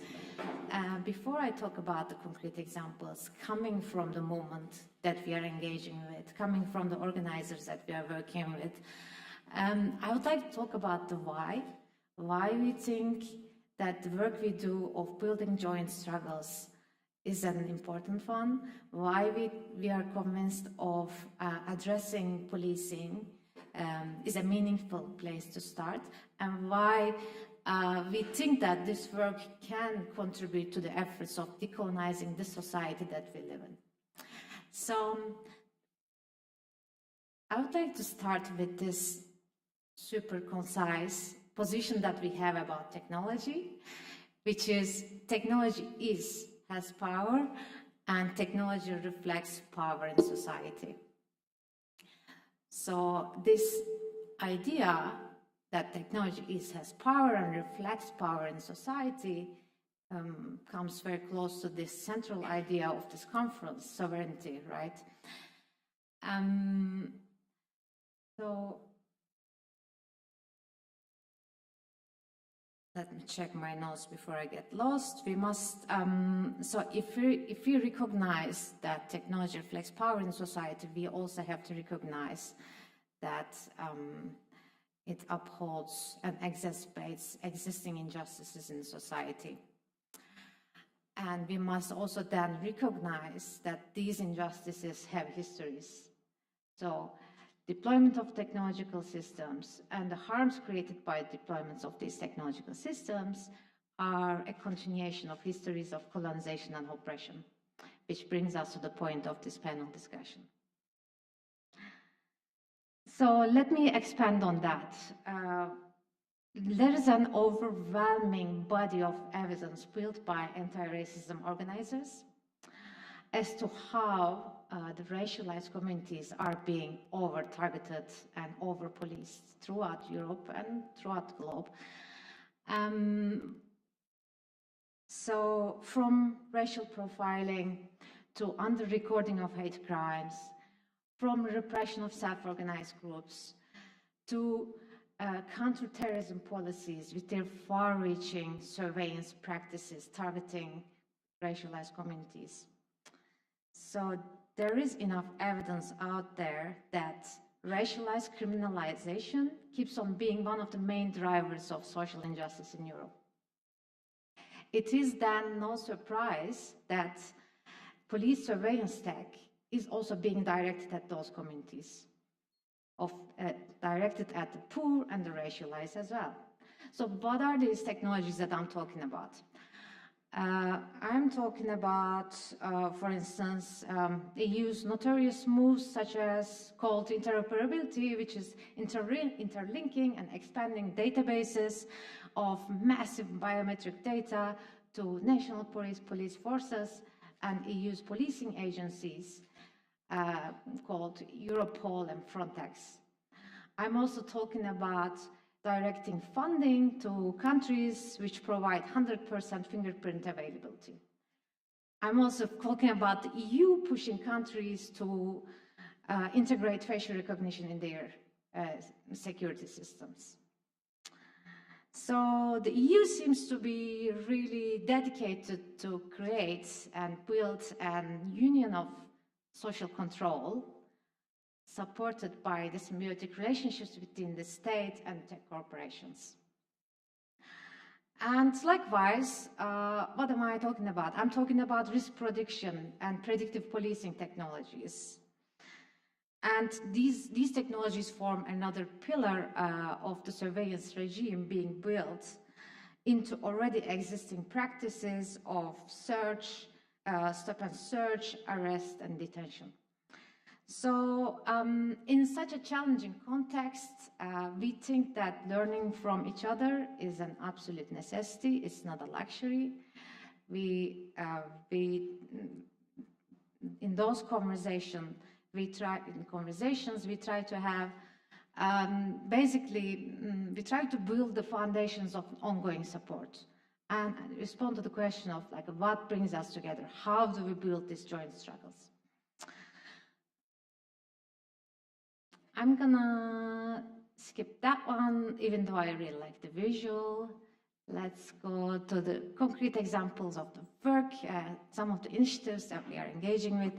One of them is called Refusing Control, Stories of Organizing. We are, in this project, we are basically trying to share stories of resistance and organizing between the activists that we are working with, basically racial justice organizers. And we have had several conversations on the role of the police and surveillance historically. And we know that police and surveillance have been used to criminalize racialized communities in the history. All these tools of fingerprinting and profiling were implemented on colonized lands first. Or, for instance, today's step and search practices can be traced back to slave patrols. Or we have to see the links between biometrics of today and the eugenics movement. Therefore, this historical perspective gives us the idea about what the police is actually for and what police surveillance is tech for. And we have to see the intentionality behind those tools while organizing. Next to the historicizing work, we are also trying to do a systemic analysis and ask the questions of, okay, what are the links between tech corporations and the governance of migration? Who is really benefiting from policing and surveillance? Who is profiting from these links? And this leads us to a social justice perspective. In all the work we do, we are trying to shift the power to communities. So to give some examples from the network, No Tech for Tyrants, table members No Tech for Tyrants, a student-led initiative trying to expose and sever the links between academia and tech corporations. Other student divestment campaigns are also excellent examples to this. Another member, Get Up, is organizing in the suburbs of Paris, doing community organizing and political education with working class youth. And they have been also trying to unpack the role of policing technologies on their lives. Similarly, Fundación Secretariado Gitanos in Spain, addressing anti-Roma racism, in many areas of life, not only about AI or technology, but seeing the links between employment, poverty, housing, education, policing at different levels. So we are also aware of the need of our own research, because many of the organizers in the network are still trying to figure out what is the impact of technology within the broader racism and policing.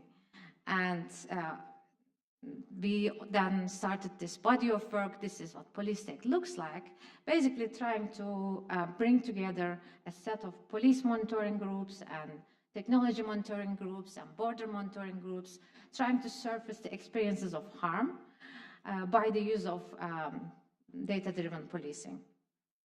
So here is a map of that network. Here we try to see the links between organizers and issues that connects them, and the ways in which that we can rely on each other. So as you see, police databases and biometric surveillance, AI, predictive policing are some of these issues that lie at the core, that connects anti-racism organizers with the digital rights organizers. And we are trying to unpack the harms created by the use of these technologies. And we are trying to find points of collective intervention from there. And again, here, drawing on some inspiration from this network, for instance, Stopwatch UK and their allies are trying to remove a lot of names and have managed to remove a lot of names from the gangs metrics database in the UK. It's a police database where Black youth is overrepresented. And removing those names is a very meaningful step for the lives of young people.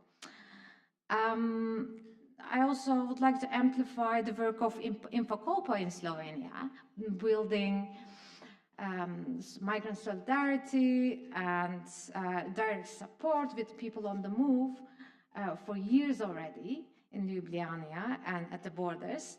And nowadays they're also looking at the role of technologies and the role of tech within this bigger picture. So how much time do I have? I still have some time. 2 minutes, great. So throughout these networks of solidarity that we work with, our ultimate intention is the elimination of punitive institutions.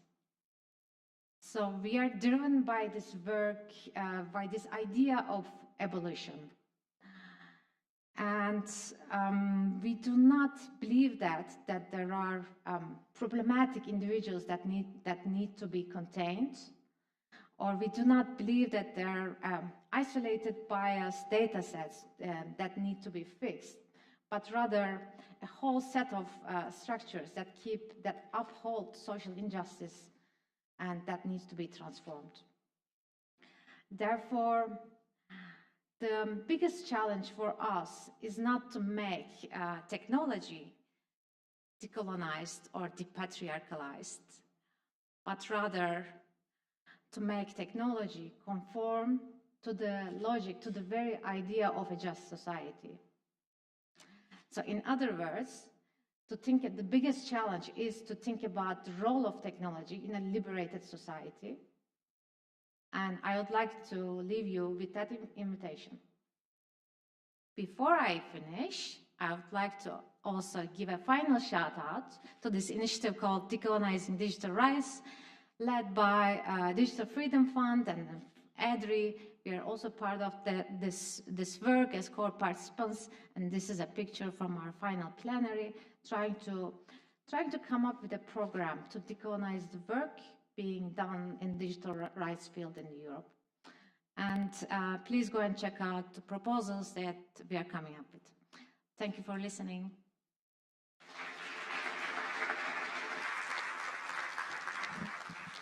Thank you, Ezra. Now, I would like to encourage you all as you return home to try to look as suspicious as you possibly can to make the work of police a bit harder. Like, I don't know, just try to present yourselves very stereotypically problematic and then see them find nothing on you, hopefully. I mean, if you do have something, look cool. Thank you, everybody. It's time for questions now. So if you have any questions or comments for Igor, Eleanor, or Ezra, please raise your hand. The microphone will be delivered to you. No? Yeah? There's one. Front row. Hi, hello. Thank you for your presentations. Today we mentioned AI Act a few times. On the one hand, we are praising the EU as a forerunner of regulation and a good example. But on the other hand, the Act is basically excluding policing, national security, border and migration. So these parts are not going to be regulated by AI. So by AI Act, so basically means that police and everyone can still do whatever they're doing. So the civil society is very vocal about this issue, but it seems to be that we're mostly ignored or dismissed. We know that the countries will push for more surveillance in the negotiations now.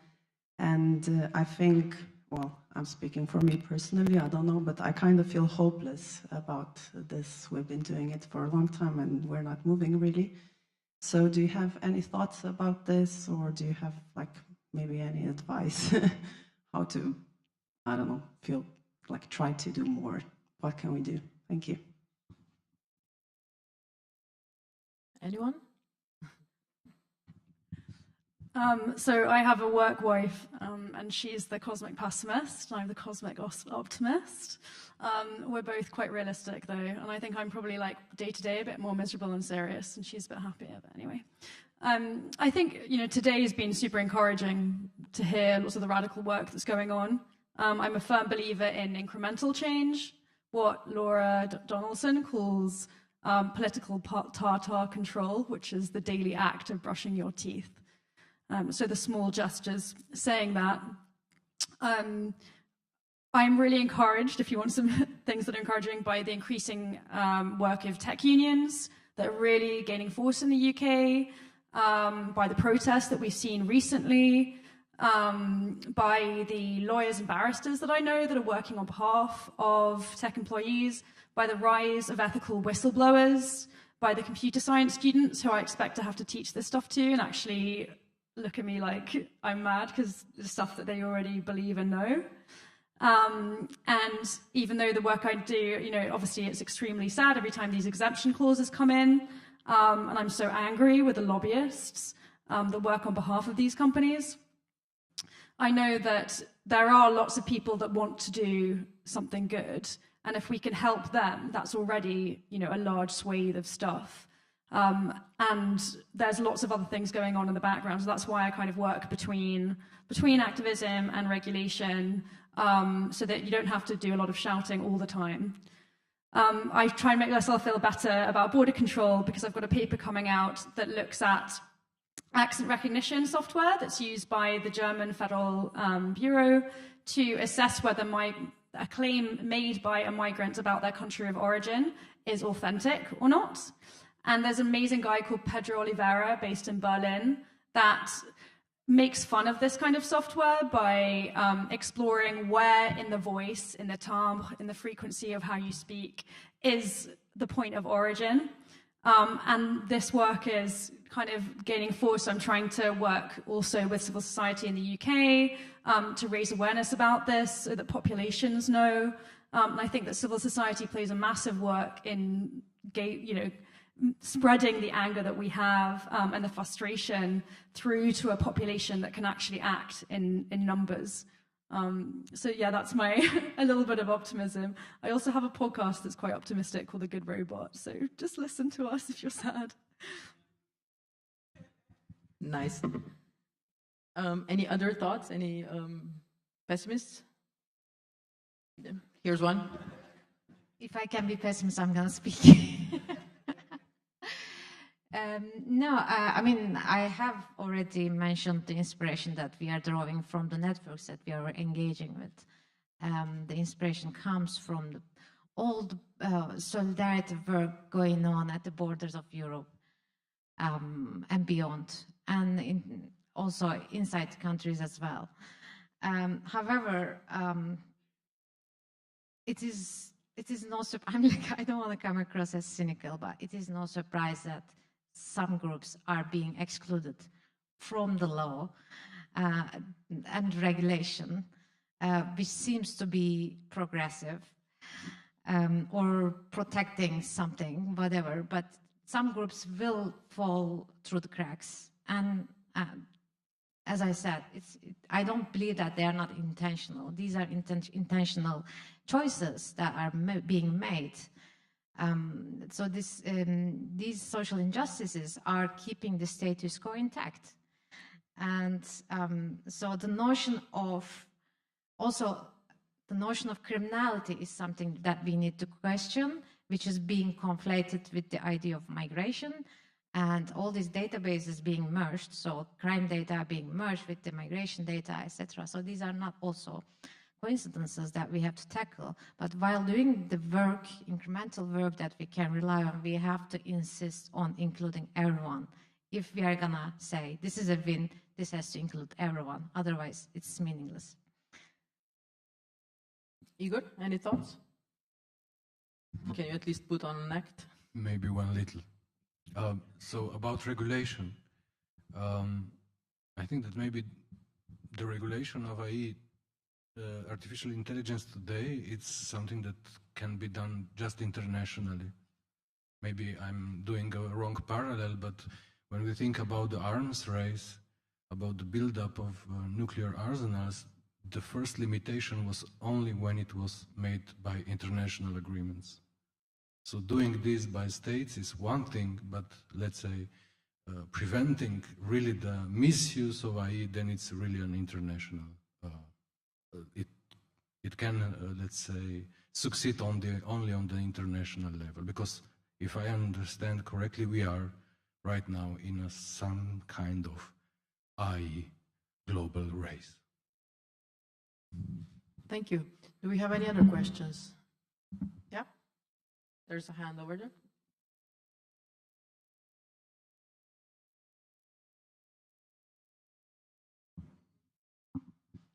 Well, firstly, thank you for your presentations. I'm a student in the Faculty of Social Sciences, so my question is, what is some practical advice to hide from police surveillance at, for example, a public protest? Thank you. Very useful. Hopefully the answers will be... The what quotas? The protests. Oh, okay. Oh, there's okay. This is, I don't know how realistic this is, but so for a chapter of the book I'm writing is on feminism and humor, and there's this organization in New York that do that kind of train you into avoiding gate surveillance. You know, when they can a kind of gate recognition process that looks at the way that you walk. And so they're just walking weirdly on the pavement, wearing like weird reflective stuff. And there's quite a lot of clothing brands that have popped up for like stuff that lets you avoid, and just kind of to show the ridiculousness of it. And I read one of these papers and I was really upset by it. And then I watched them kind of fluffing their way around town, and it did make me giggle a bit. I'm sorry, did you say that was a British thing? No, it's in New York. Oh, okay, I thought it was Monty Python related. No, I don't know. British humor is like sarcasm. It's not like anything actively useful, unfortunately. Yeah, I think, you know, probably the protests will go the way of protests in Hong Kong. I was saying earlier, people will be masked far more often. I'm kind of seeing this in London at the moment, especially with the Palestine protests. And also we had a lot of cameras smashed. I think it was a bit like BLM too. And you know, what we saw earlier with different organizations tracking where the cameras are is super important for like the stickering of cameras or the smashing of cameras, just to know where they are so that you can destroy them, but also be sufficiently masked So there's a lot more kind of tactics going on as well. So I'd be really encouraged joining like official kind of protesting groups, people who've already had one criminal conviction, like at a protest. They've already been arrested once. And so, you know, to know kind of who can do what in a protest, being organized basically I think is a really important way forwards for what is a kind of a terrible turn of events. Yeah. Thank you. Please. Yeah, about protests, one of my favorite topics. So, I mean, I always say you can just leave your smartphone at home. That's one of the safest things to do because smartphones are tracking devices and we cannot really do much about them. And practicing self-defense is also another good one, like anti-repression phone lines and street medics and digital safety trainings, but also trainings on rights when in contact with police, like the political education before the protest, and so we don't have to provide maybe so much data to police when we are in contact, and also non-compliance, even if we have to, we don't always have, like, so these trainings are good places to rehearse beforehand, so we are prepared for what is coming. Sure, please. I think lots of people know this, but we just need to be super careful when we take photos at protests of who else is in the background, because that's how in the States people were being arrested, because, you know, those images were being taken by data miners, sold to the police, accessed through Twitter's API, and then the police would go in and arrest someone who already had a warrant out. So just like being really tactical about how pictures are taken, whether they're identifiable, and thinking really carefully about whether actually it's something that we want to do at all. Okay, if I can just add to the list, like strength is in numbers. The more people there are at a protest, the lesser the chances of anybody being victimized by the police.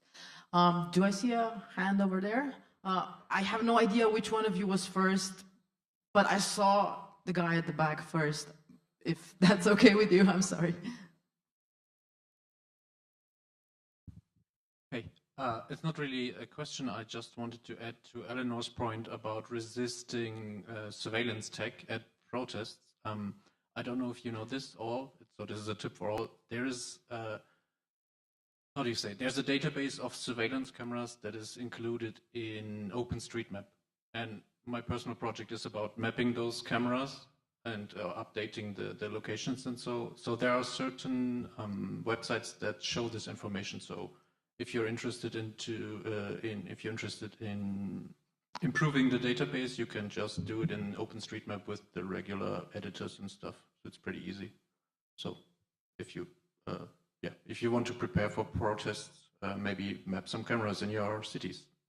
Thank you. If you want to, you can share the link to your project in the Signal group that we open up. Okay, so my project is not about showing the cameras, but maybe the website is called Surveillance Under Surveillance. There you can have a look in your cities. It's a great project. Thank you.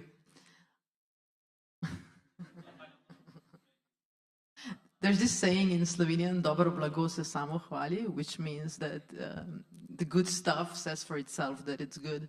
But you can like turn it right. It doesn't work in English, never mind. Gentleman over there. Yes, thank you. My name is Jeff Klein. I lead the Multitudes Foundation. And we focus on political leadership, changing political leadership so that we can actually affect the change that we want to see.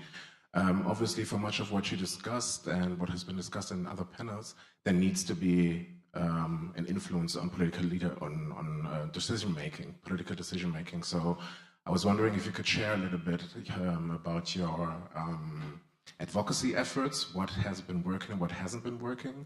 And also I would like to ask if at some point the question of political leadership kind of comes to you and the communities you work with, and how we get people like you, for example, into political leadership so that we can actually regulate and affect change.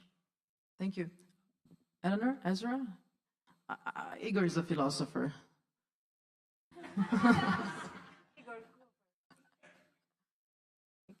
Yeah. No, he's not useful for any particular political efforts. He will give you a meaning after they are implemented. Okay. Yeah, my colleague Sana is looking at me because, yeah, we don't do any advocacy. But I would like to talk about it because there are some good work being done, for instance, at the EU level, and also this Decolonizing Digital Rights campaign is an advocacy effort, I think. And also there are other campaigns run by many NGOs who are present here. But what we have been trying to build is something else, because policy advocacy is not necessarily the only way to political and social change, and which is a popular way of social engagement, which is being used by many organizers and NGOs. However, what we have been doing is basically being engaged with the grassroots organizers and trying to build networks of solidarity, movement building as a path to social change. But when it comes to representation in those decision-making places, I think, yeah, it comes down to this incremental efforts of social change, I think. Representation politics is something that I'm critical of because it can easily be co-opted. For instance, when we are talking about anti-racism, any person of color being in power position can be shown as, oh, okay, look, this is progress, this is something, an indication of success, whereas they can be serving to far-right politics as well. So it is something tricky, but of course, if we can keep the politics in coherence to the representation, then I'm really supportive. Thank you. Eleanor, do you have something to add? Yeah, I mean, I don't do a huge, I'm not, in the advocacy space as much as a lot of people here, but two things that I was really impressed by were Carol Cadwallader's story of how she reached out to this data scientist that worked at Cambridge Analytica, and together it was like a perfect storm of different agents who were able to tell a story that is only partial ever, but had the data science angle of what they were actually doing, the algorithms they were creating, and had the voice of Carol, who has been tracking this kind of stuff for a really long time. And together they were able to make policy, they were able to change policy. It was an incredible thing to watch, and it took a huge amount of time and courage on behalf of both parties. So it's those really beautiful relationships and making sure that every data scientist knows a journalist. I'm working with journalists at Cambridge at the moment, trying to create a database of information they need to report responsibly. And that seems to be working because they were looking for stuff anyway. I think, like, for responsible reporting that actually can result in policy change, you need to be connected with the right specialist, because AI is not some general technology. It's like, you need to have people who are specific on different issues. So it's just like building those information bases for people. And then a slightly different policy angle is there's a guy called Luciano Floridi who dominates the AI ethics space. And he's an expert in analytic philosophy, if that means anything to you, but he's also quite with the existential risk people. And we were counting how many mentions he's had in policy documents and in different kinds of regulatory literature. And we were then giving that information to policymakers of, like, you're overrepresenting this one guy when you create policy or you write regulation. And I think now they're a bit embarrassed, so that seems to be working too.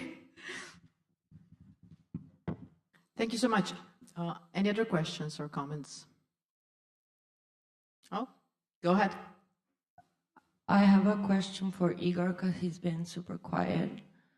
As AI becomes more and more convincing in pretending it's human, do we need to redefine what it means to be human, and how do we do it? So sorry, can you repeat? Can you repeat the question? As AI becomes more and more convincing in pretending it's human, Do we need to redefine what it means to be human, and how do we do it? Come on, be philosophical now. No, whenever invited me to this panel, I saw the titles and say, nice, I will come and learn some new things. So I'm in a double role here, a double agent. I also came to learn new things, so thank you. Well, yeah, I think it is necessary. We are already, I mean, when we find ourselves in the digital environment, we are required at every step to confirm our human identity. So, till now, we just confirmed on the street, let's say, our identity as person. So I am this and this, with this name, living here and there. But in the digital environment, you have to confirm what kind of, let's say, ontological being are you? Are you a machine, a robot, or a human person? Yes, I think the question is open. I opened this question with a wide opening door. And the problem is not that, let's say, all these fears that I will take over, took over, these fears that are so much represented in science fiction that in less than, I don't know, which was the date of the last Terminator, 2000 and something, so that cyborgs and Terminators will walk the earth and we will lose against the machine. It's not about just the question of these extreme pictures that are, let's say, pictures of science fiction. But what is, let's say, something that we should be at least aware of is that the criteria of what is desirable are not so much human anymore. What I'm trying to say is that when we look at those qualities of those faculties that are really highly, let's say, considered today on the job market, let's say, so high precision, efficiency, flexibility, calculability, speed, and so on and so on. These are all qualities which are really, let's say, in the first, stage. But these are qualities where humans are really limited. These qualities really go unlimited with machines. So it is regarding these questions that we somehow, when we are, let's say, without reflection, going down into an environment which really is becoming technologically normed, then we just forget about what it means to be human, also on the side of our craziness, our laziness. All these are human, let's say, characteristics which should, I think, it is time to take them seriously and to nourish them again. Okay? Laziness, then. I'm sorry, I know this is meant for Igor, but just to take a different philosophical position, that question has been sort of hanging about even prior to the Enlightenment, when it really took off. And these ideas of, human superiority, but only the select group of humans, established that idea of what it meant to be human. It meant that we were intellectual, that we progressed intellectually through objective science. It meant that we could colonize the unknown world in order to impose ideas of humanity upon other people through civilization. So it's a question that's always been exclusionary, and one that comes up again and again now with people like Nick Bostrom and the transhumanists claiming that in order to continue to be human, we must not plateau intellectually. We must grow intellectually through superintelligence, through this merging with AI. And unfortunately, there are so many people around the world who still do not have their human rights accepted, that are still not allowed to be human in its fullest. The human itself is a concept that has always indexed exclusions. And so when we get asked this question of, does AI do this or that or the other, it forgets all that stuff. It sort of chucks it out the window, and this question suddenly becomes ahistorical, existing in its own right. So I would, urge people to return to Bernard Stiegler, to Haraway, to Braidotti, to feminist posthumanists, but also to thinkers like Sylvia Wynter, Alexandra Huahilier, who talks about, the human as something that has always existed in different forms for different groups, that the infrahuman really is what existed for people who were indentured under slavery. and that we have never been human in the way that we consider ourselves to be human, because we are, as Haraway said, compost. Maybe one remark. When transhumanists, which are really a nice group of people, I mean, very interesting, the real question is, do they really aim at human in this traditional humanistic sense, or they have something else in mind? Because transhumanism somehow relates to evolution, to the evolutionary theory, but with one huge difference. They say, okay, till now, we are products of natural selection and evolution, but now it's time that we take evolution into our human hands. How? That we enhance ourselves technologically. Why? To become more humans? No. To adapt ourselves to the technical world we created. This, I think, is the goal of transhumanism. It's not to be more human, but to catch up the technological world we created, which went far, far, far away from us. Which is based on a misreading of Darwin, and it's actually, Spencer who talks about survival of the fittest, etc., etc. And which is why, you have this ridiculous idea that intelligence is the property of the single person rather than collective and distributed, and is inherently kind of reproductive. This is the argument that's been used to eugenicize queers, people with disabilities, etc., throughout the ages. So there's a profound misreading of evolutionary theory that goes into those transhumanist arguments. Well, it could be said that transhumanism is more narcissistic rather than humanistic. In its long history of, European ideas about how to be human and how to. I think its profound crisis is that it's not solving any problems. In an era where we are facing total environmental apocalypse, when people, the 55 armed conflicts that we heard about earlier, it's just the fantasy of tech bros. It's this masturbatory fantasy of people living in mansions in Silicon Valley with money to play with, and who are really taken in by effective altruism and these movements that claim to be able to do the best thing they can do with their money. This kind of misguided philanthropy that doesn't care about homelessness, that doesn't care about things that are unsolvable, but require our best efforts anyway. Not only doesn't care, I would say that this transhumanist idea, this ultimate fantasy of uploading oneself to a supercomputer or whatever, it already presupposes this split in humanity, because if you want to upload yourself to a supercomputer, you're going to need somebody to dust the servers, and the movies are so bad. I don't know if anyone's seen Johnny Depp as a computer scientist being uploaded. It was so bad. Transcendence, right? Yeah, really terrible. There's one last question here, and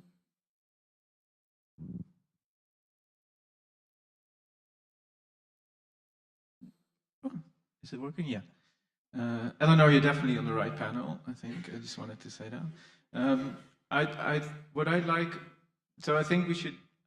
My suggestion for the final minutes for this discussion is to move away from those people that we don't want to associate with, and get back to this topic of decolonization, because I think one of the elements of the decolonization movement is that it takes us back to lost knowledge from indigenous communities that I think are very beneficial, if not crucial, for our survival as species on this planet. And I wondered, maybe particularly for Ezra, but more generally, if you have any sort of inspiration from your project around decolonization that could help us think about how technology could actually serve that purpose of decolonization. What are the ways in which technology can help us meet those objectives? Well, so let me talk about ideas around decolonization, which inspires me, and then maybe we can figure out how tech can serve those purposes together, because I haven't figured out how tech can serve ideas like decolonization or social justice. We have been very critical of technology so far. We have been talking about the harms created, but we're not very good at seeing the good in it. So for instance, colonization destroyed worlds, right? We have to then remake, we have to build new worlds. We have to find points of entry to new worlds, build alternatives. Proposals coming from decolonizing work is, for instance, redistribution of resources and reparations, symbolic and material, that will make some material changes in the conditions of colonized people, in the lives of these people. So maybe technology can find ways to serve those purposes, like redistribution of resources, but also making the material conditions of the lives of the colonized lands. Other ideas coming from this space is like transformation. We have to change the way we live. We have to change the way we relate to each other. We have to change the way we think about democracy. We have to change the way we think about money. We have to change the way we distribute resources among ourselves. That's why technology can maybe help think about the ways and building these new worlds, building alternative institutions to existing models. This is something that I can come up with now. Do you have any other ideas? Thank you. I talk so much. I feel bad. Go ahead. We still have some time. Okay. On that note, there's a group of computer scientists who wrote this paper on algorithmic reparations, and it's so great, so radical. You know, particularly in the UK, people are really still shouting about reparations. It's like intergenerational war, etc. And we're introducing those ideas in our EU AI Act tools. We're saying, look, this is an option. Everything that you do has a power balance. So either you sway power in one direction or the other. You can't just aim towards the status quo. So that's one cool thing. On a speculative note, there's the Indigenous Protocol Group led by Jason Lewis, and they're developing indigenous prototypes. For example, AI that's connected with the DNA of sea creatures, that explores other ways of communicating with the kinds of systems that indigenous peoples they're focusing in North America are thinking with. There's a lot of like Maori rights group that are doing digital sovereignty work in New Zealand that are doing kind of pretty powerful active work to decolonize data use there. And there's something else, but I forgot it. Thank you. With that, I would like to return your attention to the question of being human for just a tiny second. I'm sure you're all familiar with the CAPTCHA test, or failing the CAPTCHA test, to be more precise. It's sort of a reversal of a Turing test where we fail every single time to prove that we're actually human. To that note, I would like to direct your attention to the fact that it's still 5 minutes to go in this last panel, and after such a packed day, we managed to finish on time. With that, I would like to propose a thesis that we might all be machines. Thank you so much to my speakers, Igor, Eleanor, and Ezra. Two of them have workshops tomorrow, so if you haven't yet, there's still time to sign up for those. I think that's it from us. Thanks again.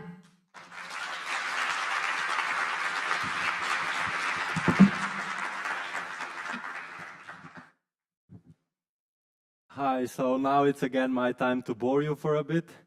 No, I'm kidding. Thanks. Thank you to everyone, to all our participants, to all our guests for being here. It was a truly wonderful event. If you've been with us on the stream, thank you very much for watching, but also I'm super sorry for you because you're going to be missing a wonderful party. And for everybody else, whoop, whoop. So just a couple of administrative stuff before we leave. Tomorrow is going to be a bit different. We're going to be much more hands-on. We're going to be in different workshops. We're going to engage more, and also we will be at a different venue.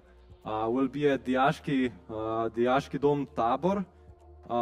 You should have gotten the addresses in your email info packs, but if you have absolutely no idea what I'm talking about, please find one of the staff as this concludes, and we'll sort of direct you over there. If by any chance you only decided to stay for today and this was so wonderful, you had a change of heart, please stop by the registration desk. There's more than enough space for you to join the proceedings. Yeah, so all that's left for today is the party. We'll meet back here at 7 p.m. There will be food provided, so don't eat too much chocolate and spoil your appetite. Yeah, until then, you're free to explore the city, or maybe it's also raining and you can also stay here for the time. There will be some people here chilling out and hanging out. One last reminder that everybody's telling me I should say, you are literally wearing trash. So the wristbands we gave you, these are repurposed industrial waste bands that we've sourced locally, and we've managed to find a local NGO that helped us do it. You can, of course, take them as a souvenir, but if you do not want to use them, please stop by the registration desk and leave them there, and we will take them on a farm upstate. No, I'm kidding. We will. They will definitely serve a purpose. Again, so we will not be throwing them away. If you want to throw them away, it's better that you leave them over there. And that is enough for me for today. Thank you all again. It was wonderful. Hope it was wonderful for you as well, and we will be seeing you tomorrow. Thank you.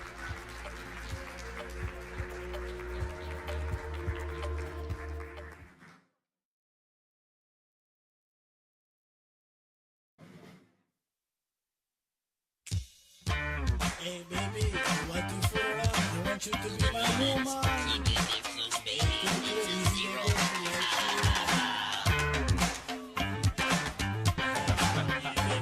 Party people, are you ready? Are you ready? Are you ready? Party people, are you ready? Are you ready? Are you ready? We're the disco dream. Call me machine. Rapping to the rhythm with the greatest to be. Well, my nigga Cimerman, rocking out and butts are black, and I own your mama. See this working bone out. Girl, I'm a Mr.